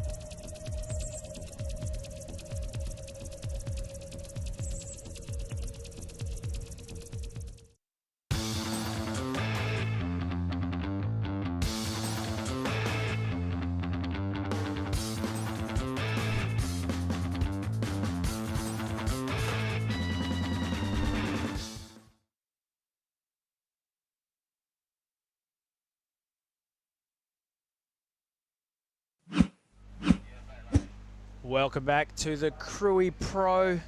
This is the final of the junior women's division, and for the last time this week. Morning, Bill. Yes, good morning, Chris. Good morning, all. It's great to be here. Hope you're enjoying the morning's play. What's all happening? We've just seen our our second men's finalist decided, and that is Morgan Siblick, who's going to be joining his compatriot Kaius King. And this is the final in front of us now in the junior division. Kana Nakashio is in red. Anon Matsuoka, who's doing double duty. She's surfing in the women's final in about an hour's time. Kokona Kawase and a young lady you know a lot about, Jasmine Studer, is flying the flag, the Merah Putih, for the Indonesian team. Yes. Oh, mate, I reckon she's already won. She's already had a fantastic campaign. She's got through the quarters and got through that semi. So in my mind, she's already kicked the goal. I told her to paddle with intent and have a look at her in the green. Yeah, so I'm thinking we're waiting on a score to come in for both Anon and Jasmine. This is what... This is our surfer in blue. This is that first wave, I reckon. This is Anon. Keeper.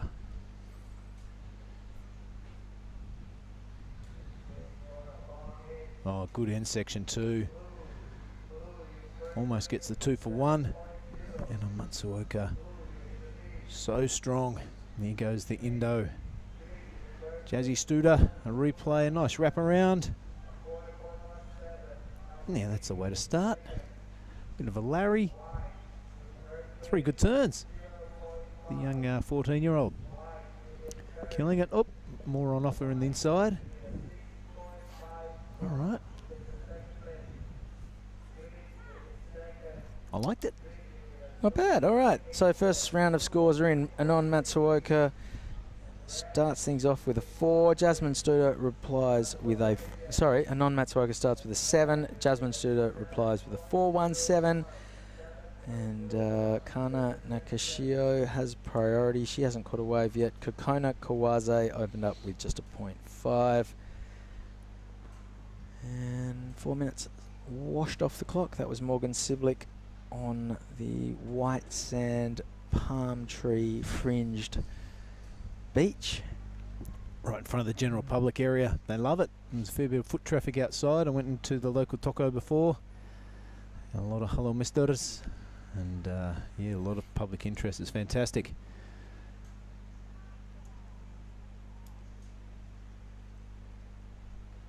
Nakashio with priority and her first wave. Backhand attack is impressive. That wave, not so much. Yeah, the drop was beautiful, and you thought it might have been an indicator of things to come, but unfortunately the wave raced off without her. Here goes Kokona Kawase. I love this lady's style. That's nice. She is super casual, but still manages to drive her board around through some pretty decent turns and chuck up a bunch of water along the way. Yeah, Chris, with a final of this calibre, you're going to have to be on the best waves to win, I reckon. Not necessarily the biggest, but the best waves. Yeah, we've seen time and again this week that the biggest aren't necessarily the best. It's those mid-sizes that just run along the reef and allow you to repeatedly attack the lip. Yeah, good pace to it. Good speed, good rhythm.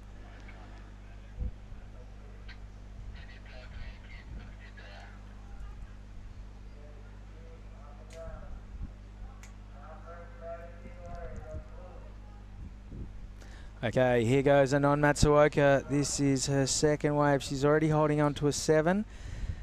And she's hoping this one stands up. Attacks the lip there. There's a whole lot of water in this.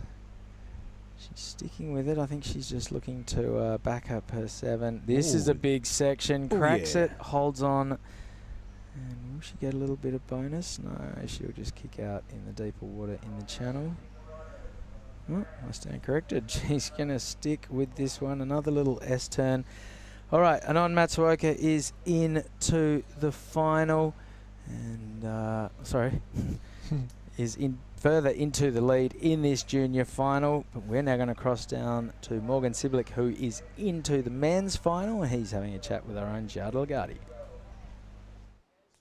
All right, I'm here with Morgan, our second finalist. I'll keep this really short because I know you want to get ready for your next heat. You're in the final. What are you feeling right now? I don't know, to be honest, like a little bit exhausted. It's so hot here, and but the waves are so fun, and yeah, just gonna try to reset, and yeah, stoked. There's a few waves. Hopefully, it becomes a bit more consistent for the final, but yeah, it's fun. All right, without giving too much away, what's your strategy? Are you going to keep it the same, or is there going to be some changes? I keep it pretty much the same. Just try to pick the ones with a good shape and get at least 2 good turns on them. But yeah, it's kind of slowed up a lot out there right now, so you kind of got to make the decision a bit more carefully at the moment and don't want to fall. So yeah. All right, anything you'd like to say to friends and family back at home? If you're watching, hello, and yeah, hopefully you bring home the trophy. All right, congratulations, and see you in the next heat. Thanks. All right, that was Morgan Siblick. If they're watching, come on. Of course they're watching. The internet will be melting down in Newcastle as we speak. What are we, Sunday there? Yep. Sunday in Australia. Australian broadband struggles at the best of times. Haha. Imagine that Newey right now will be glued to their devices. Yep, be feeling the pinch. Probably getting a nice warm cup of coffee, rugging up because it's winter time there. And listen to Morgan complain that it's too hot. Indeed.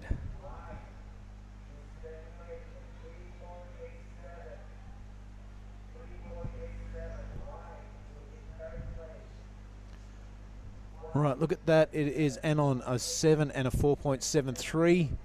That's a pretty good lead at the moment. Jastuda holding on to second, just a minor 0.27. Must have been a stand up and a fall off. We don't need to see that, I don't think. The other two surfers, not much really to talk about, but that 3.87 and the requirement, look at that, an 11.73 to be first. That's quite an ask. Yep. Takana Nakashio yet to really fire a shot, and you will see in the finals, it's only going to be the case in the two junior finals that have 4 surfers in the water, but the requirement on the screen gets changed. There's no longer a score to come second and advance. It's all or nothing. It's the win or nothing. Yep, you might as well go for the win in the final. Getting your second will, it's not bad, but you're in the final. Let's go for the win. You've got to be on the best waves and do your best surfing, because the calibre of surfing, once you get to this end of the competition, it's going to be good. All right, here goes Kana Nakashio hunting the first of the 2 scores it's going to take to put her up into the lead. Oh. And with surfing like that, she is well on her way. Second turn wasn't that convincing, so all of the points will be for her opener. I think she's out of 2-wave combination territory, though, off the back of that opening blast. Shame she couldn't quite get up and over that second section. But all the same, 19 and a half minutes to go, plenty of time remaining, and the mental heaviness of knowing you need 2 waves should be disappeared from Kana Nakashio's scoreline. Priority is with Kokona Kawase. Yeah, check it out, mate. It's a really good opening turn. Nice, high, tight, throws the cast net. But those projecting foam climbs, they don't amass many points, but they're really functional, and they allow you to get to the next section of the wave where you can rack up some points. We heard Morgan just then when he was talking to Jada saying he just wants to look for those waves with the better shape that allow him to do 2 or 3 turns. And I think if Kana Nakashio had managed to rattle off another turn or 2 like the opener that we saw in that last wave, it would have been significantly more than the 4.5. As it is, that number's in a 4.5. It's enough to put her up into second. Here goes Jasmine Studer, who was sitting in second. And that's a quick little in and out. So 18 minutes 20 to go. This is Kana. She's found another wave on the inside. Don't know what she did, but it will replace her 0.77. This is Kokona Kawase, who is quickly on screen. She's busy replacing her 0.5. Not sure where she's gone. 18 minutes to run.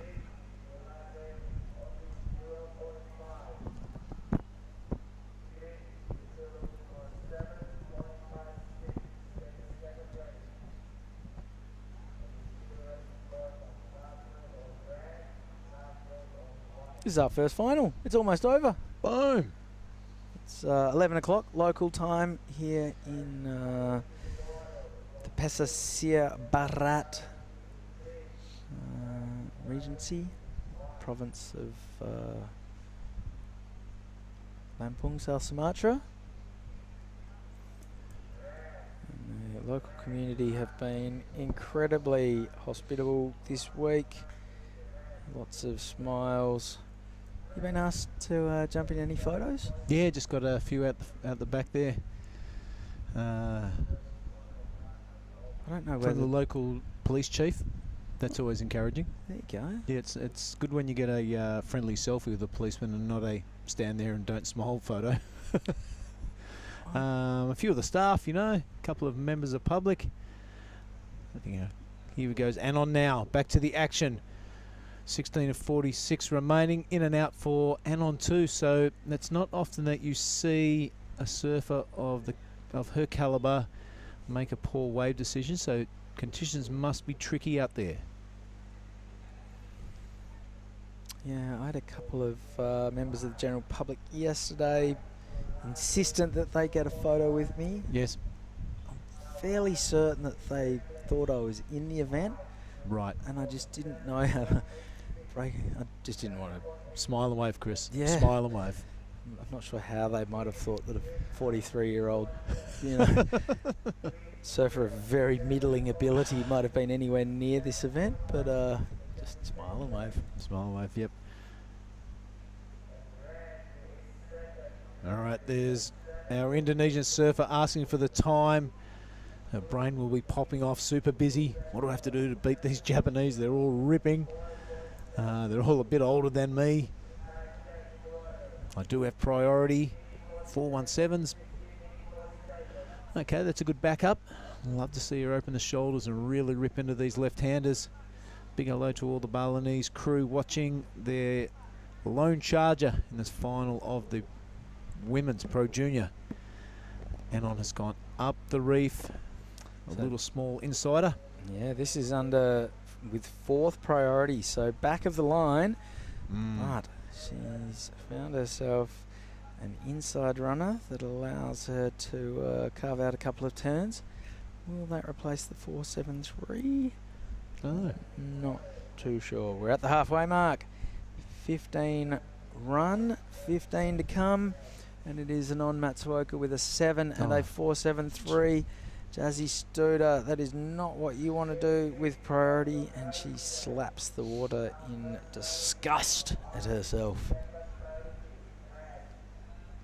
Yep, the brief for all these surfers is you got to be on the best waves to win. Because all these surfers are very talented. Anon keeping very busy under priority. Yeah, well, she just keeps going on and on and on and on, right? Yep.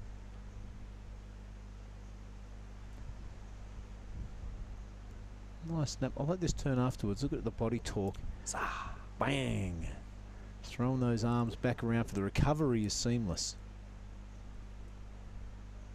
Halfway through that turn, the top half of the body is already pointing down the line, so there's not much downtime at all. Really stylish surfing from Anon. Here goes Kokona Kawase. Speaking about stylish, love the way this lady goes about it. Well, jinxed it, didn't I? Not my finest work. Apologies, Kokona. Speaking of stylish, there's Fede shooting from the channel. That guy takes a nice photo, doesn't he? Yeah, Liquid Barrels is the name of his company in Bali. He's a tireless worker.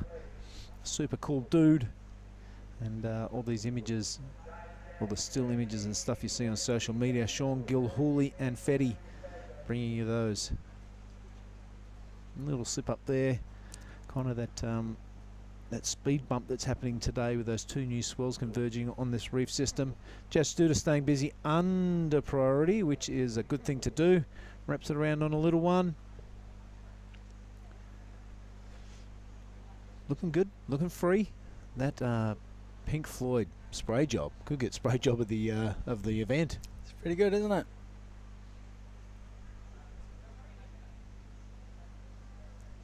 So here is the replay. First turn was solid, and then a little bit more down the line. Not going to be a huge number. Yep, should get out there, reset. Hopefully get on one of these bombing set waves. 12.5 minutes remaining. Tim Hain, also from the ASC, shooting a lot of the images you might see kicking around on the internet. Yes. Manning the tripod, shooting long lens from underneath the judging tower. Here goes Anon Matsuoka. Well, there she went. A minus score will be the result. She's still in the lead. Everyone's got the wobbly boot on at the moment. Here goes Jazzy Studer down the line. Releases the tail, can't ride out of that one.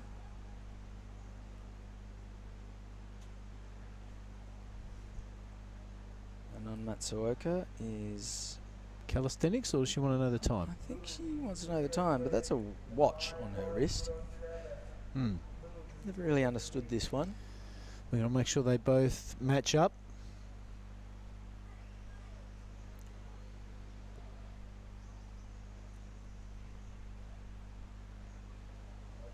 So a 7 and a 5.07 getting the job done so far. Just coming down to the elephant minutes remaining.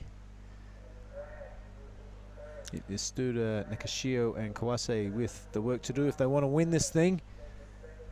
Yep, Kokona Kawase is chasing an 8.2. Her last wave was a 3, which goes into her top 2. Doesn't affect her chase of the lead. Kana Nakashio has a 4.5 and a 193.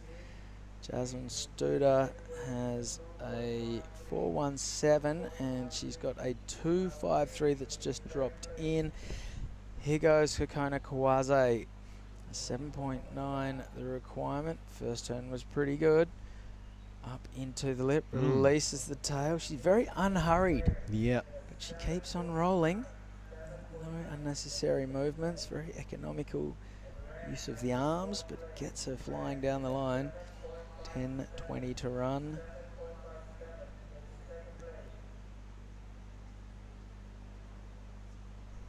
And here goes Jasmine Studa. There she doesn't go. So the fact that she hadn't yet got third priority, does that would suggest she's a long way down the point, not quite back into the takeoff area. Yep. Inside the last 10 minutes.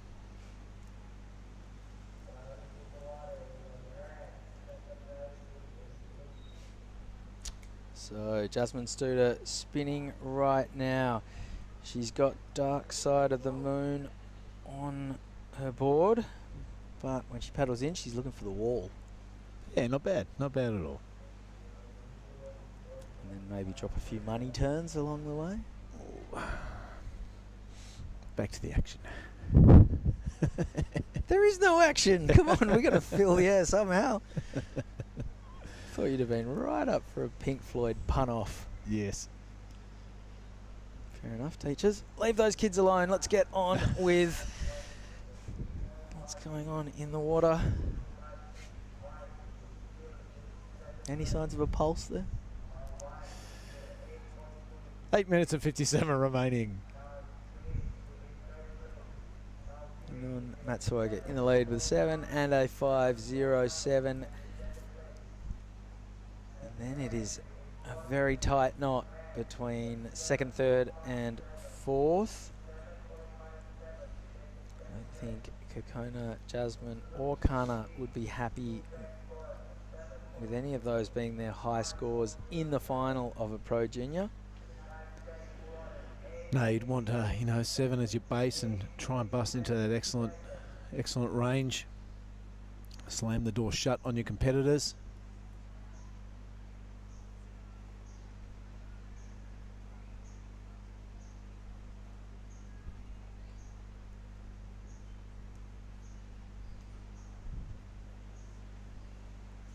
Bit of an unruly lineup this morning.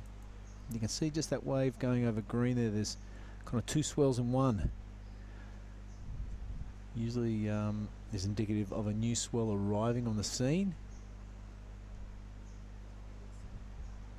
Look at this lump of Indian Ocean out the back there. Probably going to break down the reef.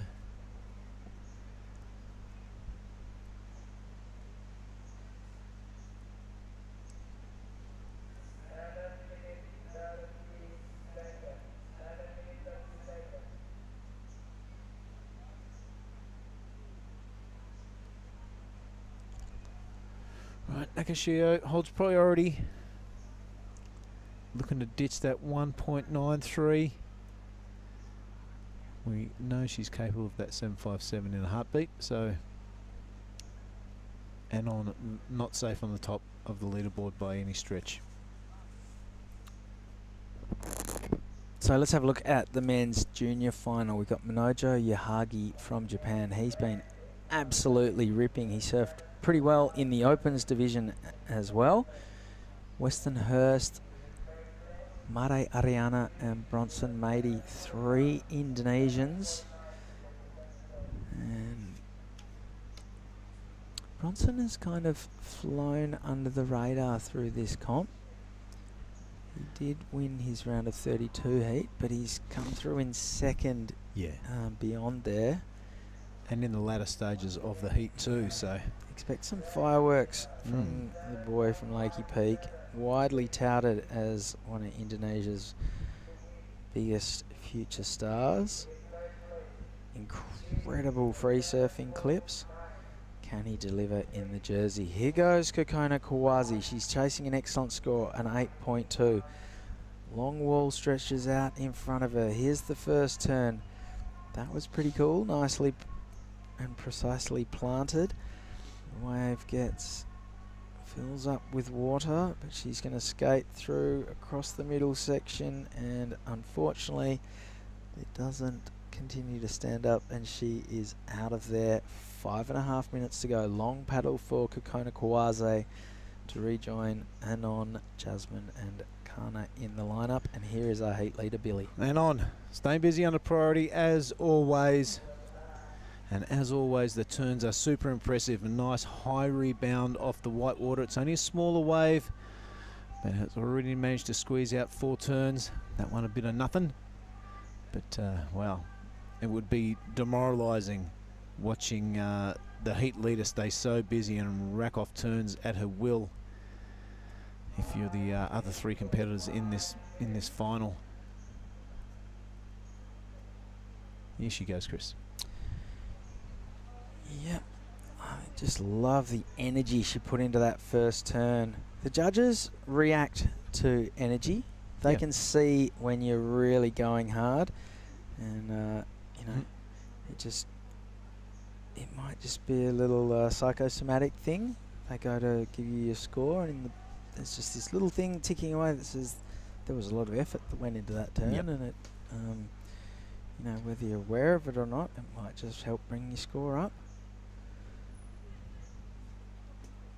Body language is always very, very visible.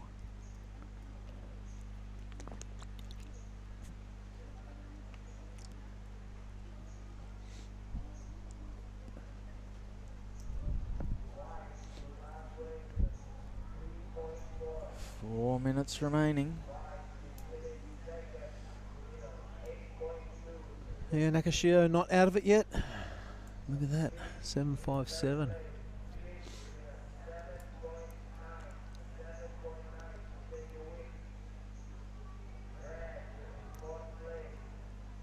So Matsuoka, strong performer in both fields.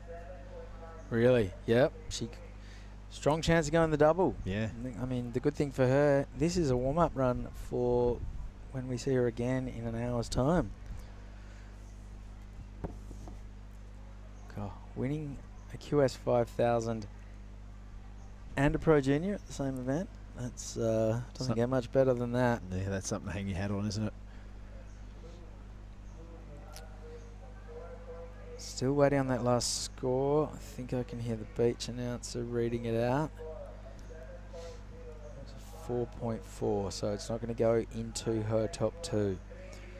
So 3 minutes to go. All scores are locked in, and it is still Kokona Kawazi in second, chasing an 8.2. Jasmine Studer in third, chasing a 7.9, and Kana Nakashio hasn't got a... Oh, she's got a 4.5. She needs a 7.57 for the lead. She's got an opportunity here. She's got priority, decides not to go. Ooh. So she's waiting for something that really looks the business. Here goes Kokona Kawazi. This wave has pretty decent shape. Strong turn up into the lip, but it's just going to be the one turn. That's a pity, because that was up there with the best turns we've seen in this final. Yeah, that's a beauty. I love the free fall down in the face. Here is Nakashio now. That's the way to go about it. She's waiting for a good wave, and it looks like this is the one. She's been very patient and is looking to pay off. A couple of good turns already. Going into the fuller part of the wave. It has been standing up sometimes in here, but this one is looking not very steep at all. So 2 minutes. Put her best foot forward, that's for sure. Jasmine Studer now inherits priority, so she's chasing a 7.9. Let's have a look at this replay of Kana Nakashio. That was a strong turn. That one was pretty good as well. A bit of an open face carve. bits of aerated water to deal with, so she's just working her way through the S turns. Those first 2 turns up the top are where all the points will be for Kana Nakashio. That 1.93 she's currently holding on to is long gone. You would imagine she's going to move, well, she's definitely going to go into second. How close will she get to a non once this one drops in is the big question. Would the judges consider the 7.57?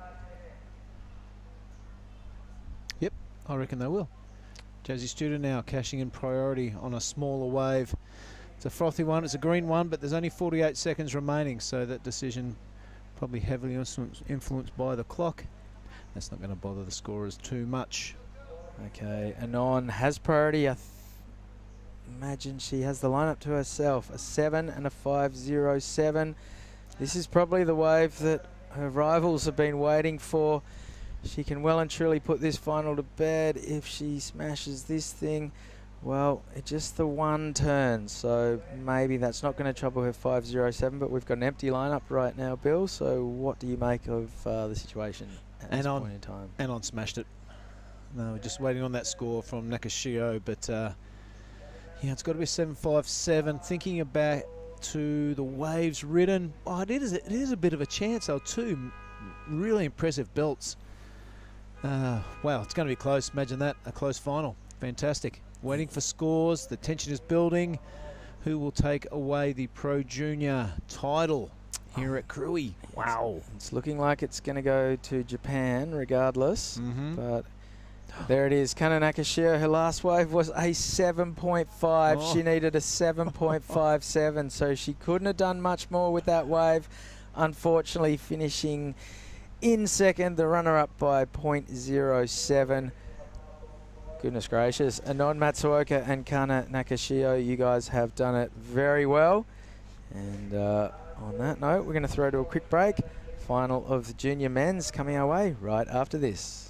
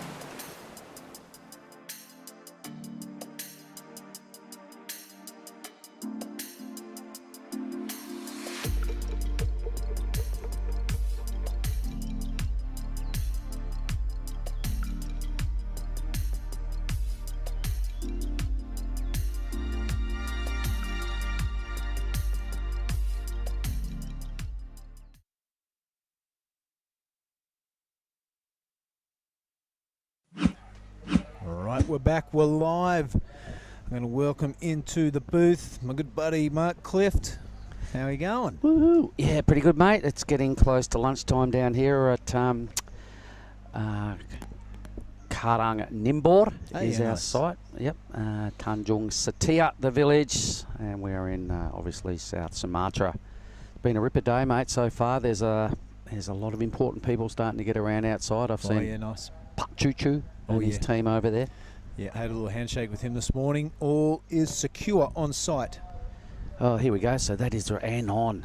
Yeah, well, look at that, 0.07. My goodness. I can tell you that Nakashio needed a 7.57, yeah, and look at her score, 7.50. It was super close. Another couple of scores squeezing in there, but none of consequence. It's Anon Matsuoka continuing along in her winning ways. You can't help but be full of admiration for her surfing. Yep. Well, they're still showing, waiting for some scores. Not sure what that's all about. Did somebody else in those other positions get away? I think, yeah, White. I think she might have a score to drop, but she needs an 8 to feature into the win. The important one was Reds, and that came up short by 0.7 of a point, if you don't mind. Now it's a Gromfest out in the water. We have our All right, she needed a 5.2. Does she move up a space? She can't move far. She's only got to get into the lead, but 5.4. All right, 5.4. All right, so let's have a look at this. It is Manojo Yahagi. That's him in the red. He's been a big deal in this junior boys. He's put together some huge numbers. Hang on. Hold the train. Hold the train. I think red has gone up. That must have been another wave. Oh, right. Do we rehash those? Really come alive here. Kana. Here, the scores. Kana Nakashia on a last wave. Oh, she had a 5.4. 5.4. Wow. That must have been one we missed on the broadcast. So I thought the 7.5 was the last wave she rode. But yeah, wow. Last wave win. Fireworks. Fantastic result. All right. I better make sure I mention that in the prezos. Or whoever Chris is doing the post-heat interview. Yeah. That'd be nice. Let's hope he gets the right person. Here it is, our Grom final. Manojo Yahagi, that's him in the reds, been having huge heats day after day. He's up against Weston Hurst out of Bali, Indonesia. Made Ariana, he's been on a tear as well, and he looks that good and fast and sharp. He's in white. Bronson Matey, basically doesn't need too many introductions. Most people around the world know who Bronson is. Yep. A Lakey Peak local, living in Bali. Weston's out of Lakey, living in Bali. A couple of transplants there. And here they are, squarely in our Grom final. So 30 minutes on the clock. Really looking forward to this one, mate. Yahagi has been scintillating the entire event, taking down some big names, Weston Hurst, Ariana and Bronson. Weston's only 14, we've got to remember. Yep. Big lad, he's been rolling with a little bit of a knee injury, so as good as he is, and we've seen, he can, we're fully fit. Weston Hurst is something to behold, so let's see if he can just really put his best foot forward this time. That'd be great. I'm sure his dad's watching. G'day Troy, g'day Uni. Ooh, wa'ura. Wa'ura. Well, Ujung Bocur, there it is. It's delivered over 6 days, mate. Has it improved in the last hour, or is it still a little tricky to read? Still a bit morning sickness. Probably not morning sickness for much longer, but I think it's that arrival of the new swell. You know what I mean? Look at this. It's a boil over here. Moment. Yep. Yeah, matey in red came from behind. It must have been the last 40 seconds. We didn't actually see the 5.4, but incredible stuff. The Japanese continuing to put a strong stamp on this division and this region of the world. Yeah, mate, we've said it a few times. We might as well go there again. I think it's only a matter of time before we see a Japanese surfer on the World Championship Tour.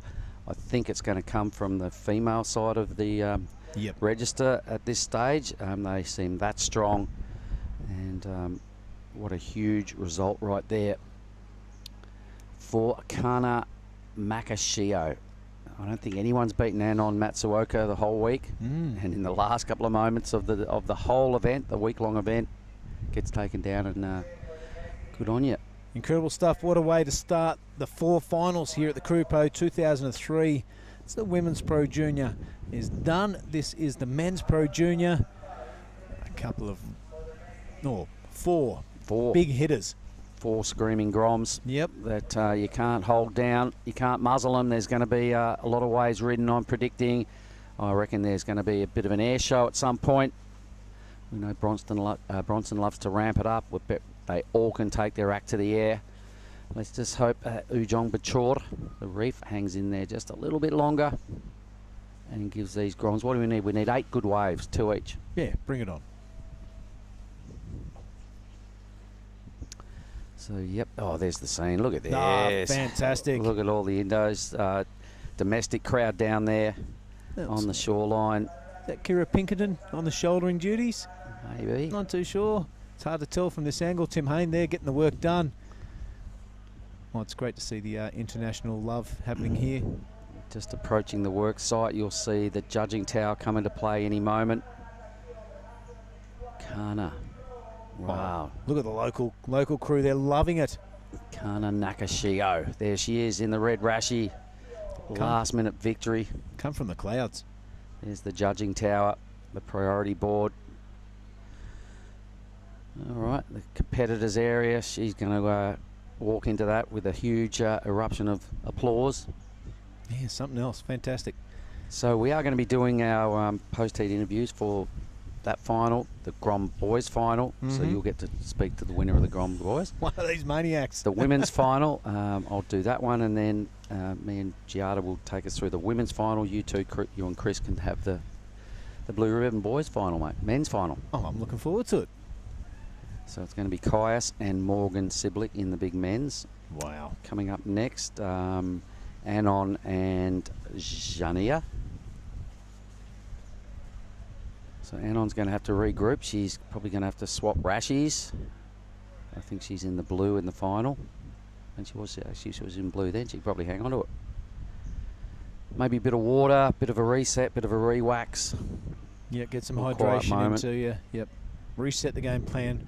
Wash the last final away, because it's going to have no bearing on the surfer-on-surfer action that we're going to see in just under 25 minutes' time.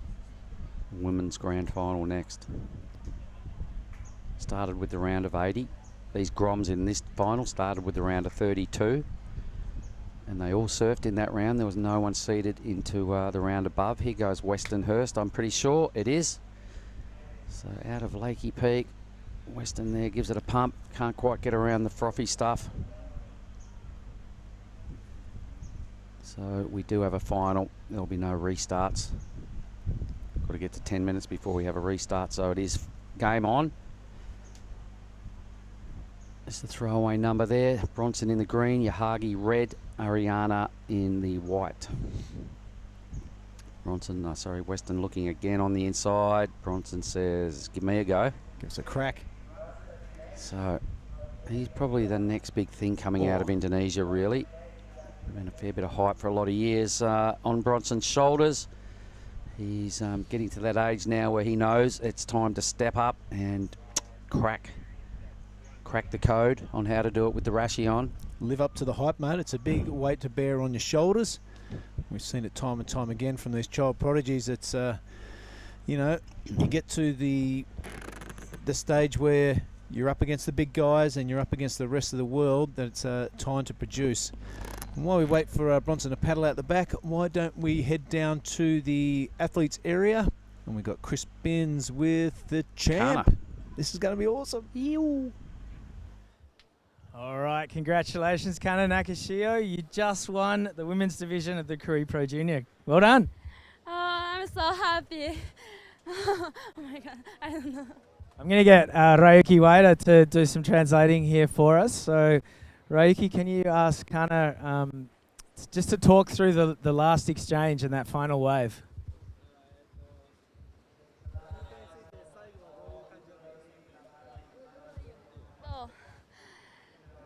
おとといと一緒で残り5分まで1本とか決めてなくて、そこからいいセット乗れて決めれて、すごいナーバスだったんですけど、すごい決めれてよかったです。 So that she said like same like 2 days ago, like she doesn't like get good score in the first, and then she got like in the end like she got the score, and then like same thing in the final. So yeah. Did you know that you got the score? Did you think you had it? 最後の波についてあれ自分でそのスコアをゲット取れた。そんななんだろう点数出るって思ってなかったので、もう一本乗ろうって気持ちで最後のも乗れたので、それで決めてよかった。 So that she say like she didn't think that 7.5 didn't get the score, and she try get one more score, and then she got it. Yeah. Amazing. Is this your best ever result, and what does it mean for your career? このリザルトについてどういう感じですか？このQS はいい結果じゃなかったんですけど、プロジュニアで優勝できて、もう一戦一宮でプロジュニアも QS もあるので、そこで優勝して WJC 行けるように頑張ります。 So she didn't get a good result in the QS, but she really happy to get a good result in the Pro Junior, and then she will have a next event in Japan, and she will get a good result in there too. Okay. Any last words in Japanese to your friends and family back home? English and Japanese. Okay. 待って、Japanese. Okay. So thank you so much, Alex Safford and my sponsor. 応援ありがとうございます。このクルーのためにアレックスが板作ってくれて、それで優勝できてすごい嬉しいです。スポンサーさんの応援とか支援があってここに来れて優勝できているので、また次も勝てるように応援よろしくお願いします。So that she said thanks to everyone and the sponsor, and like thanks all for cheering. Awesome. All right, everyone, give it up for Kana Nakashio. And back up to you guys in the box. Congratulations. Thanks, Chris. Good old Royuki doing the translating duties. How was the emotion in that young lady's face? Oh, it's fantastic to see. Even though we couldn't understand Japanese, you could see the international language feeling for emotion and stockhead and just a bit of disbelief. What a magic moment. She'll never forget this day. The boys are into it. Westonhurst and Yahagi shoulder to shoulder. They both want priority. Looks like Weston's chucked the towel in. Quite a few good rides went down. Oh, he's got priority. Nice one. Quite a few good rides went down during that interview. We've seen Yahagi ride a couple. Westonhurst did a really nice heavy swack. Got his big back foot stuck into a good wrap. Ariana in the white is also owed a number. So starting to take shape now in our grand final. Yeah, Ariana had a heap of speed. Did he get to do something with it? I didn't really. Yeah, I think he fell catch off. It all. Okay. Weston got a nice turn. I like what he did. So, does Bronson stay in first after Weston's number drops? Sure, there's a lot of people watching. I imagine a fair few crew at Lakey Peak will be watching right now. Onki Lupo, if you are, thumbs up, brother. Onki Lupo. Compass Warung, Iwan and the staff. They generally have the broadcast on during most events. Cheers, boys. Waura. And I'm sure Mum and Dad for sure are watching in Bali Town. Troy and Uni, parents of Weston. I imagine Mick, Bronson's dad, will be watching. I'm pretty sure he lives in Pachatan these days. Mick. And not too sure. I know Ariana is from Bali. I think he's from the Sarangan area. Yeah, he is Sarangan. Yep. So here goes Bronson now, just winding up. He loves to boost. What's he got? Throws the epoxy above the lip line. Up again. 2 hits. Comfortable landing. Righto. Weston's 393 for his back foot gouge. Temporarily in the lead. That won't last long. Bronson about to go into that position. Yahagi had to really find some open space. His best wave is only a 3.23. And Ariana's high-speed ride, it didn't amount to a whole lot, 2.5.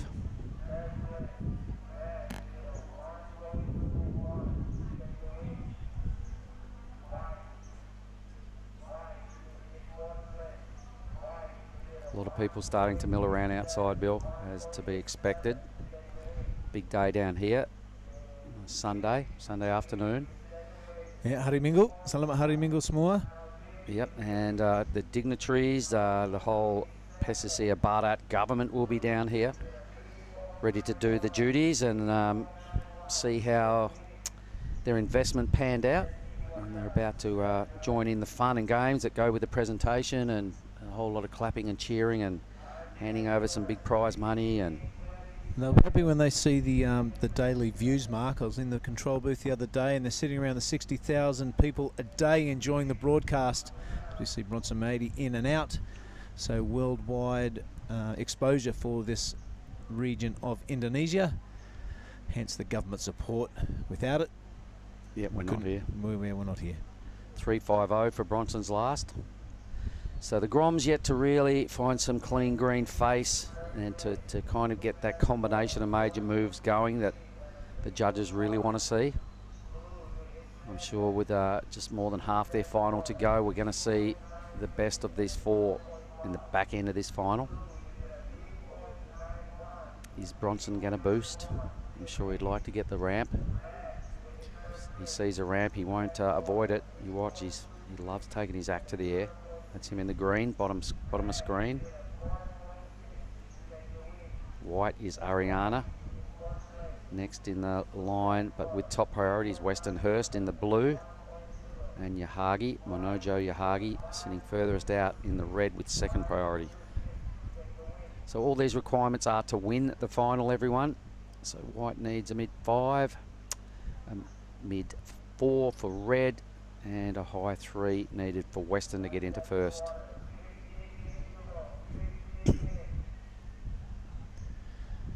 Well, one champion decided already in last-minute heroic fashion. What's going to happen in this one? We've got a tick under 15 minutes to decide, and this is Mate Ariana. So the Serenga kid chucks a big chunk of Indian Ocean on this small wave, follows it up. This is going to be a 3-turn banger. Nope, falls off on the third. Bit of body surfing to finish off with. Western up and down. Not sure what happened earlier on that wave, but geez, Ariana could have posted the best number. May still go close to it. It was pretty sharp surfing. So let's watch Bronson's third effort. Be hoping for the inside track here. It looks like he might have one. Oh, that was a pretty big hit. If he gets this and nails it, this will be the better wave. All right, so Bronson's starting to find some space to show us what he's made of. Yep. Yeah, that was impressive. It wasn't the prettiest wave either. There's some tricky little sections in there. So, yeah, Bronson doing extremely well. Looking to get rid of 350. I reckon he's done that. Yeah, for sure. Good burst of speed on his little epoxy weapon there, and found a bit of room to get it up above and over the lip. Let's see what happened on Western's last ride. That was about it. Okay, so another throwaway score. Weird double up thing there, mate. And yeah, I love this foam climb. Really functional, seamless stuff. Then he finds the open face, swacks it around, a lot of white water flowing, and that was a really hard manoeuvre. It's not as eye-catching as the first one, but you got a lip coming down right on top of you and your board, so did super well to control it. I think the judges will like that because it was the best manoeuvre on that wave. There was a really good connection before the big stab in the lip. It was really crisp, high above the lip. I kind of think Bronson's going to be in for a pretty good number. Yeah, Mate now on his third wave, I'm pretty sure that is the way you finish off a wave in a competition, and your boy, Yahagi. Right, let's see how Yahagi goes here. Finally, he's got some room to move. His top-to-bottom attack all week has been undeniably good. Drops into the lower half of the reef now. Oh, touch of the fumbles on that wave as well for Yahagi. He goes Westernhurst. Yep, the goofy footer. Check him out. He's strong. He's a big lump of a lad. Has to pull that way and muscle it around a little bit. And that's more like it. We know he's capable of turns like that all day long. Just has to find the section to hit. Geez, he did well on that second hit. This final is really heating up now. You can see the earlier efforts are going to start to disappear off the scoreboard. They're all putting better numbers together now. Still 12 minutes to sort out our Gromfest here. They are starting to, you know, this is more of what we know these guys can do. It all started with Bronson's last good wave, and they all put something together they can be kind of proud of here. So Yahagi. The ever dangerous Yahagi, mate. This is a replay of the wave we just watched. Relaxed style. Needed to make this. Yep, he really needed to make that. So that's a little un-Yahagi-like. He goes Western. So let's see where the points come from here. He kind of had to muscle this one around. He got caught on the speed bump on top, but this second one, it's a ha. That's a full sar. Yep. The judges love that sort of stuff. Fins out. This was that wave for the third time of Bronson's. It's really difficult to do that projecting foam climb. That's even more difficult to do, and this, the hardest one of them all. So you've got to be thinking out of those that we've just seen, that was the most well capitalised on opportunities. Yep. So Bronson can kind of be happy with how he started and finished that wave. A couple of slip-offs. Well, a slip-off for red and a well-surfed wave for Western as well, but kind of didn't have as much room to move. And real critical for Bronson as well. Ariana, I'm struggling to remember what he did, but we'll shortly see some numbers appear on the monitor. Right about now, the judges earn their keep. That was A lot of waves ridden, short amount of time. Time to get that info out of your brain onto the terminals and fit it in to the 0 to 10 scale.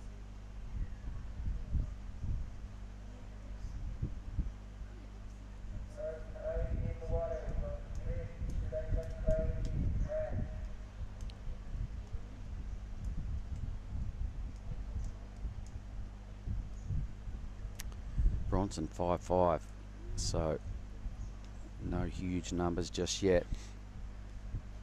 Everybody will upgrade or thereabouts their 2-wave total, but we're yet to see a blockbuster score that's going to stamp someone as our champion. Bronson now jumps to his feet, gives it a pump, little speed check to set up the first hit. This wave smooths off nicely for Bronson. Throws it up again, gets bizarre. Does Bronson things? Does he get credit for that? Oh, I'm not sure, Billy. That was 95% complete. Wow. Yeah, I don't know. I actually written him off halfway through the whitewater there, but it's he had priority, mate, and this is a good-looking wave. Off to a great start. Looking skyward, really whipping that board of his around. It's off to a lot of projection down here. We knew it was coming. Whoa. Almost to his feet. It's just, I reckon he gets credit for that. All right, well, we'll know when we see the score drop. If it's huge, he does. If it's mediocre, he didn't. Yep. I mean, he came around. It's looking he fell off on the bottom turn for the next venture. It looked like his foot came off as he was doing the rotation. It was a slick recovery disguised by the whitewash, and then stands up and then kind of fell off. So let's see. I think if it goes 7s or 8s, he gets the credit. Yep. If it's not, then that'll be why. In the same range as the 5s, you'd imagine. Yep.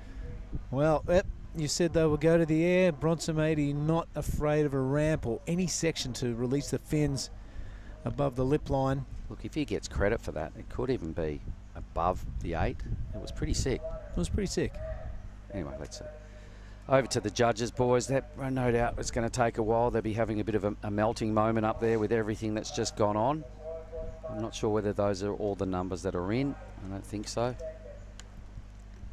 think Weston's still owed a number. Ariana with the 4.53 upgrade. Yahagi. Yeah, I don't know whether the numbers are in just yet. Anyway, it all making for a pretty interesting final 8 minutes. Yeah, that was probably one of the better and more bizarre air efforts we've seen this event from Bronson. Had a lot to like, a lot of spontaneity, a lot of height, a lot of rotation. He's got a reputation of pulling off those 1-foot landings and recovering from them. He did one in Nias last year. It was massive. You can't look away. No. You don't give up on Bronson, even if the whitewash and you can't see him. You've still got to just keep watching and give it probably another 5 seconds before you go, oh, right, I know he didn't make it. Yeah. He's that sort of guy. He does Bronson things. Seriously, remember there was that wave in Nias, you said he did this bizarrest thing in Nias, and kind of the number was pretty low. And the judges went, well, we consider it like a loss of control. And it's like, yeah, but no one else could have made that move. It was a Bronson thing. Yeah, it was a bit of a kerfuffle, and they compared it to Toru Watanabe's similar effort. They were on separate days, and it was separate rounds. Yeah. And so, the comparison to those two was really unfair, I thought, by the social media keyboard warriors. And, there was a lack of control, but nonetheless, like you said, you can't take your eyes off the kid. Yeah. Yep, and you never know what he's going to do next, so it just makes for great viewing when you're surfing with Bronson. He's always going to get barreled. He's always going to throw down bizarre airs, and you can't give up on him because he'll make the unmakeable. So the other 3 though, they're all in the hunt. They're starting to find their groove a little bit. 6 minutes is super crucial here. This wave of Bronson's will be a big moment in this final. If he gets the number, it's going to be hard to beat him. If he doesn't, the door's left open. Game on, yeah.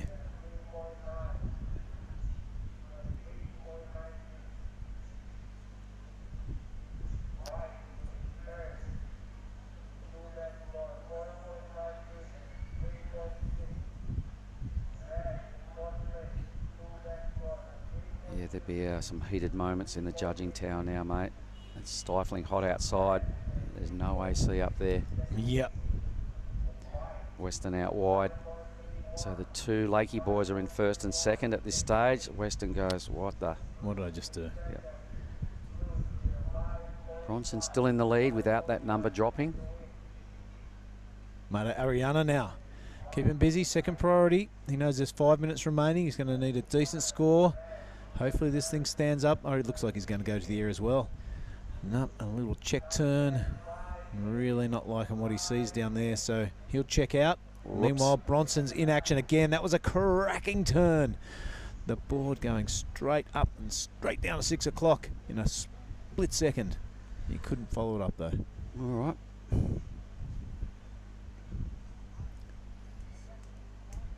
It's pretty close.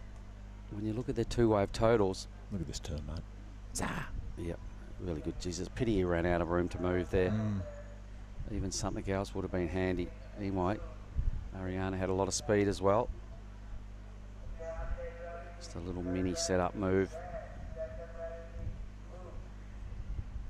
Yeah, Serangan from there. Remember Marty Owen from Serangan?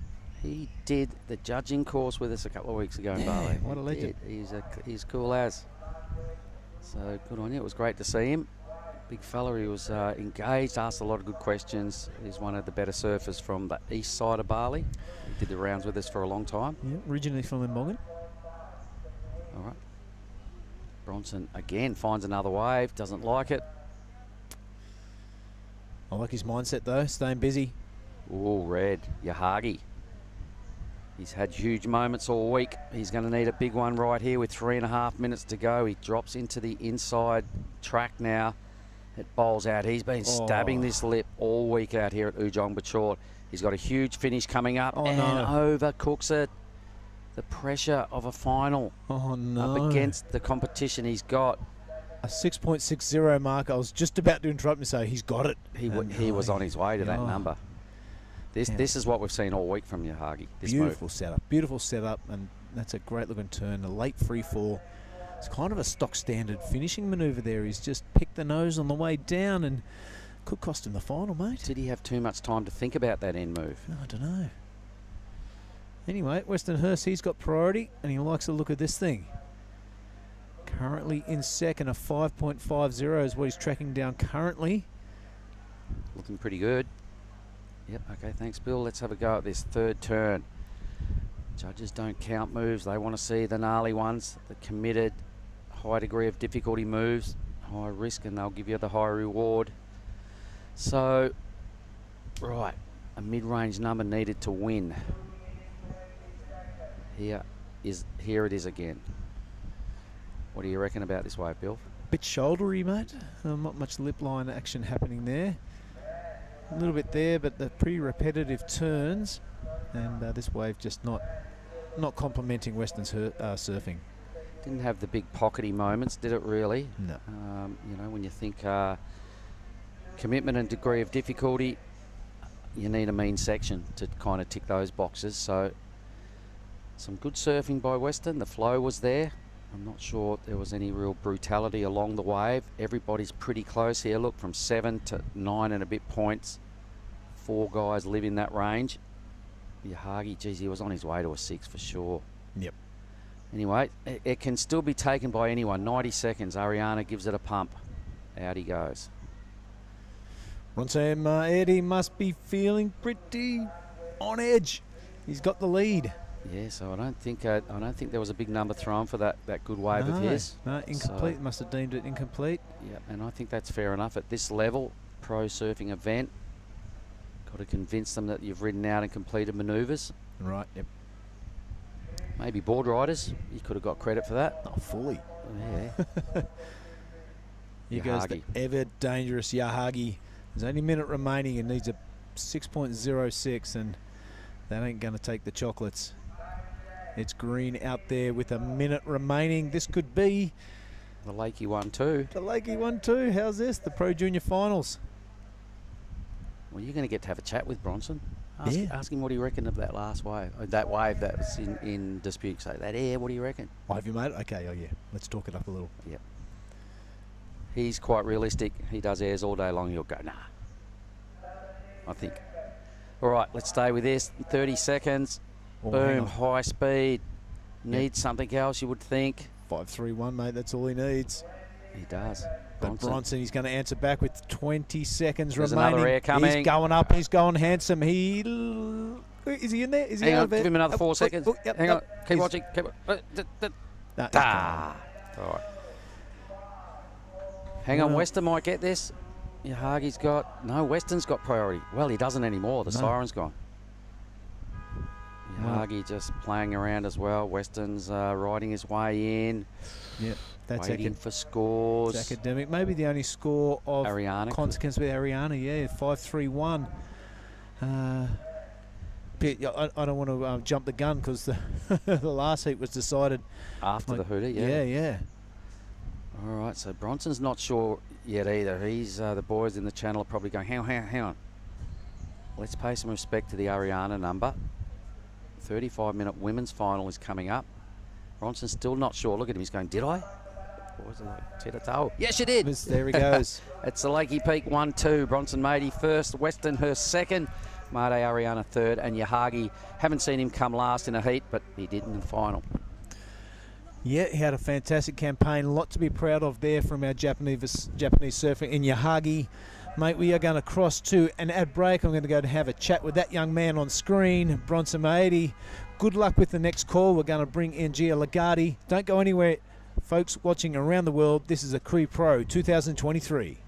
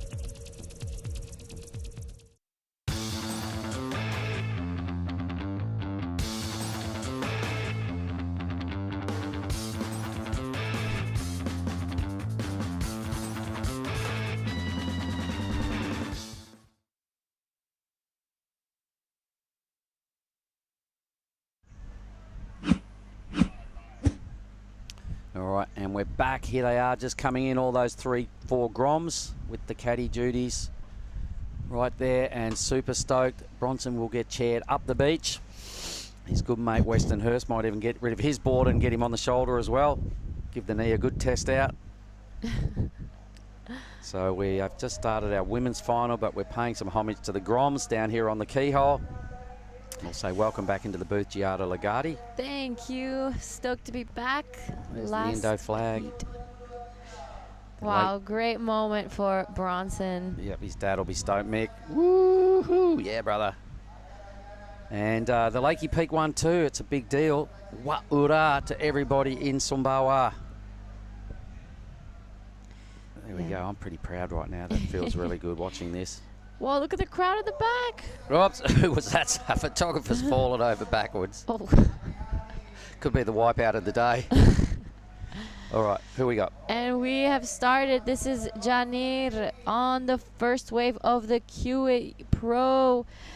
And she unfortunately falls off on that one, but there's still plenty of time. And right behind her, Anon Matsuoka. Yep, still got the blue rashi on from her last final. Mixing it up with the young pro junior girls. So not a lot going on in the first 4 minutes of this, but I can see the clock extension there into 35 minutes. Yes, the QS will have 35-minute finals. We are 2 heats away from finding our winners. So let's see what went wrong here for Jania. Nice little wrap to kick things off. There's quite a bit of lump and bump on that wave, so that's probably what cost her. And one little mini move here for Anon. Out she goes. Yeah, both girls trying, well, not trying, starting off quick. These will definitely not be any keepers of this heat. No, no way. Not with 35 minutes on the clock and the level these two surf at, both goofy footers.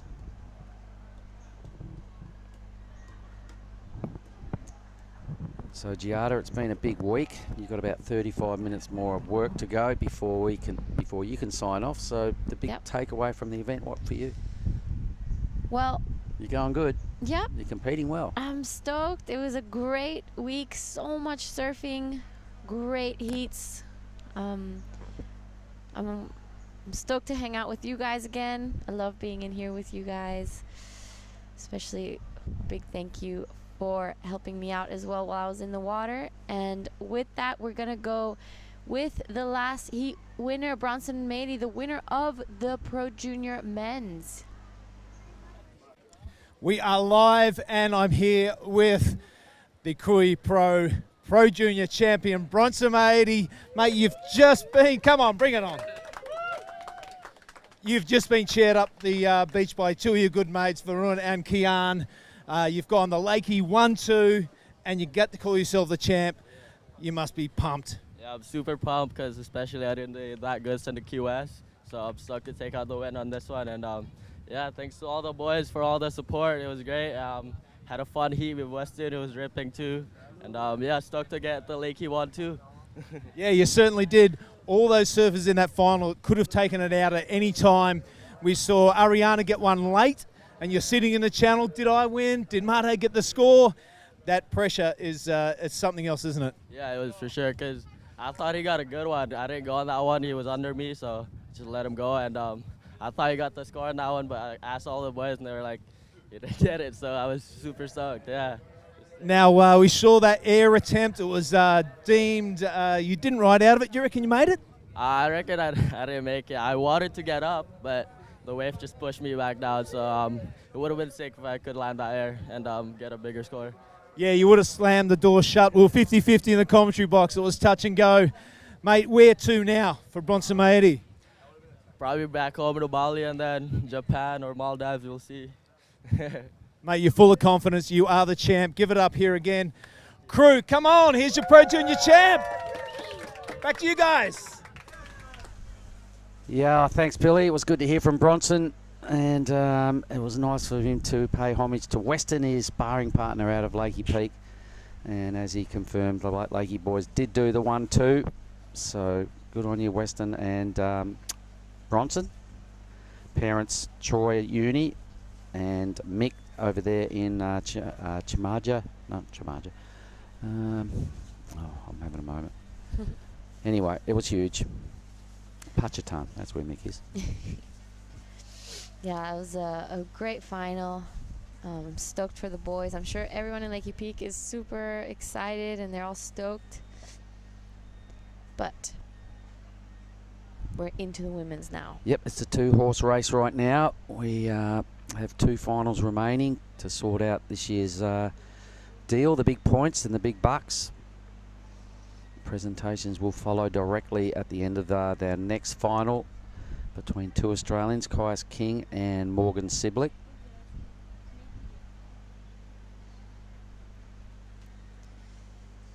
Yes, a great week of surfing. Here is Anon Matsuoka on a wave, a bit of a check turn, gets around this foamy section but does not really look like the type of wave she was hoping it would be. But she's keeping busy. There's 27 minutes left, plenty of time. We are at the Krui Pro final. This is a replay of the last wave.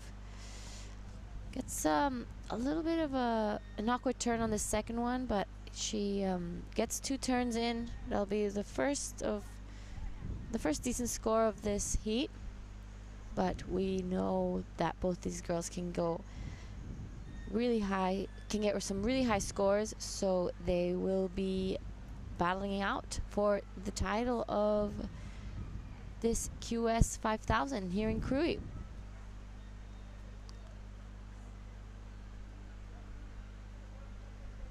Yep. Lots of people getting down here. You could see that on the shoreline before when the Groms made their way into the beach. Lots of Indonesians down here, being a holiday, being a Sunday. Hello, Mr. Day, we quite often call the Sundays. But there's a lot of them, and they're here just to check out what the bullets are doing down in Tanjung, Setia. And here is the youngster, Janir. Janir on a wave, a quick up and out. Didn't look like it was going to open up for her. So she's still back out there, probably going to get priority. We saw a big crowd forming on the beach. Everyone's excited. It's finals day.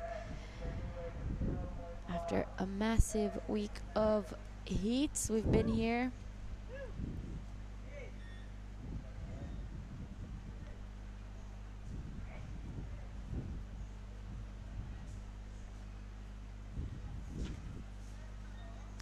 It certainly has, and geez, first 4 days we've knocked out 88 heats early on in the week to get to this point.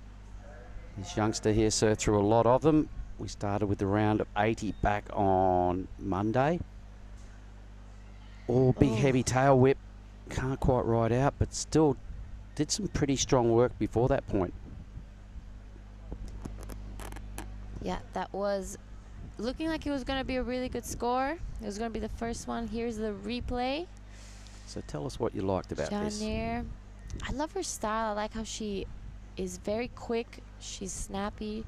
This one was a pretty good turn. This was going to be massive. Unfortunately, just falls out of it. You know, as we're in the final, it's just give it all. Yeah, for sure. There's no holding back. Good call, good call. She really went for it. Had she made that, you'd see a huge number and probably put her fingerprints on the trophy if you had made that move. It was really sick. A big throwaway tail blow. It would have definitely caught the judges' attention. Unfortunately, didn't land it. So as we saw with Bronson's, for all those playing along at home, 95% complete is still an incomplete move, and you get no credit for incomplete stuff. Still locks in as a 5, as you were saying, best way over the final, so well done. Could have been an 8 had she made that air move. Yeah. That was the difference. That was a really explosive last turn. That is the first, I'd say the first decent score of this final.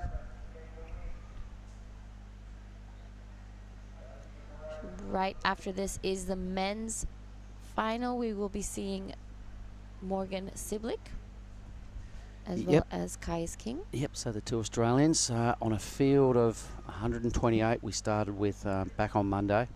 We have 2 of them standing tall. They're both Australians. They've surfed a lot of heats, dealt with a lot of pressure, and they both belted the hell out of Ujung Bocur, the wave right in front of us. Yes, both outstanding surfers and outstanding performances throughout the week. Great heat tactics. I was very impressed by one of Kais's heat, looking for a 2-8 at one point. Paddle up the point, paddle up to the point. Caught a little insider, got the score he needed under priority. I thought that was really great and mature surfing and heat tactics from Kais. Morgan absolutely killing it all week, scoring some 8s and 9s.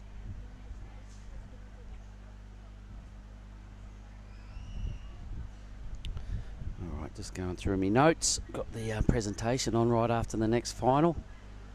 But nice bit of camera work again. Drone footage from Ryan Williams, best in the business. He's been killing it throughout this event, giving us a different point of view, bird's eye look at the reef and our finalists.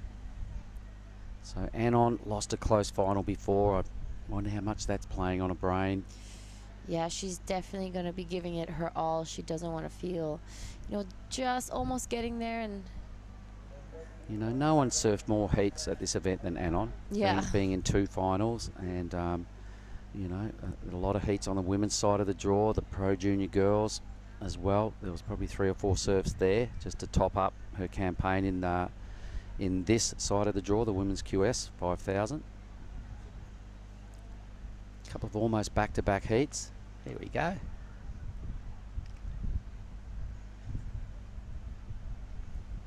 Yeah, Anon has had impeccable surfing throughout the entire week.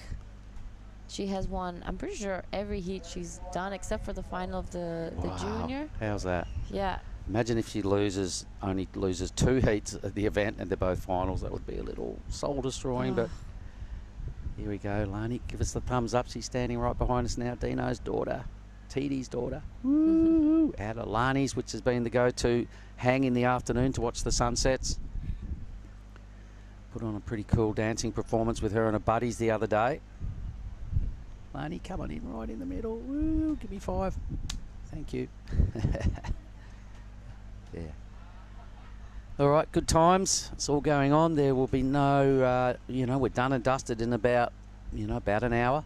The event will move on. People will go their own way, and the memories will linger from this event. I'm sure our finalists and our winners. What about Kana, the winner of that one? Can you imagine how she's feeling right now? She would still be on cloud 9. Kana Nakashio. Yeah, she must be stoked. Oh, so stoked. To meet someone like Anon, and to do it, in the channel after the heat, to hear your score. Surely a victory doesn't get much better than that.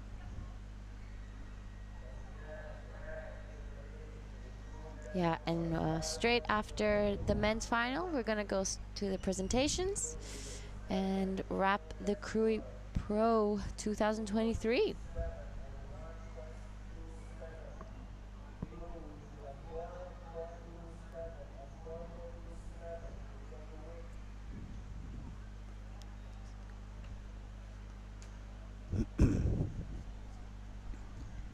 Already down to 19 minutes left. Yep, and that one wave that Jania rode and fell on for the 5 is starting to look like an important number. Yep, starting to look like a backup, hopefully. Well, we'll start rapidly approaching the halfway mark. Blue Anon doesn't like what she sees down the line. She had priority, but Jania investigating the back end of this wave. Gets one crisp manoeuvre off. Little mini move to stay with it. End section, make this one. Put some points in the bank, and she's doing just that. So stringing it together. She's gonna hope for a really good finishing here. Oh, and just falls off. It looked like there was a little bit of a bump. Yep, that fall off not as critical as the last wave, because we're right out there in the channel, did all the good work early. Yeah. What did you like most about this one? I really like how she hit every section that was coming at her. All that flatter section she did cut back, went back to the whitewash to then finish it off pretty nicely. Great surfing here from Janir, wasting no time. Yep, forget about this little stumble there. That doesn't really matter. That first turn for me was about the best of them. Yeah. And then sort of lots of, minor-ish manoeuvres. In the scheme of things, it's still going to be probably the second best score of the final. Put a bit more distance between her and Anon. And to win, that 4.27 is going to go a little further north for Anon. Yep. So the judges won't get too carried away with this. It was a crisp first turn. Yeah. Nice. And then just, what the judges would consider more minor manoeuvres. Just working her way through that wave. Playing the game, doing what she has to do. It's a low-scoring final. Anon with a 1 and a 2, has nothing. So that's better than nothing. It's definitely a something, and she'll be happy with that. Yeah, Janir, it could also be a bit of a mind game for Anon, hearing those scores that, she got a 5. She's about to get another one. Anon's sitting just on a 2.67 and a 1.27. She's going to start feeling the pressure. She knows she has to go big. Janir is a great competitor. So we'll have to see how Anon reacts under pressure. That's it, you know. Champions are made of that sort of stuff. We know she is a champion in the making, but it's time to dig deep. I wonder if the pressure of losing the last final is sort of more at the front of her brain and not at the back of her brain right now. Chasing a number and the opportunities are limited, and like you said, a 5-3-3, so another 5. Yeah. All right, so definitely worth taking that wave. The 7-6-6 now is a substantial number. So I wonder what's going through Anon's brain right now. Yeah, and it's very unlike Anon. I've watched a lot of her heats this event, and it seems as though she's always the first person in every heat to get a big score. So you know, this bit of a change, she's gonna have to adapt and play a little bit of catch up. There's been a big change in conditions as well from the semis to the final. Yeah, it was quite oil slickish not so long ago. You can see now definite ruffle out there, and it's messed up a lot of these waves. They're starting to look way choppier and getting harder to have a good read on what was already a pretty difficult ocean to get your head around.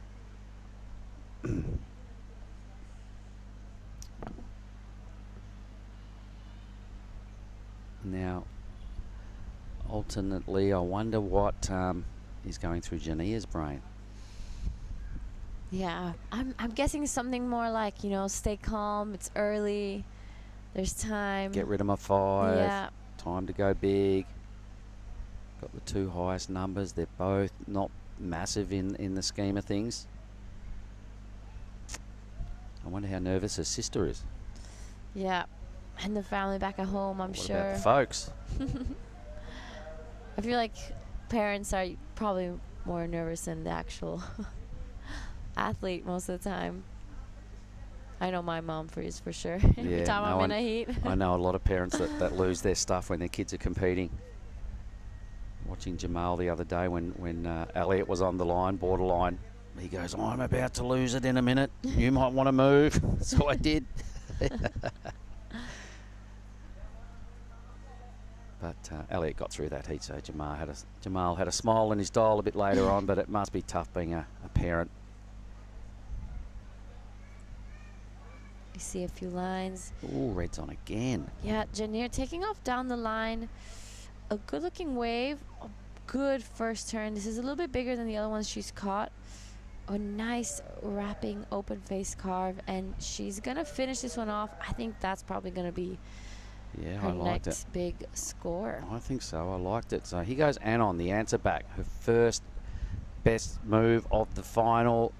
This is her best wave. All right, so does she stay within touch of Jania? I think Jania will probably have a pretty respectable score off her wave. Let's see what Anon did up the point. This was Anon. She didn't do too much before we caught up with her. And this is where we saw a nice wave. Yeah, a couple of mini moves and then a so-so sort of a finish. Yeah, Janier, a good looking set, a nice first turn. Gets around that whitewash section, wraps it around, and this is a pretty nice finishing. Yep, that looked better to me. Yeah. Yep. I think she got the better of this exchange for sure. We're gonna wait for the scores. Yep, I think Jania will improve her 2-wave total. Matsuoka got a number. It'll be her best. I don't think it goes into the same range, similar range as what these 2 scores that are already on the board for Gonzalez.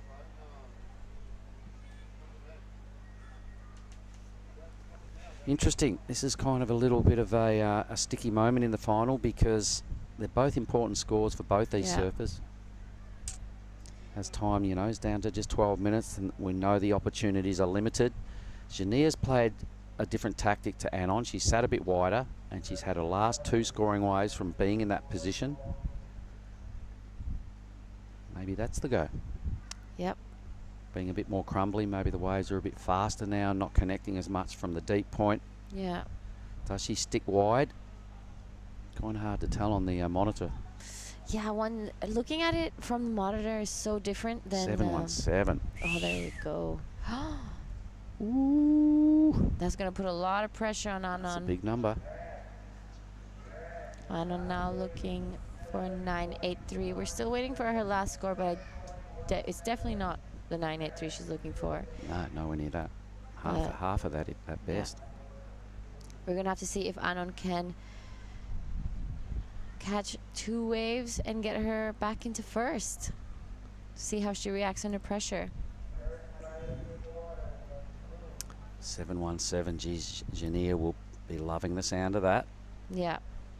She's going to be, that's going to be a definite confident booster.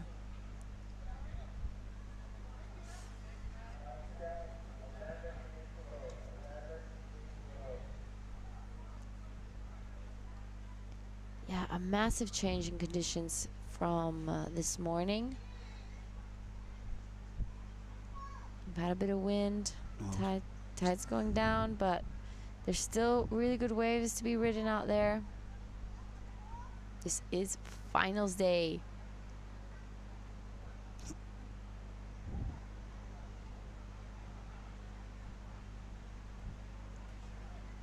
So what goes on this evening for you, G? A little bit of dancing.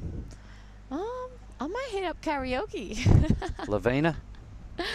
Yeah, I'm not sure. I'll see what's going on around town. I do leave at midnight, so. Same, yeah. Kai's King there, entering the Thunderdome. The battle is about to take place in the men's side of life. There it is, a 5.57. So Anon gets awarded the second best number of the final just to stay within touch. Now she needs just about 7 points. So a mid-range score, no real big hits on that wave. There was 3 manoeuvres, a couple of them were kind of minor with a decent finish, 5.57. There she is, she would have just heard all that input.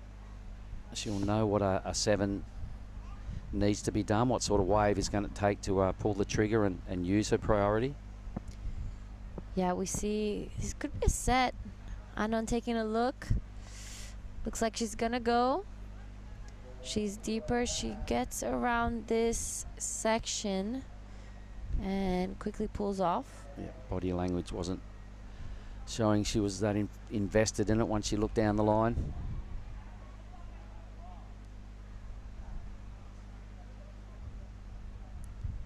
We're down to the last just under 9 minutes. There we see our second finalist of the men, Morgan, in the blue. Look how gorgeous the beach is. This event is definitely one of my favorites. Blazing sunshine, everybody surfing in board shorts only. It's that hot out there. I don't think I've seen a wetsuit for all week. The crowd on the beach, everybody's tucked up under the shade, as you can see. South Sumatra, we're pretty close to the equator. The water is about 29 degrees. Look at these groms down there in their singlets, swimming around in the keyhole. Morgan in the zone, staying focused. He's been pretty much a standout of the week. He's got to hold it together one more time and get over Kai's King to really, capitalise on the reason he came here. Yep. It's going to be a great battle between the two. Yeah, 5,000 points is a pretty big deal. If you could bank that, would definitely lock into your campaign to become a Challenger Series surfer. Morgan, fortunately, is already in the Challenger Series, so coming here to hang out with his mates and just taking the win. Yeah, get some runs on the board. Take the win would be good. I think with Morgan, he said it was more of a fear of missing out, the FOMO thing. Yeah. With what his mates went through last year and the clips he saw, he's like, I'm coming. Yeah. All right, let's have a look at this. Go for it, This Jania. is a good looking wave for Jania. A nice open face carve, and here the section stands up for her. She hits it. Unfortunately, a little bit of a flat one, but that was much better. This wave is going to give her a little bit extra on the inside, and we'll see if she can finish this off nicely. Come on, finish this. Oh. Wow, damn. All right, meanwhile, a big hit out the back from the surfer in blue, Anon Matsuoka. The glue foot, she hangs on. I'm not sure where we caught up on the TV screen out of that ride, so we'll probably rely on a couple of replays in a moment to see what went on at the start of that wave. But I think the little one here in the red, Jania, I think she's improved her total. Took her a little while to get stuck into it, but she did do a couple of really strong hits halfway down the wave. Yeah, she did. It's going to depend on what Anon did up the point. This is a replay of Anon's wave. A good first turn. This is definitely one of the bigger sets we've seen. And then straight into the second one, air drops down and finishes this wave off. That was a pretty good wave. It was, and the judges are going to enjoy the degree of difficulty in that wave. They're going to compare these two rides. So let's see the point of difference. That first turn was nothing major. That was a little bit of a tap. Then she gets her rails invested in a little bit more. Same with that move. Anon so far having had a whole lot more degree of difficulty about it.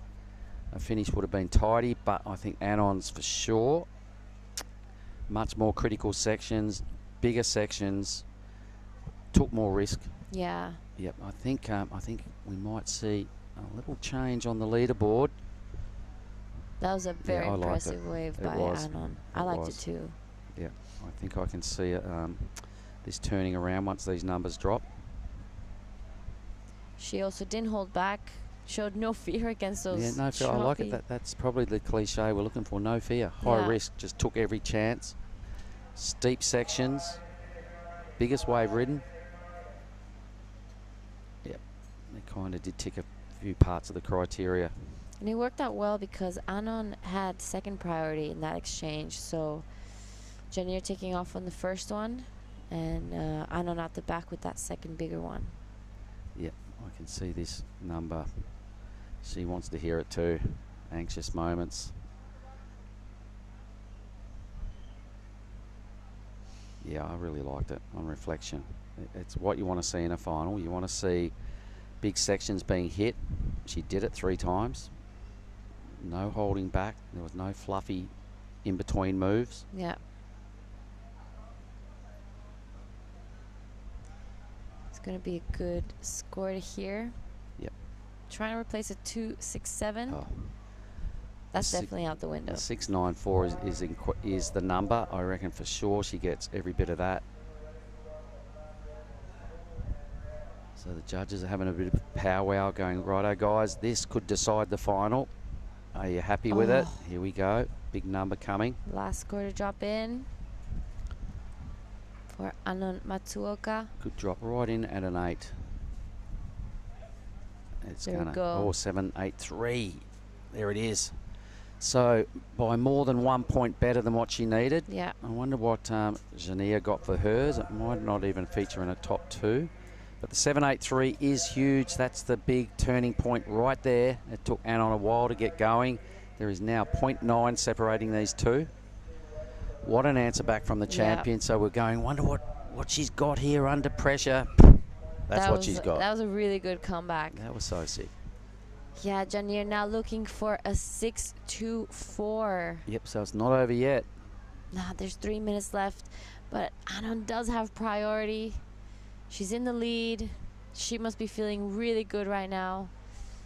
She felt the pressure, but it did not affect anything in her performance. This is going to be a great last few minutes of this heat.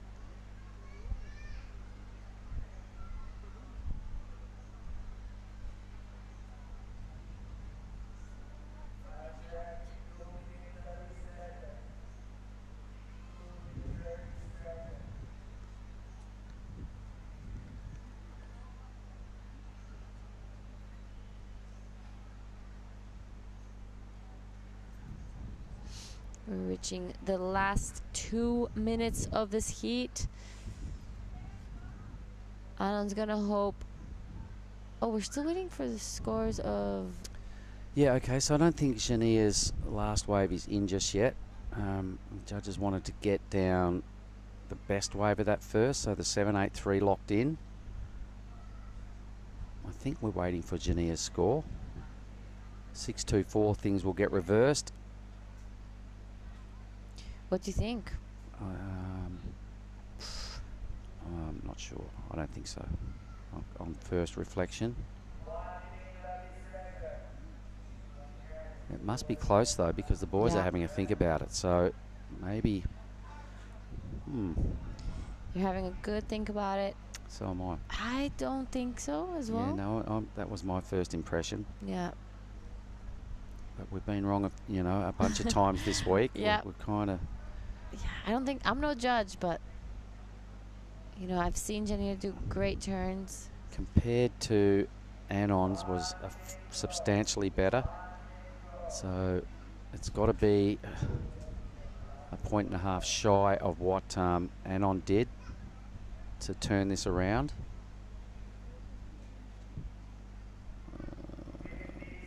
Yeah, 50 seconds. They're still, maybe they're just doing this on purpose. It's looking like it's going to be down to just this wave. I don't see any lines coming out the back. Surely Anon can't lose 2 finals after the Hooter. Oof, you see Anon going after Janier, making sure she doesn't catch better anything. stay close. All right, well, we might end up hearing the siren before she needed a 6-2-4. All scores are under, so it is going to be academic that it's not going to reach the height she needed, unless someone, no, it won't be, because first and second numbers go out. I mean, highest and lowest go out. So Anon is going to hold on here. It's in. It's a 6. She needed 1/4 point more, so the Japanese surfer holds on. Huge victory, a deserved victory. The winner of the women's 5,000. I feel kind of that is a justified moment in the big scheme of things. Sure, Jania's bum, but she got so close within 1/4 point. Huge result for both these young ladies either way. And that is our Krui Pro champ. Look at Anon. Oh, she's stoked. That is a great result for Anon Matsuoka. Janier as well, second place is amazing. That was a great final. All right, we're going to throw down to an ad break. I'll go and have a quick chat with Anon and over to the men's final in a moment.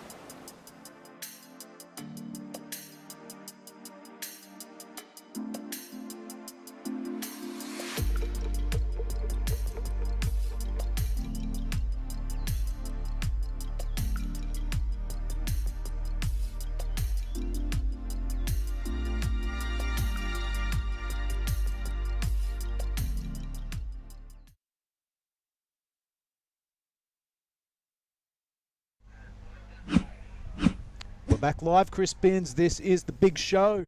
Bring it on. It's Morgan Siblick taking on Caius King in the blue ribbon event. The wind is anything but blue ribbon, but these guys, it won't bother them too much. Yep, the long-haired, super stylish Caius King from Byron Bay up against the blue-collar, down and dirty, gritty beast that is Morgan Siblick. From Newey. From Newey. So Byron Bay Board Riders versus the Merriweather Board Riders.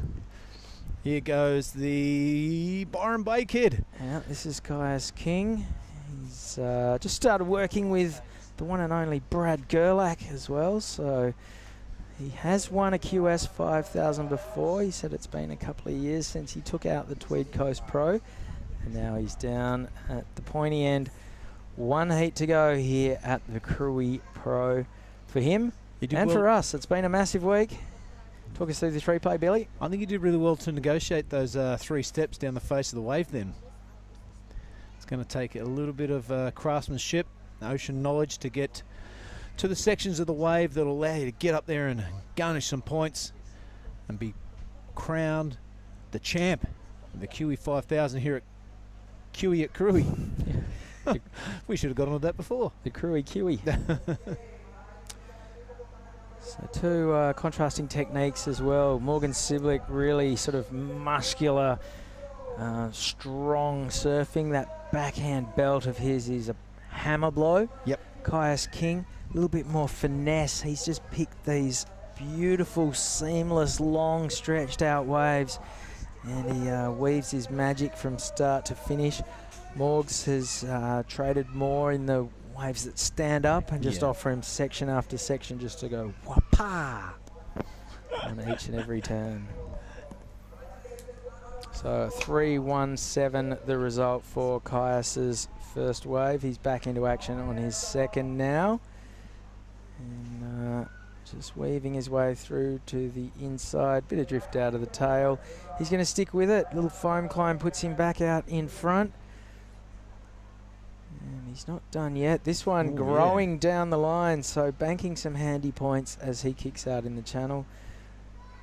Here goes Morgs on the wave behind.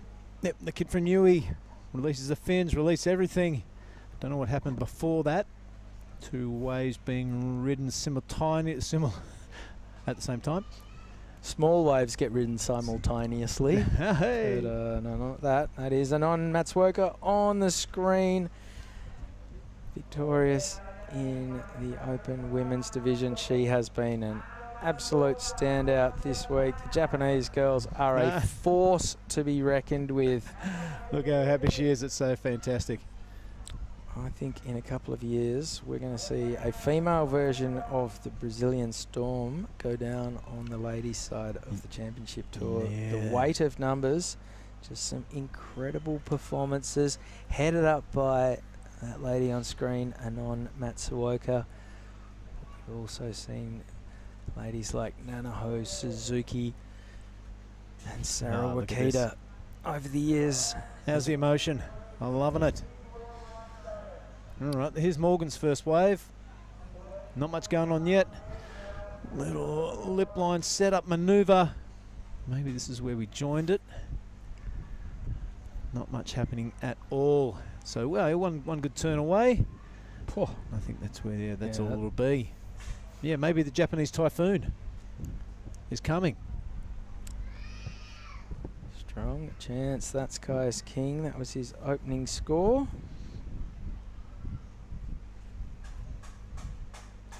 Did a lot of whip in this last one.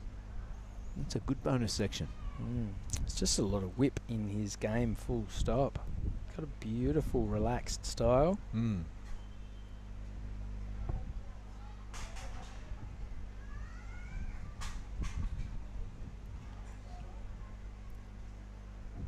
So it's been a heck of a week, mate. Some highs, some lows, some tears, some joy. You enjoyed your time here? I'm just getting started, mate. So you haven't enjoyed it? Oh, I have enjoyed it, but my time here is far from over. Nice one. I've got another week to run. And, yeah, really looking forward to less watching other people surf. Yes, I know what you mean. And more of doing it myself. Yeah, it's a good move, mate. Hanging around for a week or two afterwards. You're a bit inspired to take your surfing up to the next level after watching these chargers go at it all week? Inspired, but also a realist.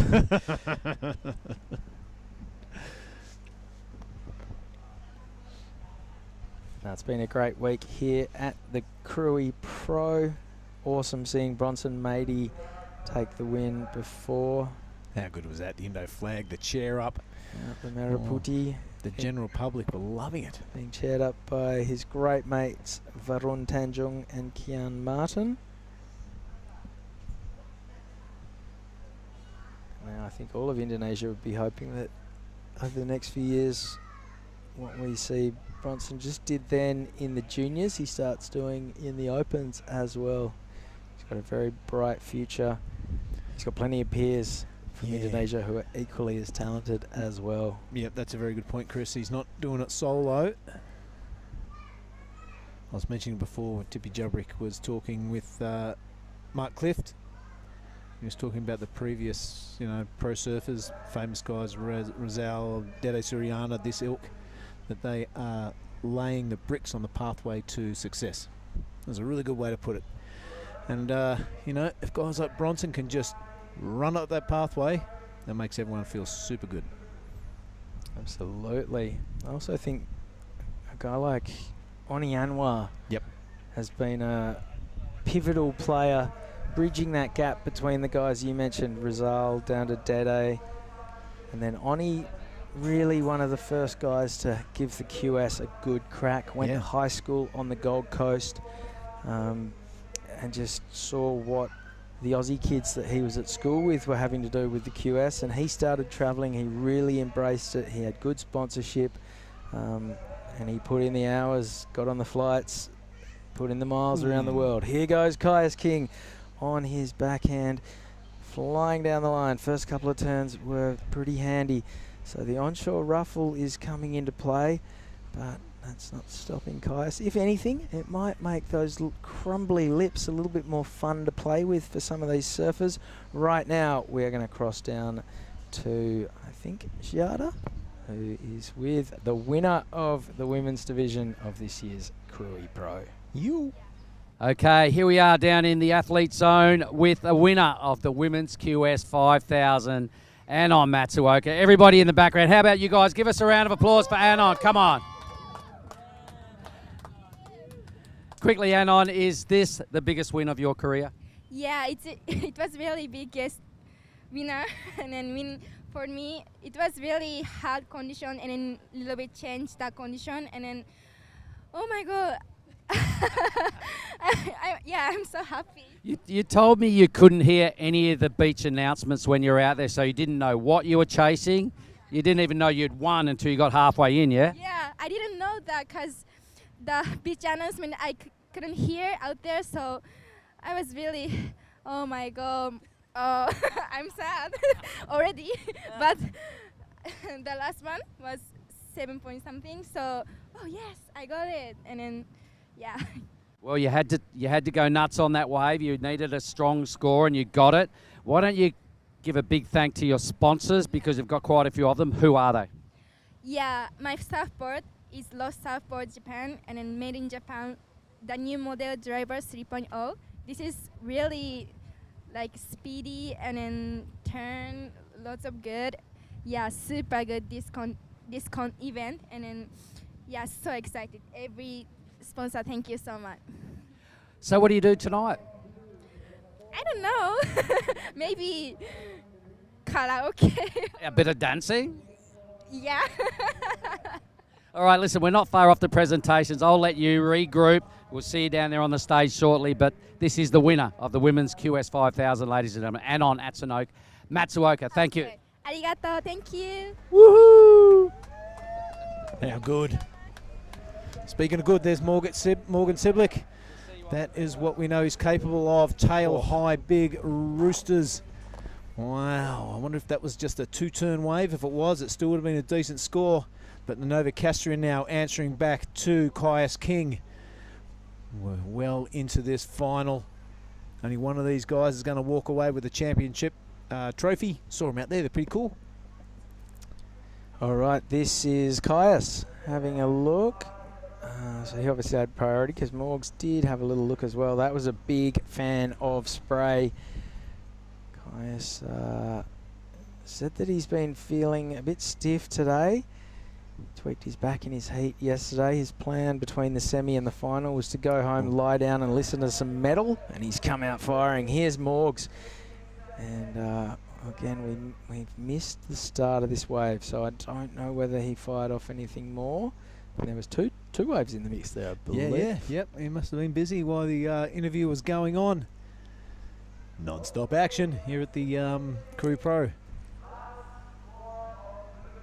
Alright, so previous wave for Morgs was a 483, and then he's just dropped in a 683. Caius has a 3.53 and a 5.5, so Morgs is in the lead.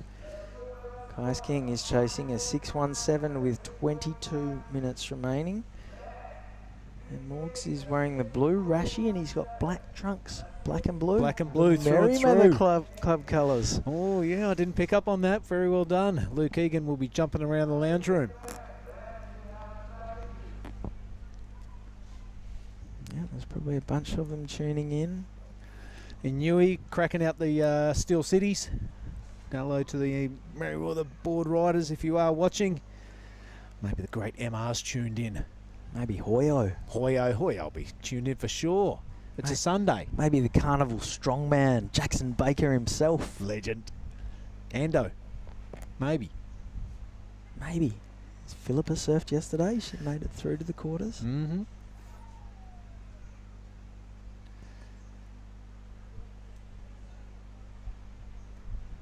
All right, mate, so Morgan has made his move. There's 21 minutes remaining, a handful of change, but you know what I mean. The Novocastrian now with the advantage.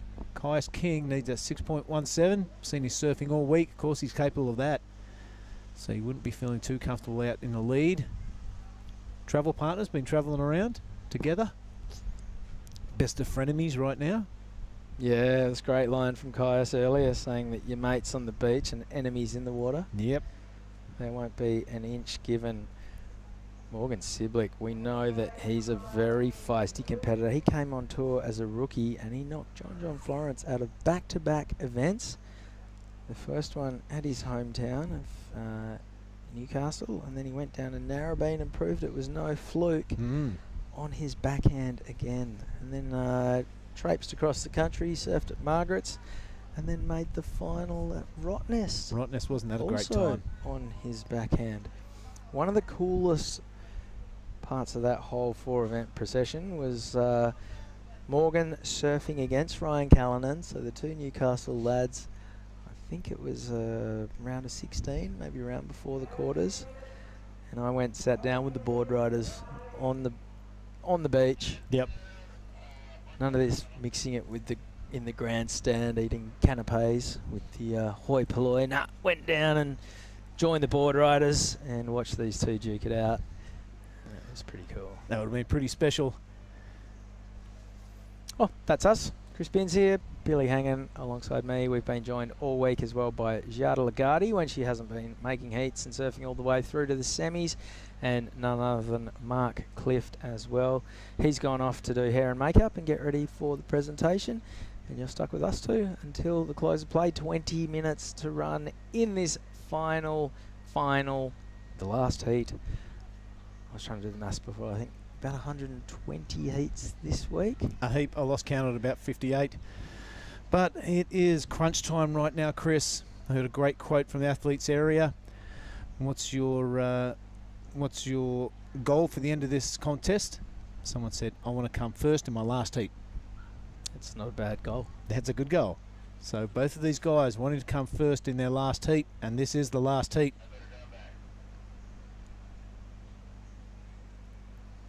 And if you talk to 90% of the Australian men and you ask them their travel plans, it would involve a country road taking them home.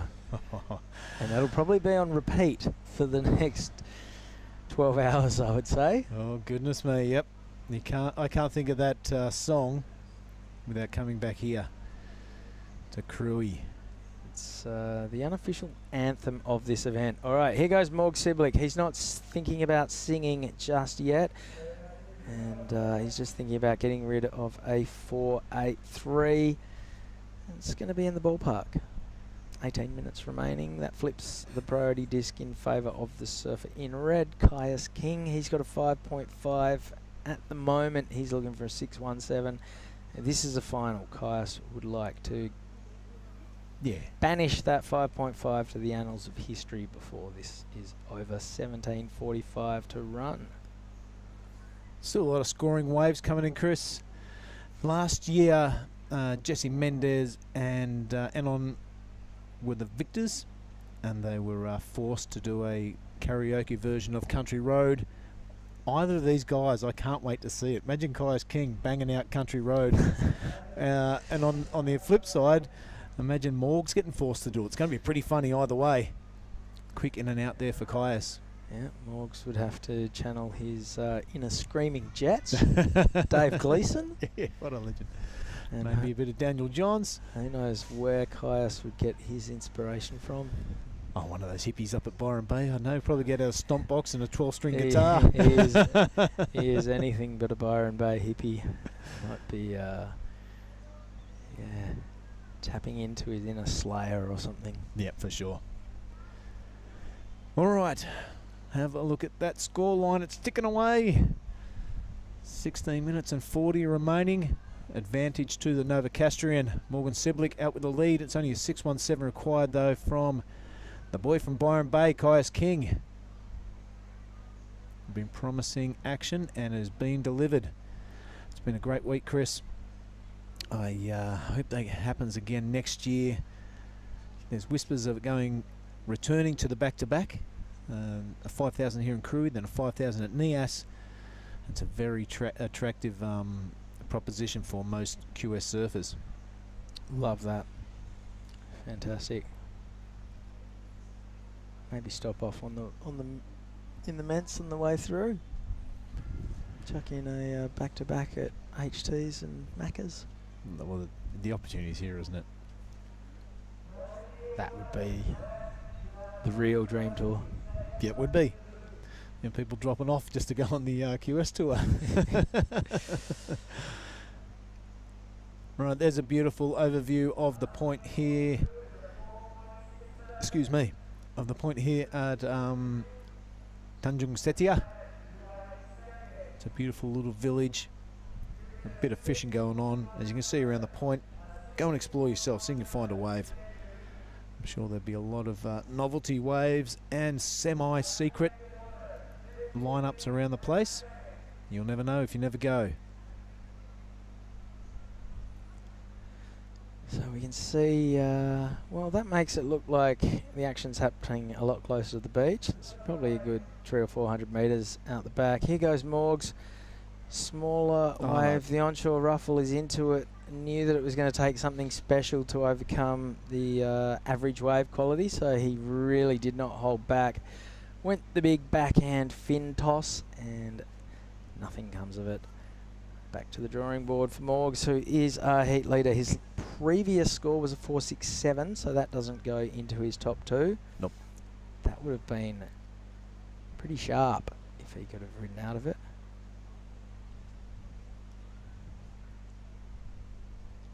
So Kaius King has priority, has a 5.5. Still a ton of time to go. 14 minutes remaining in this heat.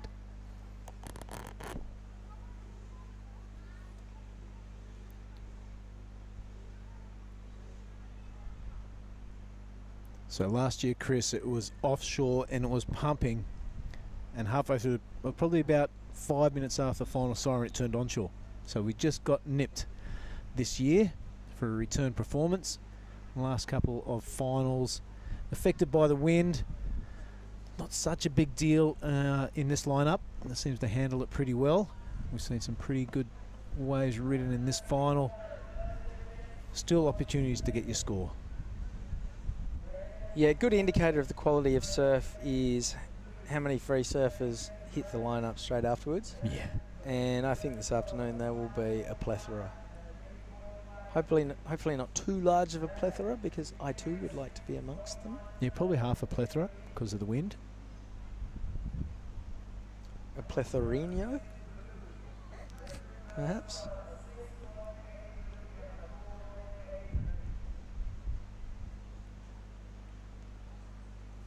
So overcome his Novocastrian adversary. The Aussies on the athlete deck will be happy either way. It's been a really big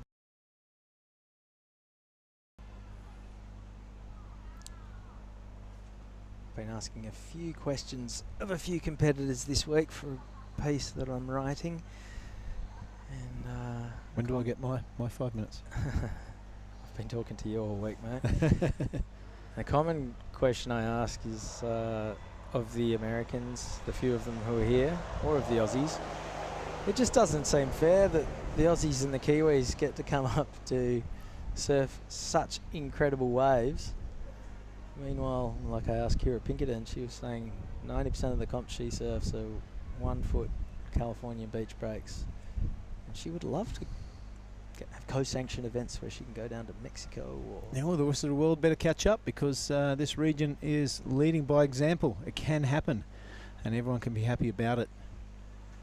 And it brings up the standard of both sides as well. The you know, the Indonesians, the Japanese, the Filipinos. We're even starting to see some Thais, some Koreans. And you know what it really does, Chris? You know, you're sitting around the local peanut gallery or the local bar, and the Aussies would knock out the Japanese every day of the week. Well, guess what? Here's a contest, and that just doesn't happen. You know what I mean? It's right to the pointy end. There's a lot of Japanese surfers involved in the finals. I think one of the standout performers was Yahagi. You know, he's going to stick in my mind for a long time. He was absolutely on a roll. And so, yeah, it does highlight that given the opportunity, some of the lesser developed surfing nations can step it up with the more established. Yeah, I mean, the Japanese women are on the precipice of an avalanche. Like, they are so strong and they run so deep.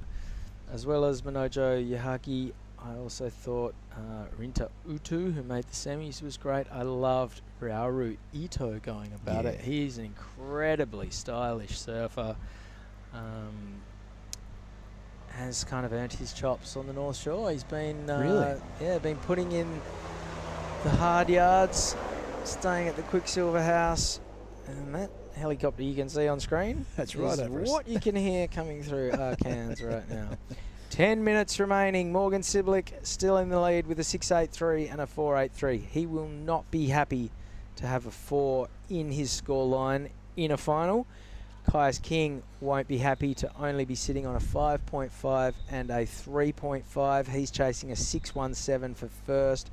But if Morgs can upgrade that 4.83, Kaius's requirement will get significantly steeper. 9.45 to run.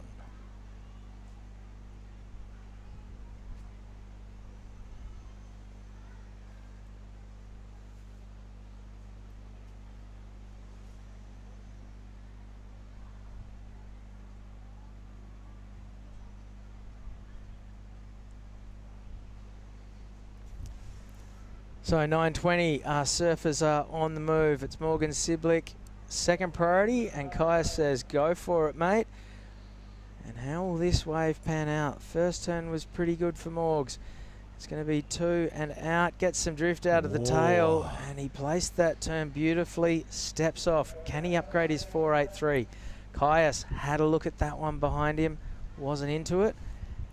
Interesting exchange there. Kaius, was he overthinking priority? Could he have rolled the dice on that one? 6.17, mate. It's not a massive ask. Looks like a 2-turner. Let's watch it from the beginning. Has to negotiate his way down the steps. Does Siblick. That wasn't a really big opportunity, but this one he had to ride the avalanche down, and he did. That was a big turn. You know, I don't think too many surfers have the capability to squeeze out a couple of points from that first turn, because it wasn't really a steep section, but he did really well. And the last one, of course, that is you've got to throw it all at the wall and see what sticks. Yeah, I'm not sure if Kaius would be thinking about the 6.17. He should be looking to get 2 new scores. Gotcha. And if he thinks that there was a chance to go above the 5.5, maybe he should have gone on it. Was there a chance to go above the 5.5? There definitely was, because Morgan Siblick has gone up into the excellent range. An 8-point ride, and the bulk of that 8 is going to come from the insane closeout belt that he put down on that end section. So Morgan Siblick, I said he wasn't going to be happy with a 6 to his... with a 4 to his name. Now he has an 8 and a 6.83. This turn was great, and then he eyed off a target, and he said, I'm going to belt this, and he sure did. Released the tail, free fell sideways, and steps off in style. And he now has an excellent score in his back pocket. 7 minutes 15 to go. And Caius's requirement has gone from a 6.17 to a 9.33. Slapping the water there. I'm wondering if he's kind of thinking, maybe I should have had a swing at that one. Yeah, maybe I should have a swing. He could have done it in one wave previous, but as you pointed out, he's going to need 2 waves now, just about. So we're inside the last 7 minutes. Morgan Siblick would be paddling out, feeling good. He won't be feeling at ease, but he'll be feeling good. He got an 8 for that last wave, a 6.83. His previous high score is a 14.83 two-wave total. Caius King has a 5.5 and a 3.53. He wants to get rid of both of those waves. A 9.33 would be pretty great. It would put him into first. He would definitely take it. But even then, Morgan Siblick can still upgrade his 6.83. We saw him do it then on the strength of 2 turns to drop an 8. There are the flags from the various nations involved. You can see it is straight onshore right now, and it's definitely picking up. 6 minutes remaining. That is the competitors' deck in the foreground. Camera tower behind that. The judging booth. Here goes Caius King.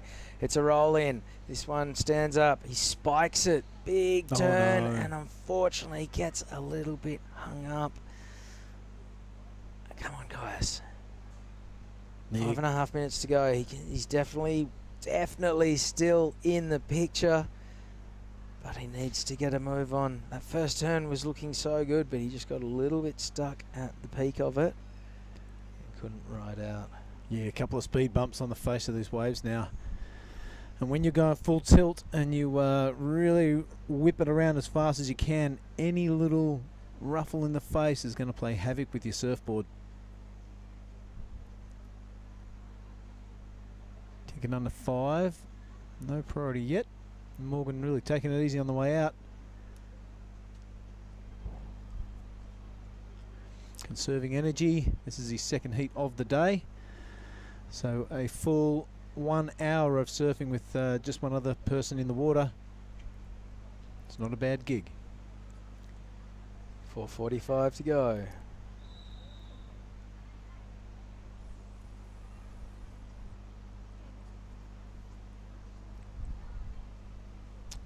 Four and a half minutes remaining. Morgan Siblick. 2 short years ago, he was surfing in the final 5, the WSL finals at Trestles. Yep. That was the first ever one, wasn't it?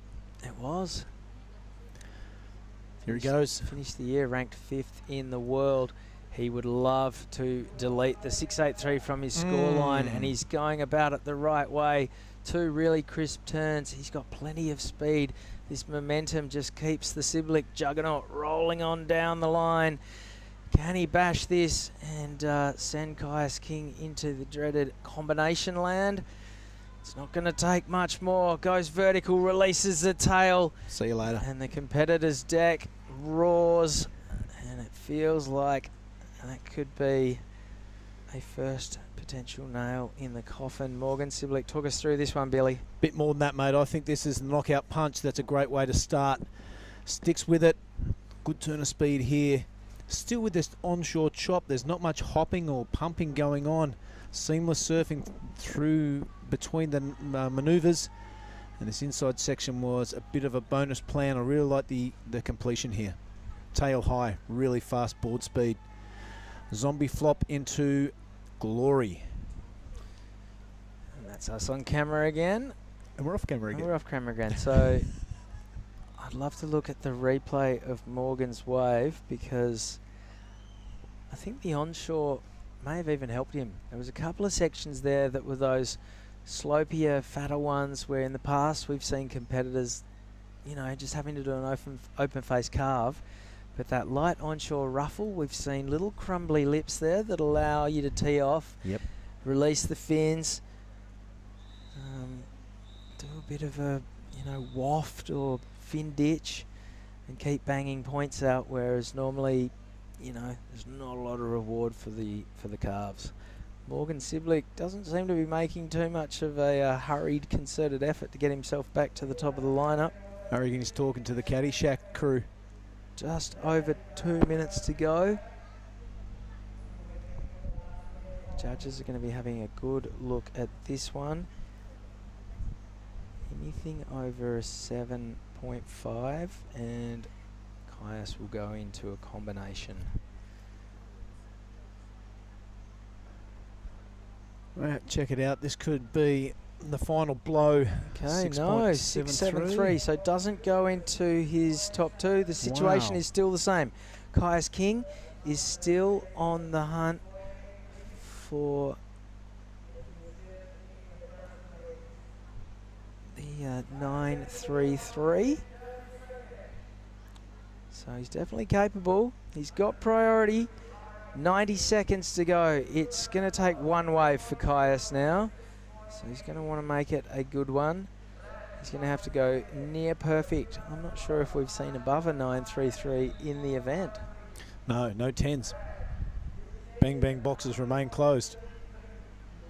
1 minute remaining. Will Caius King get one last chance? Morgs is just sitting there. I think he's kind of saying, well, Caius, if you're going to do it, go for it. Going to sit back and watch. 45 seconds to go. Caius slapping the water. A successful campaign nonetheless, but he won't be feeling that right now. Nah, he'll be bummed, but he should hold his head high. He's been absolutely tearing all week. 30 seconds to go. The onshore maybe helped Morgs in the final, gave him a couple more sections. Horns up, look at that. Thanks, mate. See him acknowledging Morgs, who's still sitting down the line. Caius King, unfortunately, slapping the water. He's sat with priority for quite a while. Hasn't found the opportunity he was after. Ditches his craft. And Morgs maybe didn't paddle out because he just wanted to be closer to his mates on the beach for the chair up. But it's looking like it's official. Morgan Siblick with an 8 and a 6.83 is your Krui Pro WQS 5000 champion for 2023. Newcastle are feeling it right now. He'll be a very popular victor, not just here in Krui, but back home. And his surfing from the start has made him look like the man to beat. But he has to, you know, reputation means nothing. You've got to go out there and do it. And he has strung together a very strong performance throughout the week. Had to come from behind a few times, but made it happen. And let's see if he can catch one last wave into the beach. Oh, there goes Caius. They're going to stop and say a bit of a hello, I reckon. Yeah, he kicked out. Great. They'll have a little bit of a high five and a cuddle. So great sportsmanship and a cool moment between the two Aussies. Will we get to see Morgs catch a wave and earn that roar from his friends on the beach? Having a bit of a chat. Well done, mate. Thank you very much. Bad luck, mate. Thought you could have got a bit more of an opportunity. But, yeah, as Caius beautifully said earlier, mates on the beach, enemies in the water. But as soon as the siren goes, it's all good. And that's Dylan Moffat, who is Morg's travel buddy and caddy, coming in for a high five and a cuddle. How good's that? And looks like Safi Vet joining them as well. Come on, Morgs, catch one last wave. Victory lap, come on. And here he goes. So, making his way into the beach as the 2023 Krui Pro champion. That was Morgan Siblick. And I think we might just throw to an ad break. When we come back, we're going to do a quick little wrap-up of proceedings. And then it's presentation time. There is Morgan Siblick making his way into the beach to be greeted by the rest of his mates. He is the 2023 Krui Pro champion. Don't go anywhere. We're going to bring you the presentation right after this quick break.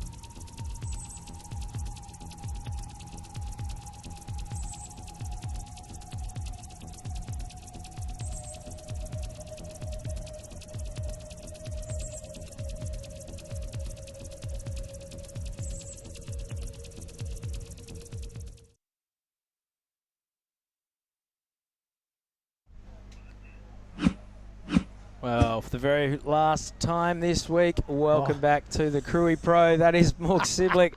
They've just gone and ripped the flagpole out of the beach. How good. That is awesome. Who we got doing the duties there? I can't quite make it out. But nonetheless, look at the throng of photographers and media attention go past the general public area. They're loving it.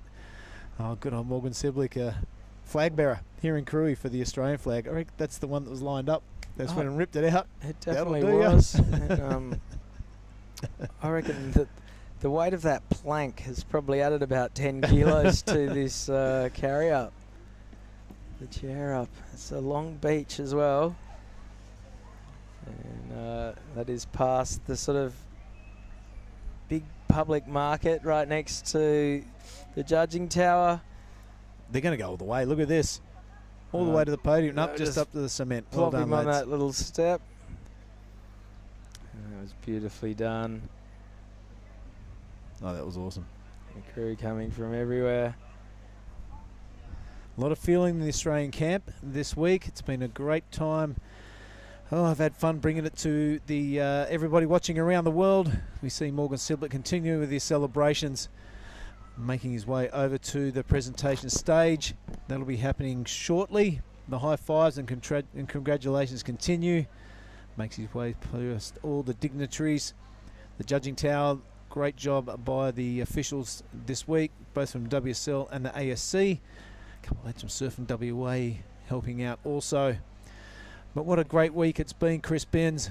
That's you, that's me, I'm Billy Hangan. What have you enjoyed about it? Oh, everything. The waves have been sensational from start to finish. Level of competition has been fantastic. I've really enjoyed competitors who shouldn't be here. You know, the influence of the two Basque surfers who came here. I enjoyed Kira Pinkerton surfing. She's an American. She can't win points. She just came to surf really good waves. And then, you know, the continuing push of the Japanese surfers, and then it's hard to go past the camaraderie of the Team Australia. The lads have been on fire this week. 2 of them in the final, 3 of them in the quarters. In the end, it was Morgan Siblick who took out the trophy, but it could have been any number of their contingent. And I just fear for the karaoke bar tonight, because it's been a constant through every story you ever hear of Krui, but watch out. It's going to be good times. I've really enjoyed the run of Mega Etana through the draw. Took down some big names. I've also loved seeing some new talent around. Winter Vincent is really going to stick in my mind. Jarvis Earl did it last year. He's gone on to bigger and better things. I predict the same for Winter Vincent. He's got something about his style and his act which is very impressive. The whole New South Wales team, with Dane Henry and Matt Cattle and Noodles Webster, that whole program has been really impressive to watch, and I've enjoyed seeing them pass the knowledge over to Team Indonesia. Yeah, speaking of Team Indonesia, Bronson Mady taking out the Pro Junior. Hopefully this is a huge stepping stone towards the successful career that everyone hopes that he has. He's got so much talent. I also really enjoyed seeing Dylan Wilcoxon in the flesh for the first time. He's been a bit of an internet prodigy, but it's good to see that his work in real life matches the hype as well. Can't go past mentioning Sky Brown. First time we've seen the Olympic medalist skateboarder in action in a WSL event, and she has the talent. She as well is only 14. Charlie Haitley, young surfer from Burleigh Heads on the Gold Coast, she was 14, and she smashed her way through a couple of heat wins. So the future is looking pretty bright. For women surfing especially. Raja Barrel, I liked the first look at him. I also liked Made Ariana from Serangan. Went a long way through the draw. Kind of an unknown Indonesian surfer, but the world knows about him right now. The QS 5000 is a great platform to showcase the new talent on the stage. I think a highlight as well, not just the maybe a performance highlight, but just seeing the involvement of so many local surfers in the opening rounds. Yes. And the enthusiasm that the crowd showed for them in action. And there were a couple of guys who made a couple of heats, and they were stoked out of their brains to get through a round. And you just know that year on year, that one guy getting through one round might be 2 guys getting through 2 rounds, and all of a sudden we might have the next Rio Wider on our hands. So this is where it all starts, and then the sky's the limit. Morgan Siblick, he finished top 5 in the world 2 years ago. He's just taken out the event for the men. So there are a lot of storylines that come out of a week like this, and you know, it's the perfect mix. We've got incredible waves, fantastic weather. We're here in a tropical paradise, and very shortly we're going to throw to the presentation, dish out some trophies, some points, some prize money, and then it's time for everyone to let their hair down. Yeah, it certainly is. We've got a lot of people to thank. The ASC crew, Tippy, Jubrick and Tim Hain in particular. It's been a lot of work behind the scenes to bring this to you. The local support crew, they've done a bang-up job. The girls here helping us out in the booth have been fantastic all week long. All the judging panel, yourself, Chris, Gia Lagarde and Mark Cliff heading up the commentary team. It's been a great pleasure. The full sponsor list, maybe we can go through that one more time, because without them it's not going to happen.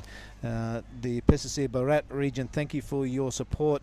Pertamina, PLN, Telkomsel and Tourism Indonesia, thank you for your continued support for surfing throughout Indonesia. You've been a long time supporter and really appreciate it. It's a great way to showcase Indonesia to the international community, so thank you for your support. The ASC crew working tirelessly, and the PSOI, which is the Federation of Surfing in Indonesia. Thanks for your hard work. It's been a great pleasure. Over to you, Chris. What more can I say? We're going to come back with the presentation very shortly, so don't go anywhere. We've got 4 winners, 4 runner-ups, a bunch of trophies, a bunch of oversized checks, and then it's party time. This has been an incredible week here at the Krui Pro, and hopefully we'll see you guys all back here next year. So don't go anyway. The presentation is coming our way very, very shortly.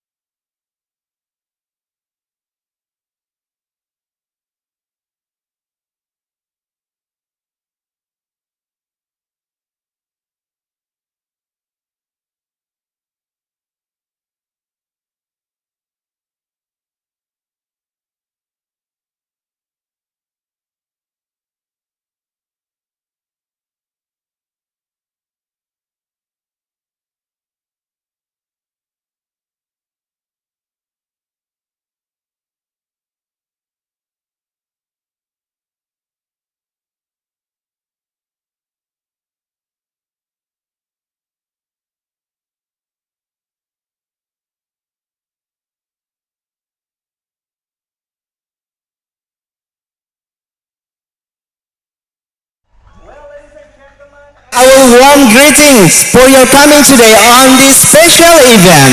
Please welcome our traditional dance, Tari Repong. Ladies and gentlemen, please enjoy the dance.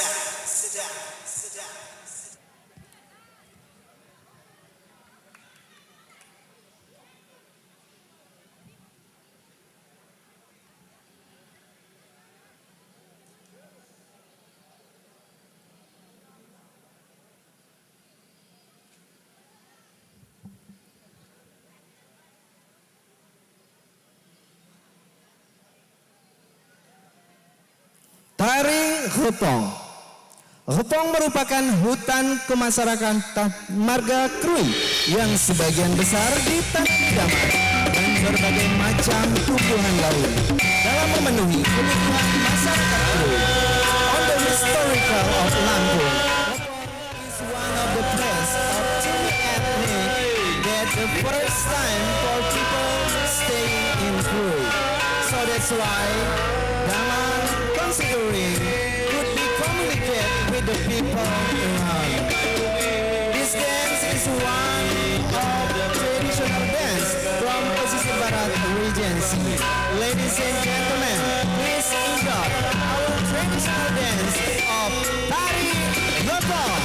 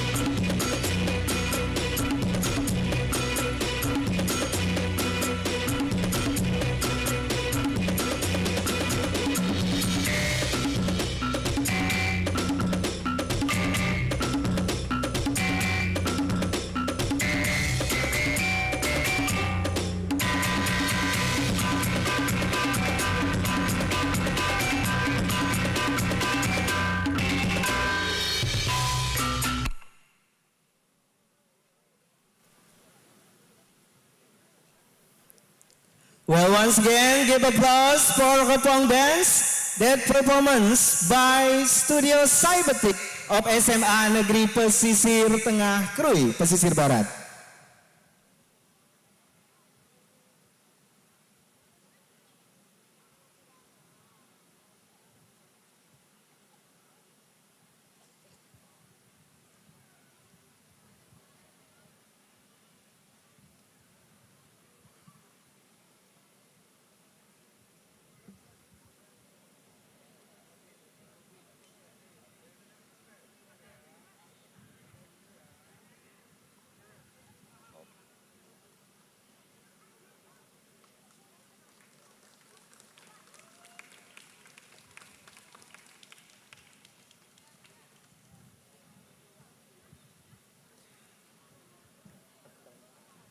Well, ladies and gentlemen, once again give applause for traditional dance that performs by Cybertic Studio from SMA Negeri 1 Pesisir Barat.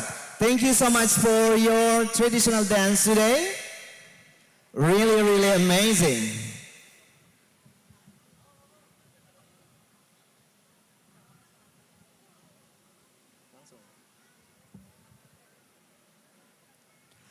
And thank you so much for all of you coming today in the closing ceremony of WSL QS 5000 Men's and Women's and Pro Junior Krui Pro 2023.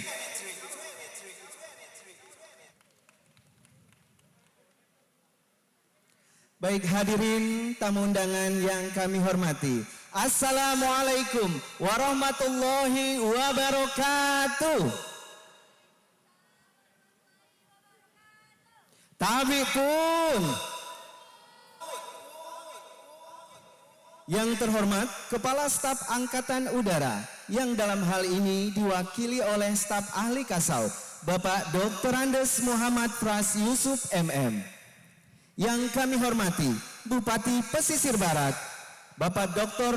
Andes Haji Agus Istiqlal SHMH, beserta Ketua Umum Tim Penggerak PKK, Ibu Hajah Septi Istiqlal.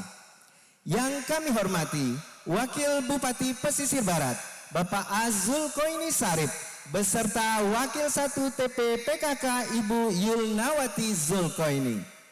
Yang kami hormati Polda Provinsi Lampung yang dalam hal ini diwakili oleh Kapolres Pesisir Barat, Bapak AKBP Al-Sahendra SIK MH. Yang kami hormati Danrem ataupun yang mewakili. Yang kami hormati Ketua DPRD beserta Wakil Ketua DPRD dan anggota. Yang kami hormati Sekretaris Daerah beserta Ketua Dharma Wanita Pesisir Barat. Yang kami hormati PSOI, WSL, and all of participants of Krui Pro 2023. Well, it was amazing today. Thank you so much for your participation of Krui Pro, Krui Spring Competition in Pesisir Barat Regency. Well, ladies and gentlemen, our first agenda is menyanyikan lagu kebangsaan Indonesia Raya. Hadirin dimohon berdiri. Please stand up for singing Indonesia Anthem and March Pesisir Barat.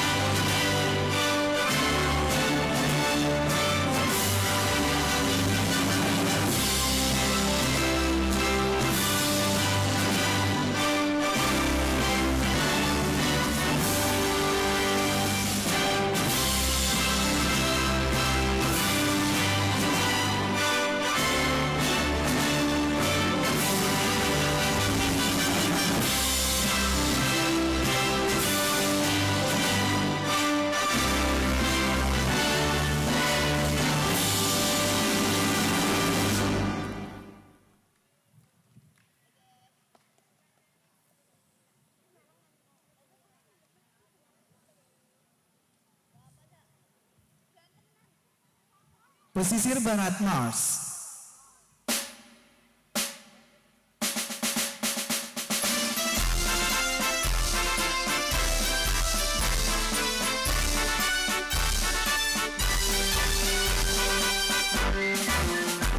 Pesisir barat negeriku, tanahnya subur makmur, negeri utara sai batin dan ulama julu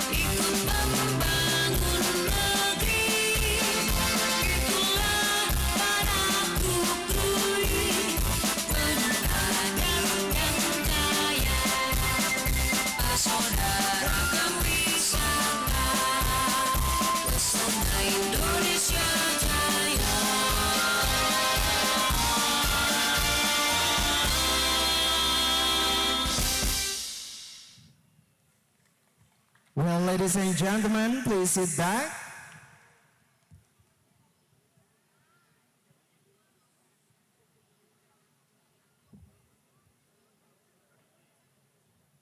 Well, ladies and gentlemen, our next event is Praying Together, which will be led by Mr. Abdullah Azim SHI. To Mr. Abdullah Azim SHI, the time is yours.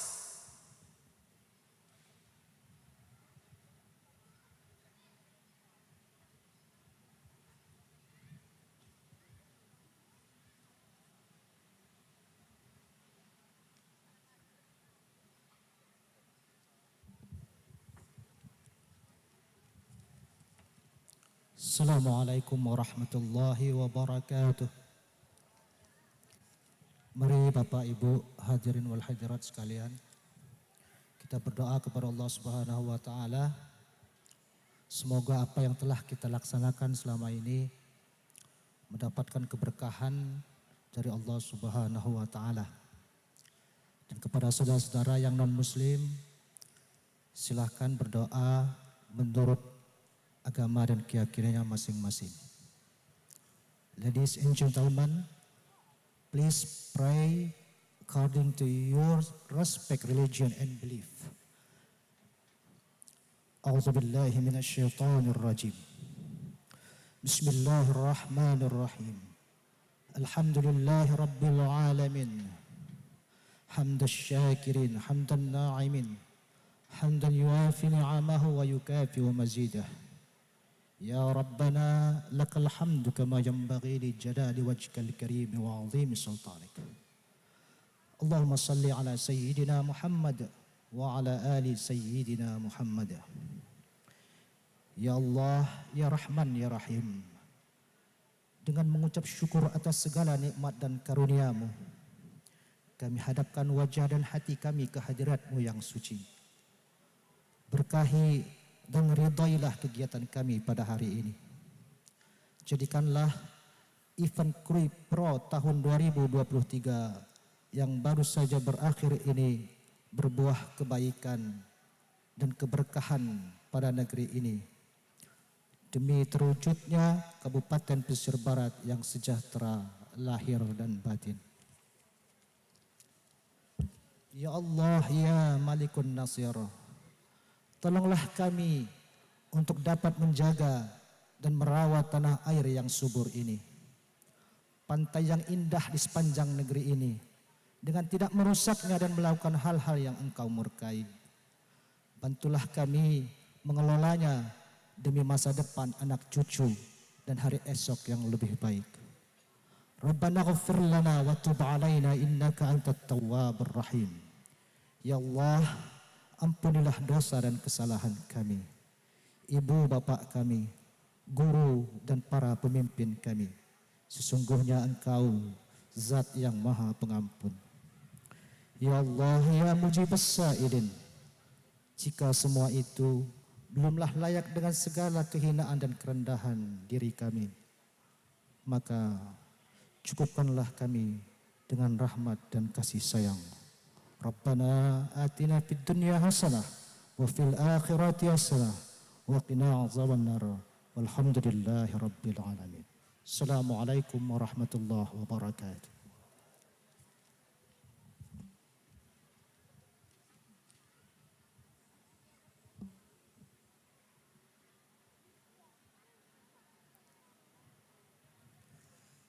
Well, ladies and gentlemen, that's all praying together. Thank you for your attention. We hope that Krui Pro 2023 could give good impact for Pesisir Barat Regency and also could increasing the economic of Pesisir Barat Regency. Amin ya Rabbal Alamin.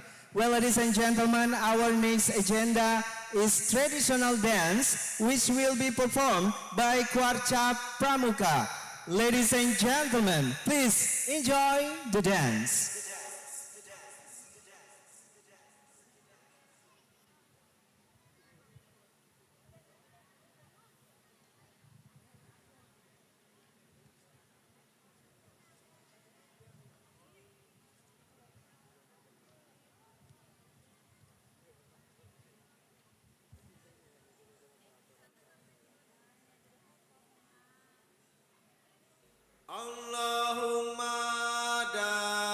dari Hadra.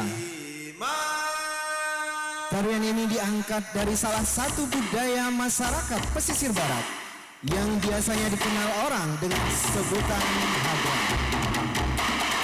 Hadra adalah suatu kesenian dalam bentuk seni tari atau nyanyian yang bernafaskan Islam disertai alunan rebana. Biasanya Hadra digunakan untuk menyemarakan acara-acara yang sedang berlangsung. Well, ladies and gentlemen, please give applause for Hadra Dance.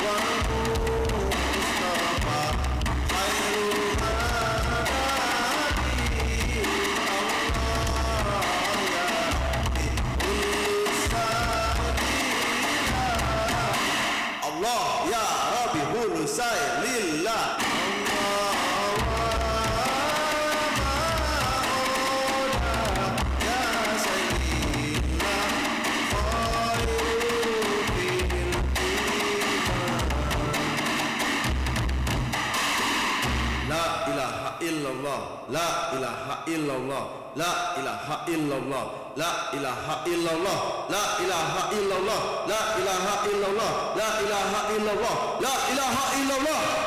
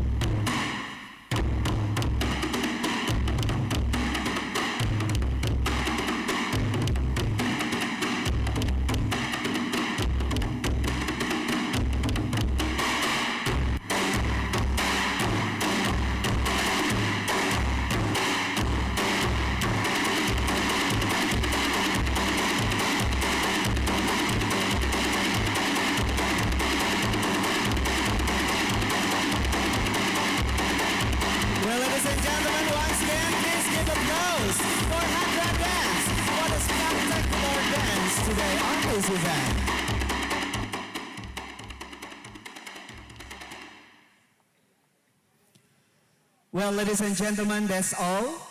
Our traditional dance of Hadra dance, originally from Pesisir Barat Regency. Thank you so much for your attention. And our next agenda is welcome speech. The first welcome speech, which will be delivered by WSL to Mr. Tipi Jabrik. The time is yours.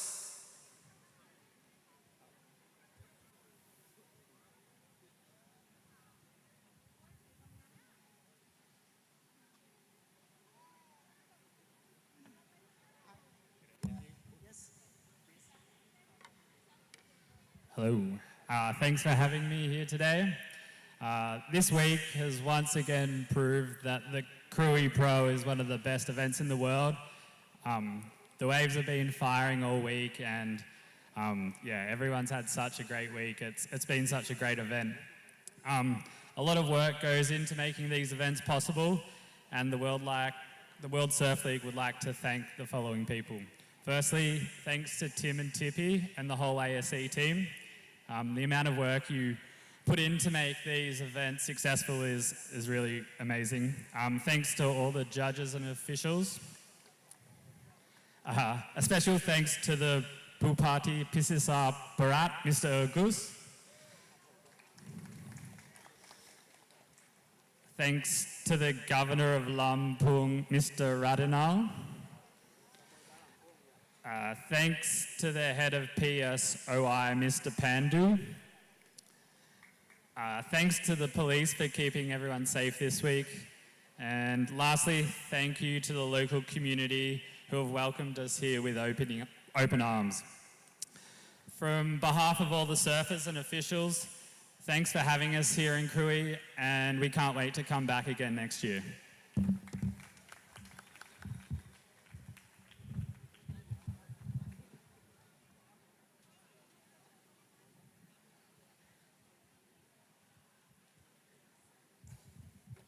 Ya, terima kasih banyak. Tadi ada Tai dari WSL. Saya ingin mewakili dari Persatuan Selancar Ombak Indonesia, ingin mengucapkan terima kasih banyak kepada semua yang sudah terlibat. Tentunya kepada masyarakat pesisir barat, terima kasih yang sebesar-besarnya karena sudah menjadi tuan rumah yang sangat-sangat baik sekali ya.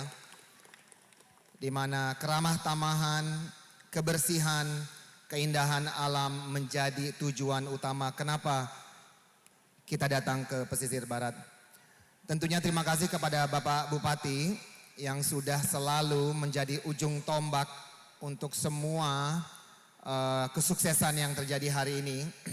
Saya ingin juga mengucapkan terima kasih kepada Pak Sekda, Pak John, juga Pak Kadis Pariwisata. Sebenarnya tidak gampang ya untuk membuat event skala sebesar ini. Tentunya saya ingin mengucapkan terima kasih, big thank you to all the WSL crew. We have Tai Suradi and also Bonnie, big thank you. Saya ingin juga mengucapkan terima kasih kepada semua Asian Surf Co staff, di mana kita ujung tombak tahun ini ada di Anggi ya. Ayo kita beri tepuk tangan yang meriah untuk Anggi. Tentunya terima kasih kepada semua official dan saya ingin juga mengucapkan terima kasih banyak kepada volunteers. Volunteers, terima kasih banyak semua volunteers.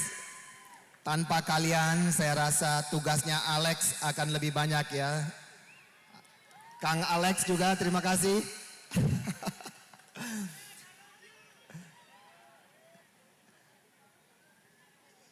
Dan tentunya Pak Bupati, kita harus mengucapkan terima kasih banyak kepada media. Tanpa media kita tidak akan bisa menyiarkan keindahan alam dari pesisir barat, kesuksesan dari event ini. Mudah-mudahan rekan-rekan media bisa memberikan publisitas yang baik bahwa pesisir barat Krui Pro sangat-sangat sukses. Terima kasih kepada semua rekan-rekan dari kepolisian ya, Pak Kapolres. Jangan lupa Pak Kapolres, di sini tugas dari Bapak Kapolres sangat besar, jadi kita selalu dukung kepolisian menjaga keamanan agar tamu-tamu kita merasa nyaman. Kang Cucu juga, mana Kang Cucu ini? Oh ada, aman. Dan tentunya saya ingin mengucapkan big thank you to all the surfers. Please share how nice is the wave here and how nice is the people here, and hopefully to see you guys next year. And sukses selalu pesisir barat dan dukung selalu program surfing untuk selalu berlanjut ke tahun kemudian. Terima kasih.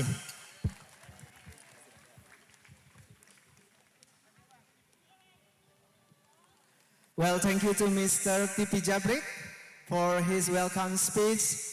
This event of Krui Pro 2023 powered by Asian Subco and PSOI together with Ministry of Tourism and Economic Creative of Republic Indonesia, Ijamit Krui, Lampung, the treasure of Sumatra, and wonderful Indonesia. Well, ladies and gentlemen, our next agenda is welcoming speech. The second of welcome speech, which will be delivered by the head of regional police of Lampung, which will be represented by Mr. AKBP Al-Sahendra SIK MH selaku Kapolres Pesisir Barat. Kepada beliau disilakan.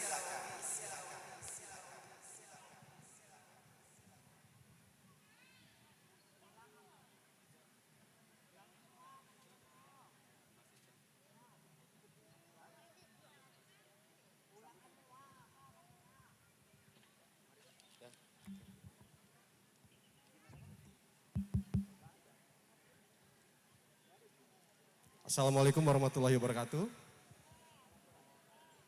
Ya, yang terhormat Bapak Bupati Pesisir Barat, Dr. Haji Agus Istiqlal. Yang saya hormati Bapak Wakil Bupati, Ketua DPR dari Danrem, dan yang mewakili mohon izin, Bapak Marskal, mohon izin Jenderal, Pak Dandim, seluruh Pak Ketua DPR juga, dan seluruh pejabat, para official, para project manager, Mr. Rob, Mas Tipi, Anggi, seluruh penonton, warga Pesisir Barat, dan all the honorable ladies and gentlemen. Pada kesempatan ini, saya ingin menyampaikan bahwasanya kami dari kepolisian sangat bangga sekali bahwa kegiatan bisa berjalan dengan baik, lancar dan aman. Kami menyadari bahwa dalam pelaksanaan tugas kepolisian masih banyak kekurangan dan tentunya itu akan menjadi pelajaran bagi kami ke depan. Kami merasa bahwa kegagalan bukanlah hal yang ditakutkan, melainkan kegagalan adalah guru yang terbaik bagi kita semua, sehingga kita bisa belajar lebih baik lagi. Dan alhamdulillah hal tersebut terwujud. And to official and all the athletes, I'm standing here on behalf of the Chief of Lampung Regional Police, Mr. Helmi Yahya. He is having important things to do in the same time, so he just want me to say some words to all of us here. I'm gonna read it by now.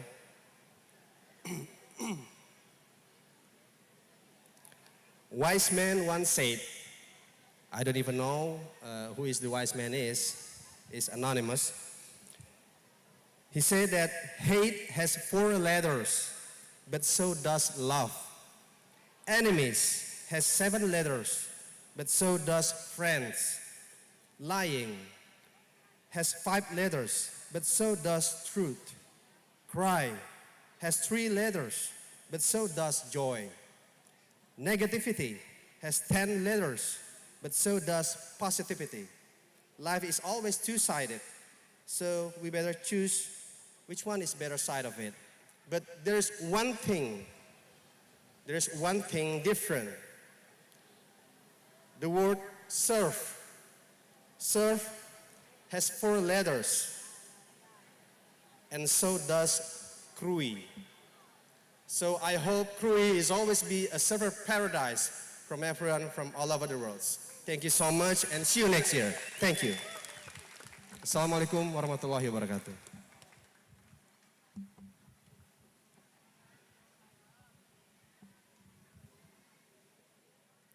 Well, thank you so much for your welcome speech. It was amazing. Give applause once again. Yeah, ladies and gentlemen, our next agenda is the report of Secretary of Pesisir Barat Regency to Mr. Dr. Andes John Edward, MPD. Kepada beliau disilakan.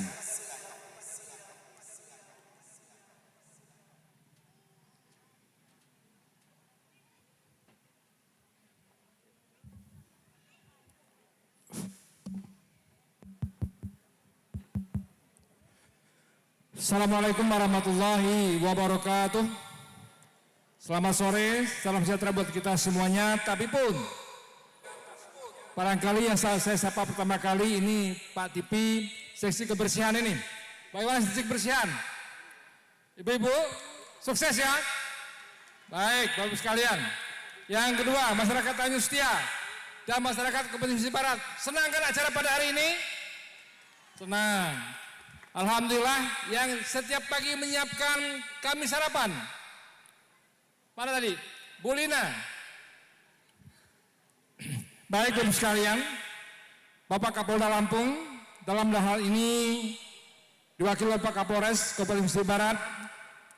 Yang kami hormati Kepala Staf Angkatan Udara, Mabes Angkatan Udara yang diwakili oleh Marskal Pertama Dr. Andes Muhammad Fran Yusuf MM, Komandan Pangkalan TNI Angkatan Laut Lampung, Ketua Pengelola Kelas Pesisir Barat, Bapak Bupati beserta Ibu Septi Istiqlal yang kami hormati, Wakil Bupati Pesisir Barat beserta Ibu, Ketua, Wakil Ketua dan anggota DPRD Kabupaten Pesisir Barat, pejabat tinggi Pratama, pejabat administrator, pejabat pengawas dan fungsional lingkungan pemerintah Kabupaten Pesisir Barat,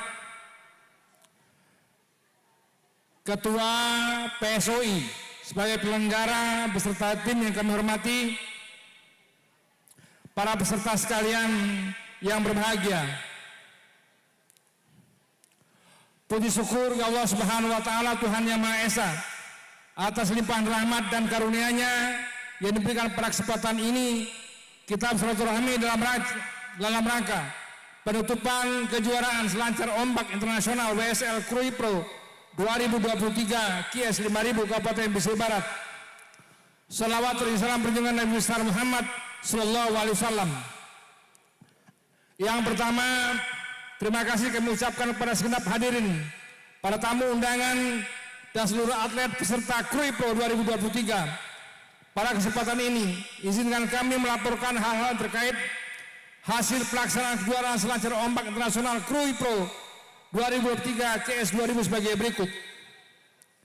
Yang pertama, kegiatan kejuaraan selancar ombak internasional WSL Krui Pro 2023 CS 5000 Kabupaten Pesisir Barat diikuti oleh 294 atlet yang berasal dari 14 negara, yaitu Australia, Jepang, Italia, Afrika Selatan, Brazil, Peru, Amerika Serikat, Prancis, Inggris, Spanyol, Korea Selatan, Swedia, Selandia Baru, dan Indonesia.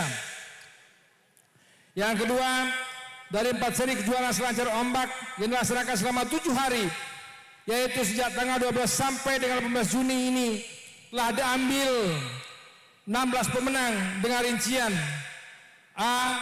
Men QS 5000 terdiri atas juara 1, 2, dan 3. B. Women QS 5000 terdiri atas juara 1, 2, dan 3. C. QS Junior Pro Men terdiri atas juara 1, 2, dan 3. D. QS Junior Pro Women terdiri dari juara 1, juara 2, dan juara 3.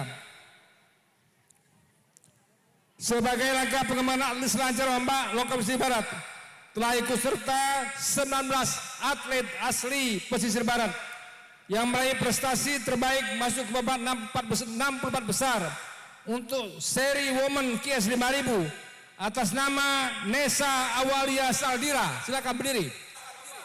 Saldira. Gak kelihatan sendiri. Yang kedua, Safira Den Hoidi. Silakan berdiri. Nah, ini atlet kita, Bapak Ibu sekalian, yang ikut berkompetisi masuk 64 besar. Mudah-mudahan mereka ini akan jadi terbaik untuk kita semuanya. Dan mudah-mudahan Pak Bupati besok mereka akan berangkat ke Kaur juga untuk mengikuti pertandingan berkaitan dengan surfing.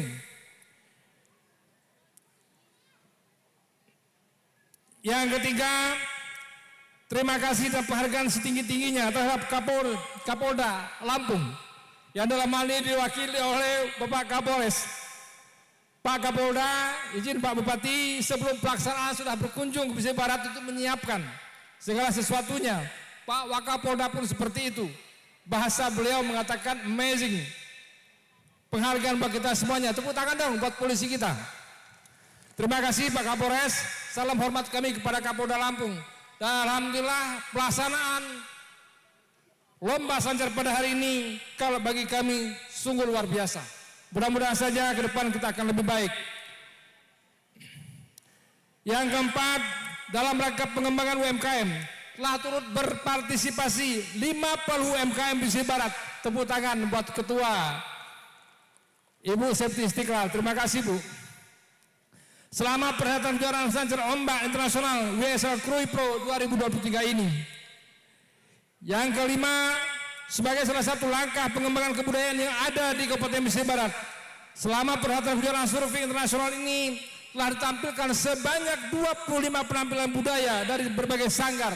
Terima kasih Bu El, juga Bu Septi ini atas semangatnya untuk seni kita. Baik itu penampilan budaya Krui Pesisir Barat maupun penampilan budaya lainnya dari masyarakat yang ada di Pesisir Barat, seperti penampilan budaya Bali. Terima kasih tari Balinya, Jawa, Sunda, Batak dan lainnya. Wabil khusus kepada seluruh camat, khususnya Kecamatan Pesisir Selatan dan seluruh pratin yang ada Kecamatan Pesisir Selatan, khususnya pratin Tanjung Setia. Terima kasih atas kerja dedikasi kalian semuanya. Hari ini kita nikmati sebuah keindahan dan keberhasilan kita semuanya. Demikian beberapa hal yang bisa kami sampaikan terkait pelaksanaan kejuaraan selancar ombak internasional Krui Pro 2003 KS 5000. Terima kasih sebesar-besarnya atas dukungan dan partisipasi segenap pihak atas terselenggaranya kegiatan ini. Dan mohon maaf apabila ada hal kurang pas, kurang berkenan, atau Bapak Ibu sekalian berkunjung ke pelaksanaan kegiatan ini tidak nyaman. Demikian yang bisa kami sampaikan. Terima kasih kekurangannya. Wassalamualaikum warahmatullahi wabarakatuh. Kita ketemu di Krui Pro tahun 2024. Terima kasih.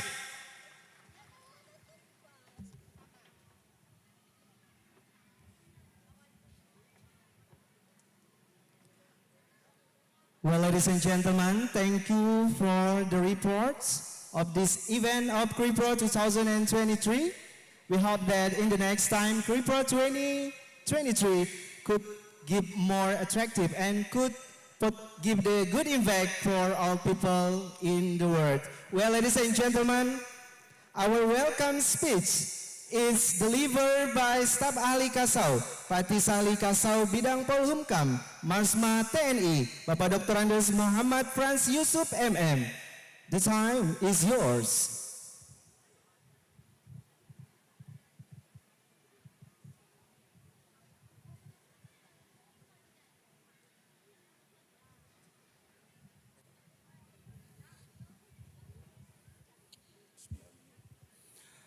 Assalamualaikum warahmatullahi wabarakatuh.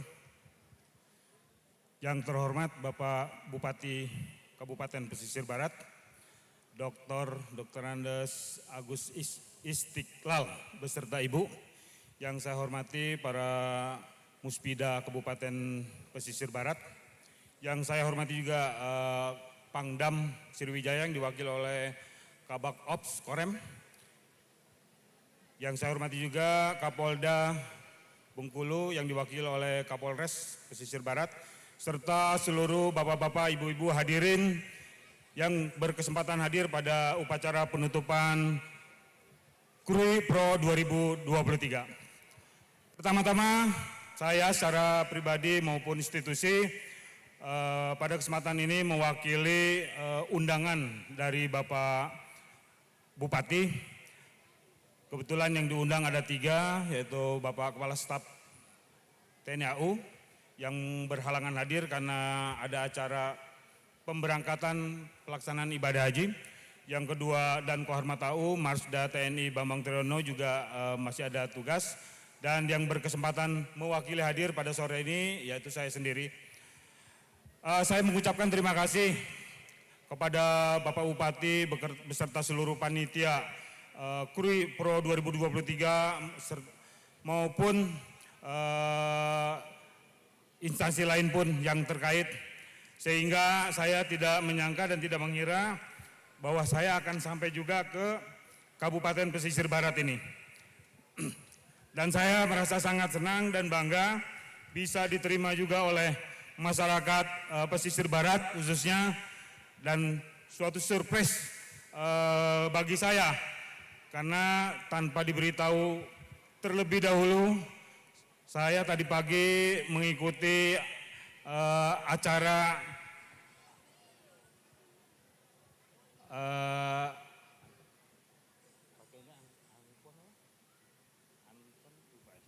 ya, pada saya diterima oleh pemangku adat pesisir barat, sehingga pada kesempatan ini saya tampil agak sedikit beda.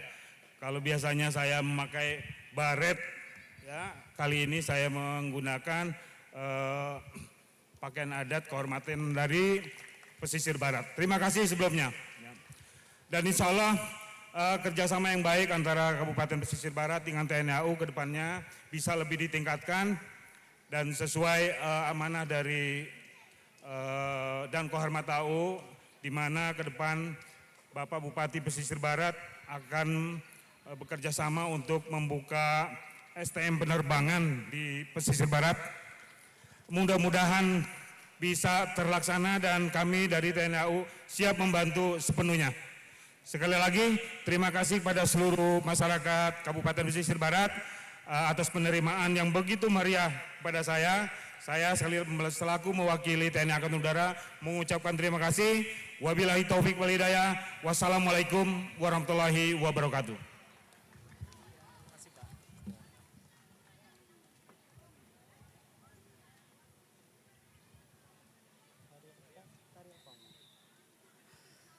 Well, ladies and gentlemen, before we are going to announce the winner of Krui Pro 2023 by WSL, firstly, let's see the dance or traditional dance of Tari Kepong, which will be performed by Cybertic Studio from student SMA Negeri 1 Pesisir Barat. Ladies and gentlemen, please enjoy once more Tari Kepong.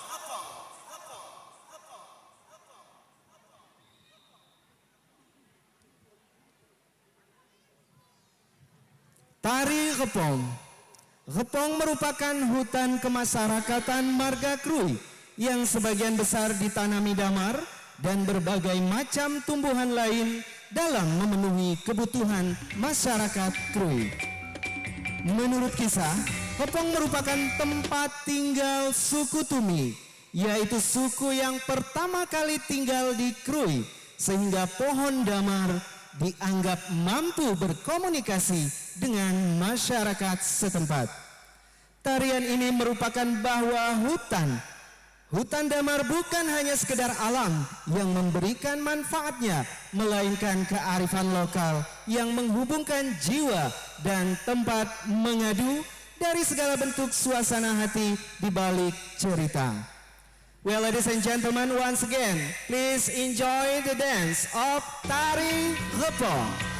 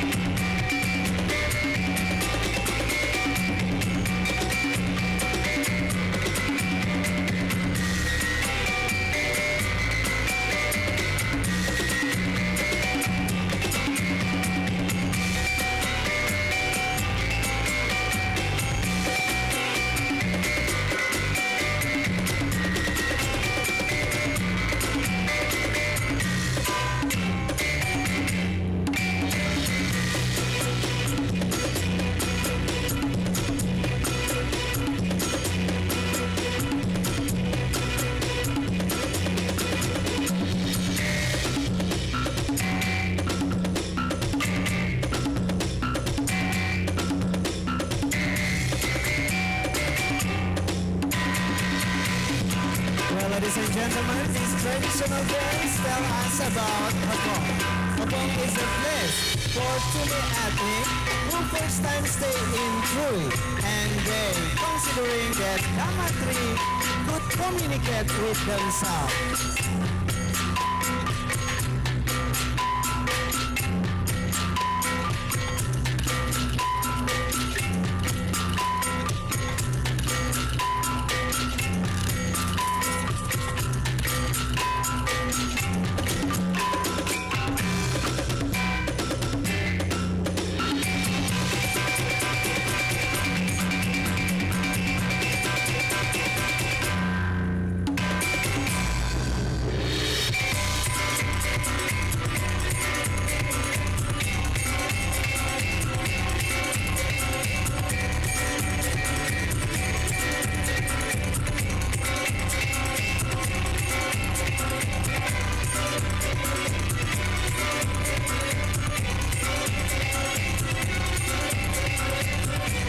Once again, ladies and gentlemen, please give applause for Hopong traditional dance performed by SMA Negeri 1 Pesisir Barat.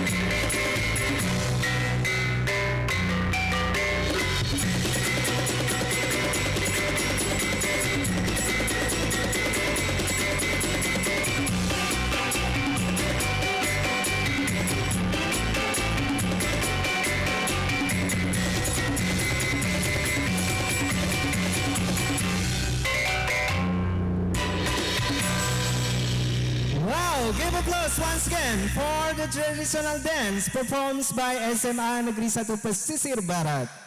It was amazing traditional dance today on this event.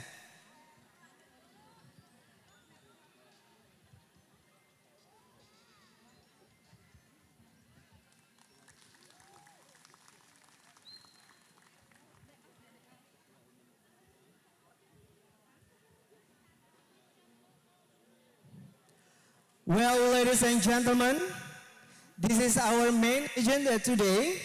It is the announcement of the winners of Krui Pro 2023. Give applause. And I would like to invite my friends, Mark, please join me on this stage to announce the winners of Krui Pro 2023. Okay, I give you. Okay, everybody, here we are for the main presentation. It's been a hell of a week down here at Krui.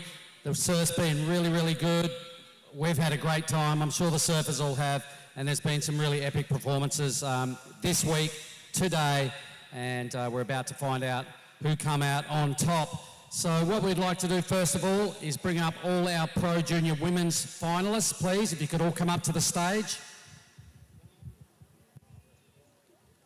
All the finalists, the junior women, come on, don't be shy, we know who you are. So Jasmine, Kokona, Anon and Kana, please make your way to the stage.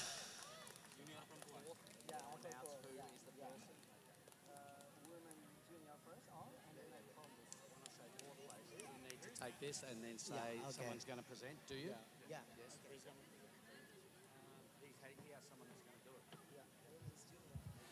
Okay, here are our finalists. We'll give them a little bit of space.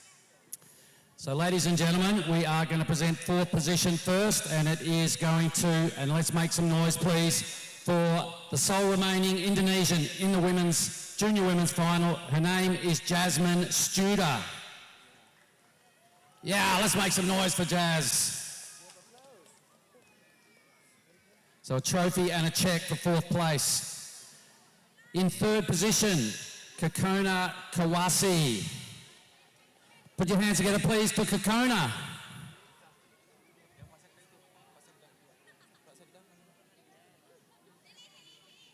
All right, then it came down to these two. It was a very close final. It was won in the last minute. It was after the hooter. A last wave victory, but we are going to announce our runner-up. Everybody, please put your hands together for this young lady. Her name is Anon Matsuoka. Woohoo! All right, so our winner, and we're going to announce who's going to present the winning trophy and check. Okay, I would like to call Kapolres Pesisir Barat, kemudian Bapak Ketua DPR, kemudian Bapak Sekretaris Daerah Pesisir Barat dan juga Dandim untuk bisa maju ke atas panggung untuk memberikan hadiah atau bingkisan kepada pemenang Krui Pro Women's Junior. All right, so the winner of the junior women's in a real gnarly, nail-biting finish.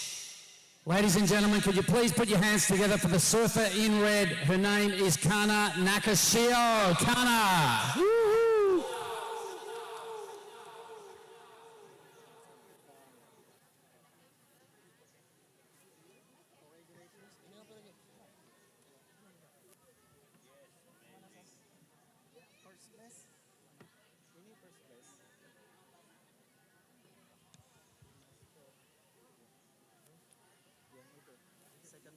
Second place, right?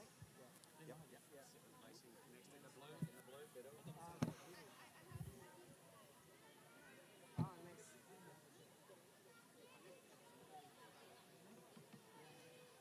This is men's pro junior first place. Oh, this is okay. Should be women's.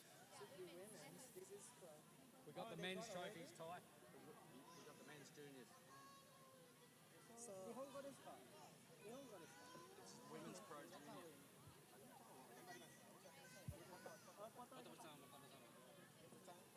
together. I might just interview this one now.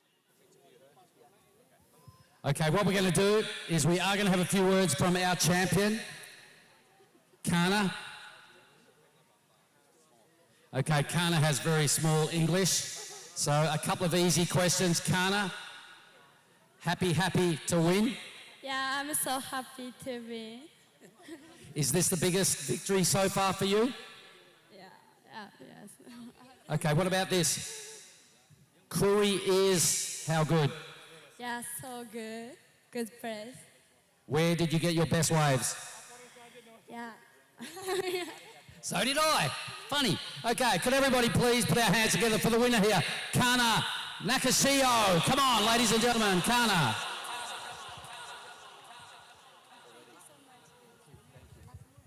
Okay, she wants to say thank you to the local, and what else would you like to say, please, Kana? Thank you so much, my sponsor and Alex Surfboards, my family and my friend, and stay press in Damai. So, yeah, I'm bagus. Terima kasih. Bagus indeed, everybody. That is our winner of the Pro Junior Women's, Kana Nakaseo. Give the time for them to take photo together. Yes, sure. Okay. So a photo opportunity now, ladies and gentlemen, before we move on to our next division. Okay, please take photo together. All media, we give the time for taking the photo together.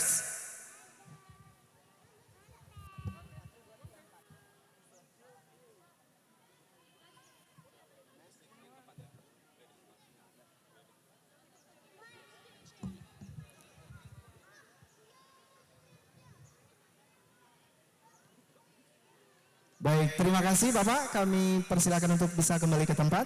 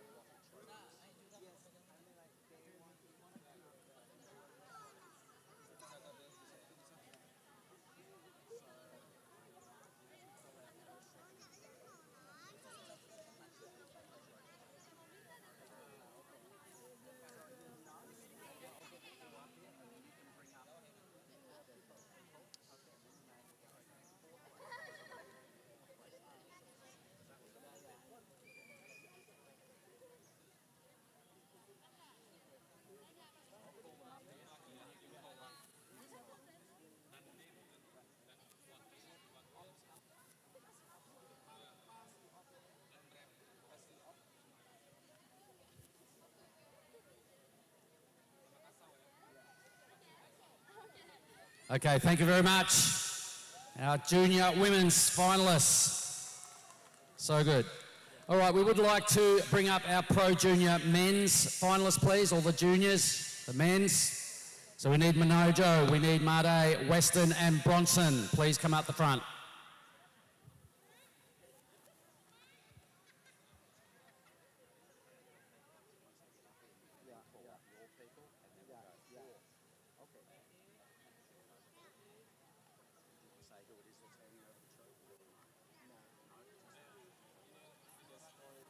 All right, here comes the Groms. Get up here, fellas. We are also going to be asking for the following people to come up and hand over the trophies.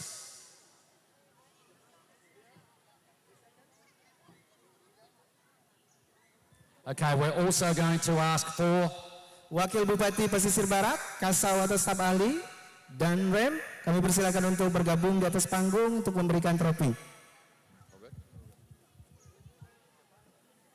Okay, ladies and gentlemen, let's put our hands together for the fourth placing here today out of Japan. His name is Manojo Yahagi.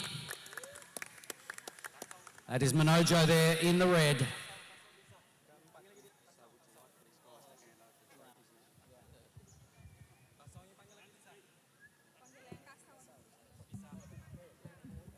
Kepada Kasau, staf ahli, kami persilakan untuk bergabung bersama kami. Staf ahli Kasau.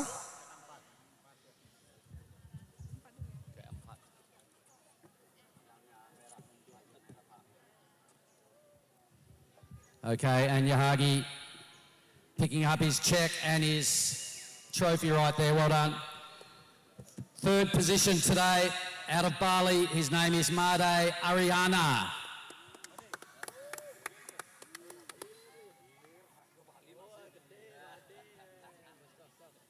All right, good work. In second position, runner-up today, it's the 1-2 for the Lakey boys from Sumbawa. Everybody, please put your hands together for Weston Hurst.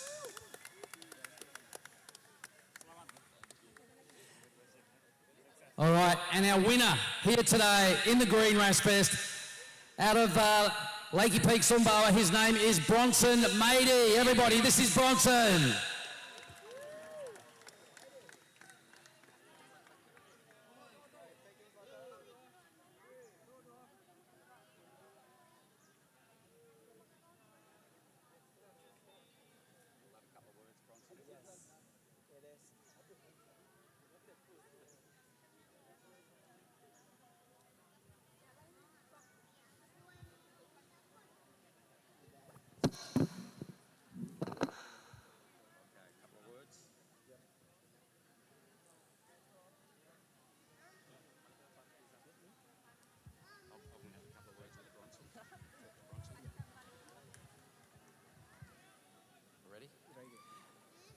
Okay, we'll have a couple of words with our champion. So, Bronson Matey, a big win for you here today. What does the win actually mean for you? It means a lot. First ever Pro Junior win, so I'm super stoked. All right, and what's next? What are the goals in the future? Right now, I just want to make it to the Challenger. Hopefully do good there and then qualify for sure. All right, well, that's what you've got to do. You've got to come to these 5,000 events. It's the only way to get onto the Challenger, so well done for the win. A couple of the Lakey boys at home might be watching. Would you like to say something to your boys in the hood at home? Yeah, for the Lakey boys, Wa'ura! Wa'ura! Everybody put your hands together for Bronson Matey, winner of the Men's Pro Juniors.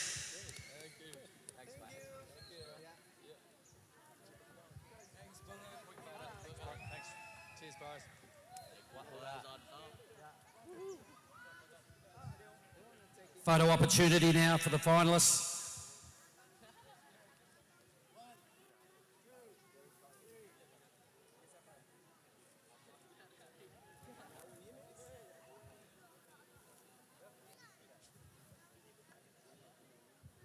Okay, the next division we'll be calling up will be our semi-finalists and our finalists in the women's QS 5000. So we're going to need Giada, Annette, Jania and Anon, if they could all please make their way to the stage.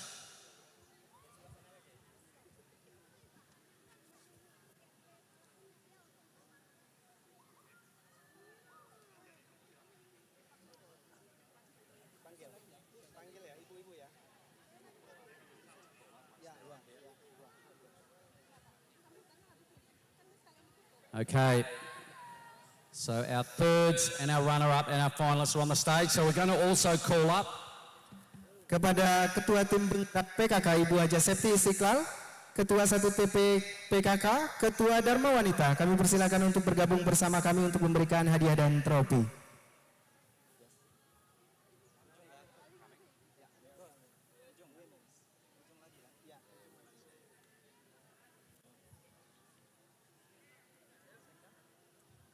Okay, so we will announce our third places, our semi-finalist finishes. So everybody in third position here today, a great result for these two ladies in a women's QS 5000. It is a big deal, so we'd like to, everybody, please put your hands together for these two. It is Giada Lagati and Annette Gonzalez. Ladies and gentlemen, equal thirds.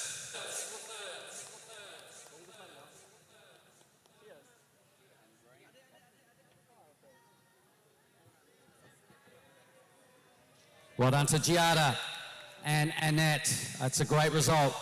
Runner-up here today in the women's 5000 event. A spell quarter of a point short. Finishing runner-up, Jania Gonzalez. Ladies and gentlemen, put your hands together for Jania. And our big winner here today in the women's 5000, she was previously runner-up. She's won this one, another close final. Her name is Anon Matsuoka. Woohoo!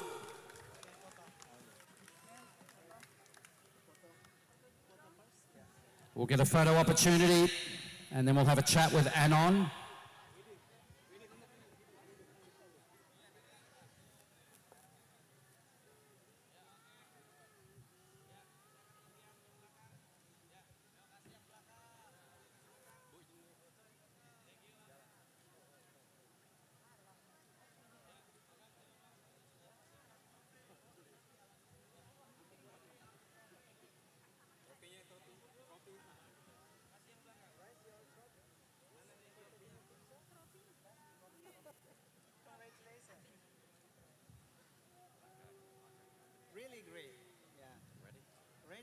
Okay, we'll hear from our champion. Let's have a few words with Anon. Anon, you lost a close final today. You won a close final. You must be happy right now. Yeah, I'm so happy, and I just want to say thank you, my dad, my mom, and the support, all of my sponsor and friend, who has supported me so far. Thank you. And this must also mean a lot for the Japanese community to win a big event like this. I'm sorry. This must feel good for the people at home in Japan that you've won. Japanese? Oh, 応援ありがとうございました。もうすごく嬉しいです。次の大会もこのまま引き続き優勝できるように頑張ります。ありがとうございました。Thank you. All right, everybody, please put your hands together for Anon, Matsuoka, and our other finalists. Thank you.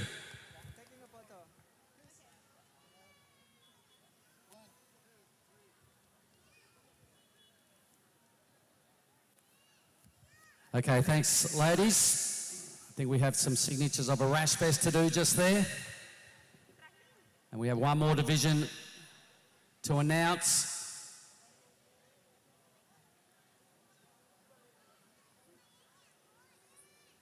So if we could now ask our men's semi-finalists and finalists to come up to the stage, please. Rinta, Alastair, Caius and Morgan. Up to the stage, please, gentlemen.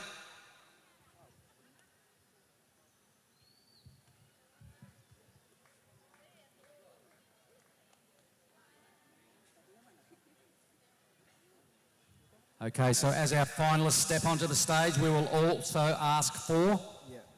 Bapak Pesisir Barat, kami persilakan untuk bisa memberikan trofi, juga ketua PSOI dan juga tim dari atau yang mewakili dari WSL.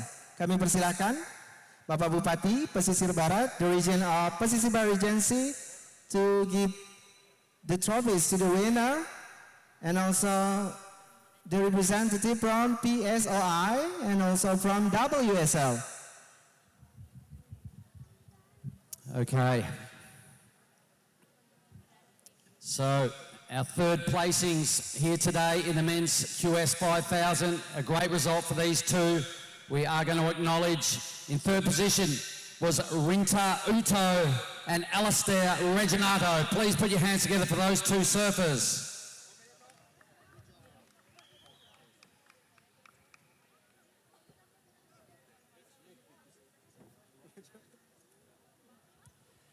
And runner-up in the men's final, a really big result here, really made a lot of fans here this week. Please put your hands together for runner-up, Caius King, ladies and gentlemen. This is the winner. This is the winner. Hey, Morgan, well done, mate. Big week, eh? Yeah, I'm so tired. Okay. Ladies and gentlemen, the overall champion after a long week. Please make a lot of noise for this man. His name is Morgan Siblick.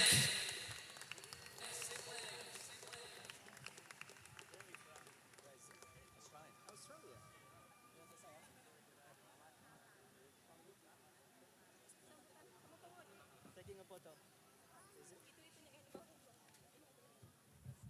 And after this, the region will continue to speech. Okay, I just want to talk to him first. Yeah. Okay. And then after. Okay, we'll have a couple of questions with the man at the moment. Morgan, we started way back on Monday with a round of 128. It's been a really big week. How are you feeling right now? Feeling pretty tired, to be honest. Yeah, today was a pretty long day, and yeah, surfed a few heats, and it was pretty warm out there. So yeah, I'm just stoked to get the win. And I heard earlier in one of your interviews, one of the main reasons you wanted to come here this year was because your friends, and you saw the footage and the waves that they got last year, and you missed out, and you went, damn, I'm coming this year.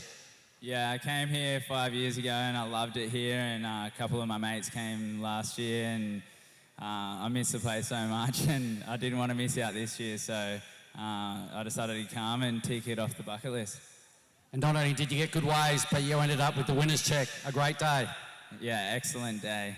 Tamakasi. Terry McCarthy, he says, everybody please put your hands together for all our finalists up here in the men's WQS 5000.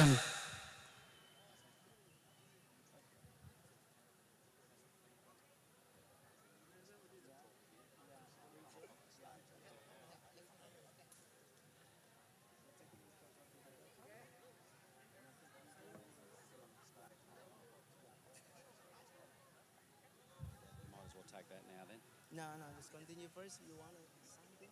Not really. Is it finished already? I might just say thanks for attending Krui Pro. Yeah.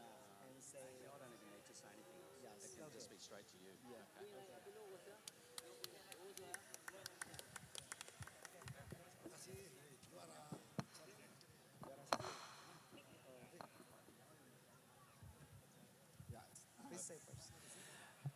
Okay, thank you, ladies and gentlemen. Our four finalists, a little photo opportunity on the stage right now. We look forward to seeing you again at our next event, the Krui Pro 2023. Has been a ripper. I've had a great time, and we'd like to thank you for your attendance. See you at the next event, everybody. Okay, see you next time. Well, thank you, Max, for your announcement of WSL. Well, ladies and gentlemen, acara selanjutnya yaitu sambutan dari Bupati Pesisir Barat. Welcome speech from the region of Pesisir Barat Regency to Mr. Dr. Andes Haji Agus Istiqlal, SHMH. The time is yours. Bismillahirrahmanirrahim. Assalamualaikum warahmatullahi wabarakatuh.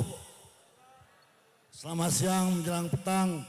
Salam sehat, salam selamat. Tabe pun.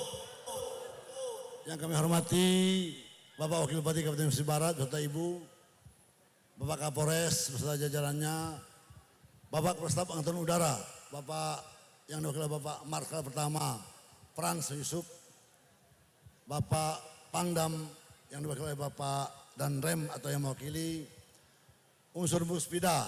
Di sini ada Ketua DPRD, Wakil Ketua dan anggota DPRD yang terhormat, peserta surfing, semua hadirin yang hadir. Jujur aja, seperti saya katakan selama ini bahwa Allah memberikan stadion alam untuk dinikmati oleh warga pesisir barat, warga Provinsi Lampung, warga Indonesia dan warga dunia. Perencanaannya yang matang, kerjasama yang matang, latihan yang matang, pertandingan dan pengaman yang luar biasa. Tentu kami ucapkan terima kasih kepada Bapak Kapolres yang telah mewakili Bapak Kapolda. Bahkan kami tersanjung ada 2 helikopter yang disiapkan kalau memang ada eksiden. Maka dari itu, tak henti-hentinya kami sampaikan ke seluruh masyarakat yang terlibat dalam rangka mensukseskan surfing internasional KS 5000 di Kabupaten Pesisir Barat ini sukses dan akan kita ulangi lagi tahun depan. Ada rencana kita antara Kabupaten Pesisir Barat dengan PSOE, ada kontrak 3 sampai 5 tahun agar ada kepastian bahwa Pesisir Barat tetap akan mengadakan pertandingan internasional surfing. Jadi Bapak jangan khawatir bahwa kami hanya punya pariwisata. Namun demikian tidak pernah ada cerita bahwa pariwisata ini akan habis. Tambang boleh habis, tambang emas boleh habis, tambang minyak boleh habis. Tapi kalau pariwisata sepanjang ada peradaban dunia dan peradaban manusia tidak akan pernah habis. Maka dari itu alhamdulillah bahwa Allah menjelaskan bahwa ini ciptaanku, silakan nikmati oleh hamba-hambaku. Salam, kita sanjung agungkan kepada Nabi besar Muhammad SAW, Nabi dan Rasul sepanjang zaman. Mudah-mudahan kita mendapat syafaat darinya, bahkan janjinya beriring masuk surga. Amin ya Rabbil Alamin. Sekali lagi, atas nama Pemda Pesisir Barat, atas nama warga Pesisir Barat, atas nama Agus Istiqlal pribadi, atas nama Bupati sebagai lembaga, mengucapkan terima kasih yang sebanyak-banyaknya. Ada yang kita jarang sebut, tapi peran mereka sangat besar. Mak-mak baju kuning, terima kasih ibu-ibu. Bahwa katanya kebersihan pangkal dari iman. Tapi terkadang kita tidak sadar bahwa kitalah jadi contoh yang mengotori dunia ini. Tetapi mereka orang yang jarang kita sebut, tapi mereka yang membersihkan. Maka dari itu, sekali lagi, Bapak Kapolres, jangan henti-hentinya bantu kami dalam pengamanan. Begitu juga Pak Dandim, Bapak Marskal, kalau Allah menghendaki kami harus punya pesawat CN235 dalam rangka terbang reguler dari Pesisir Barat, bantu kami dalam servisnya. Begitu juga saya juga sampaikan kepada warga bahwa mungkin salah satu kabupaten di Indonesia yang akan beli pesawat untuk reguler Pesisir Barat. Kalau surfing ada panitianya, tetapi bule yang datang tiap hari itu kami yang tanggung jawab. Pemda Pesisir Barat itu bukan lembaga nirlaba, tidak profit oriented, tidak bisnis oriented, tapi social oriented. Kami tidak menempuk dada karena ini sukses, karena memang kewajiban kami dan Kapolres dan Dandim. Tapi pelayanan itu yang paling utama. Terima kasih. Kalau memang ada salah di antara kami, ya panitia, tentu kami manusia biasa. Jangan berharap dan bermimpi bahwa kami sempurna, Pak. Ibu, Saya minta maaf, insya Allah tidak hina. Tapi tak kala kami kita saling memaafkan kita, tidak juga pernah kurang mulianya. Wassalamualaikum warahmatullahi wabarakatuh.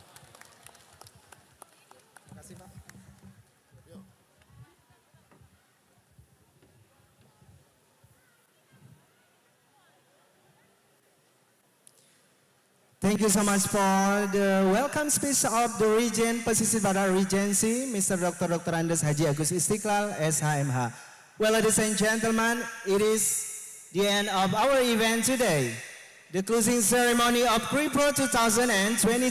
See you next time and see you next year on Krui Pro 2024. I'm as the master of ceremony today. Apologize if I do many mistakes from the first until the last. And the last, I would like to say to you all, wabillahi taufiq wal hidayah. Wassalamualaikum warahmatullahi wabarakatuh. See you next time on Krui Pro 2024.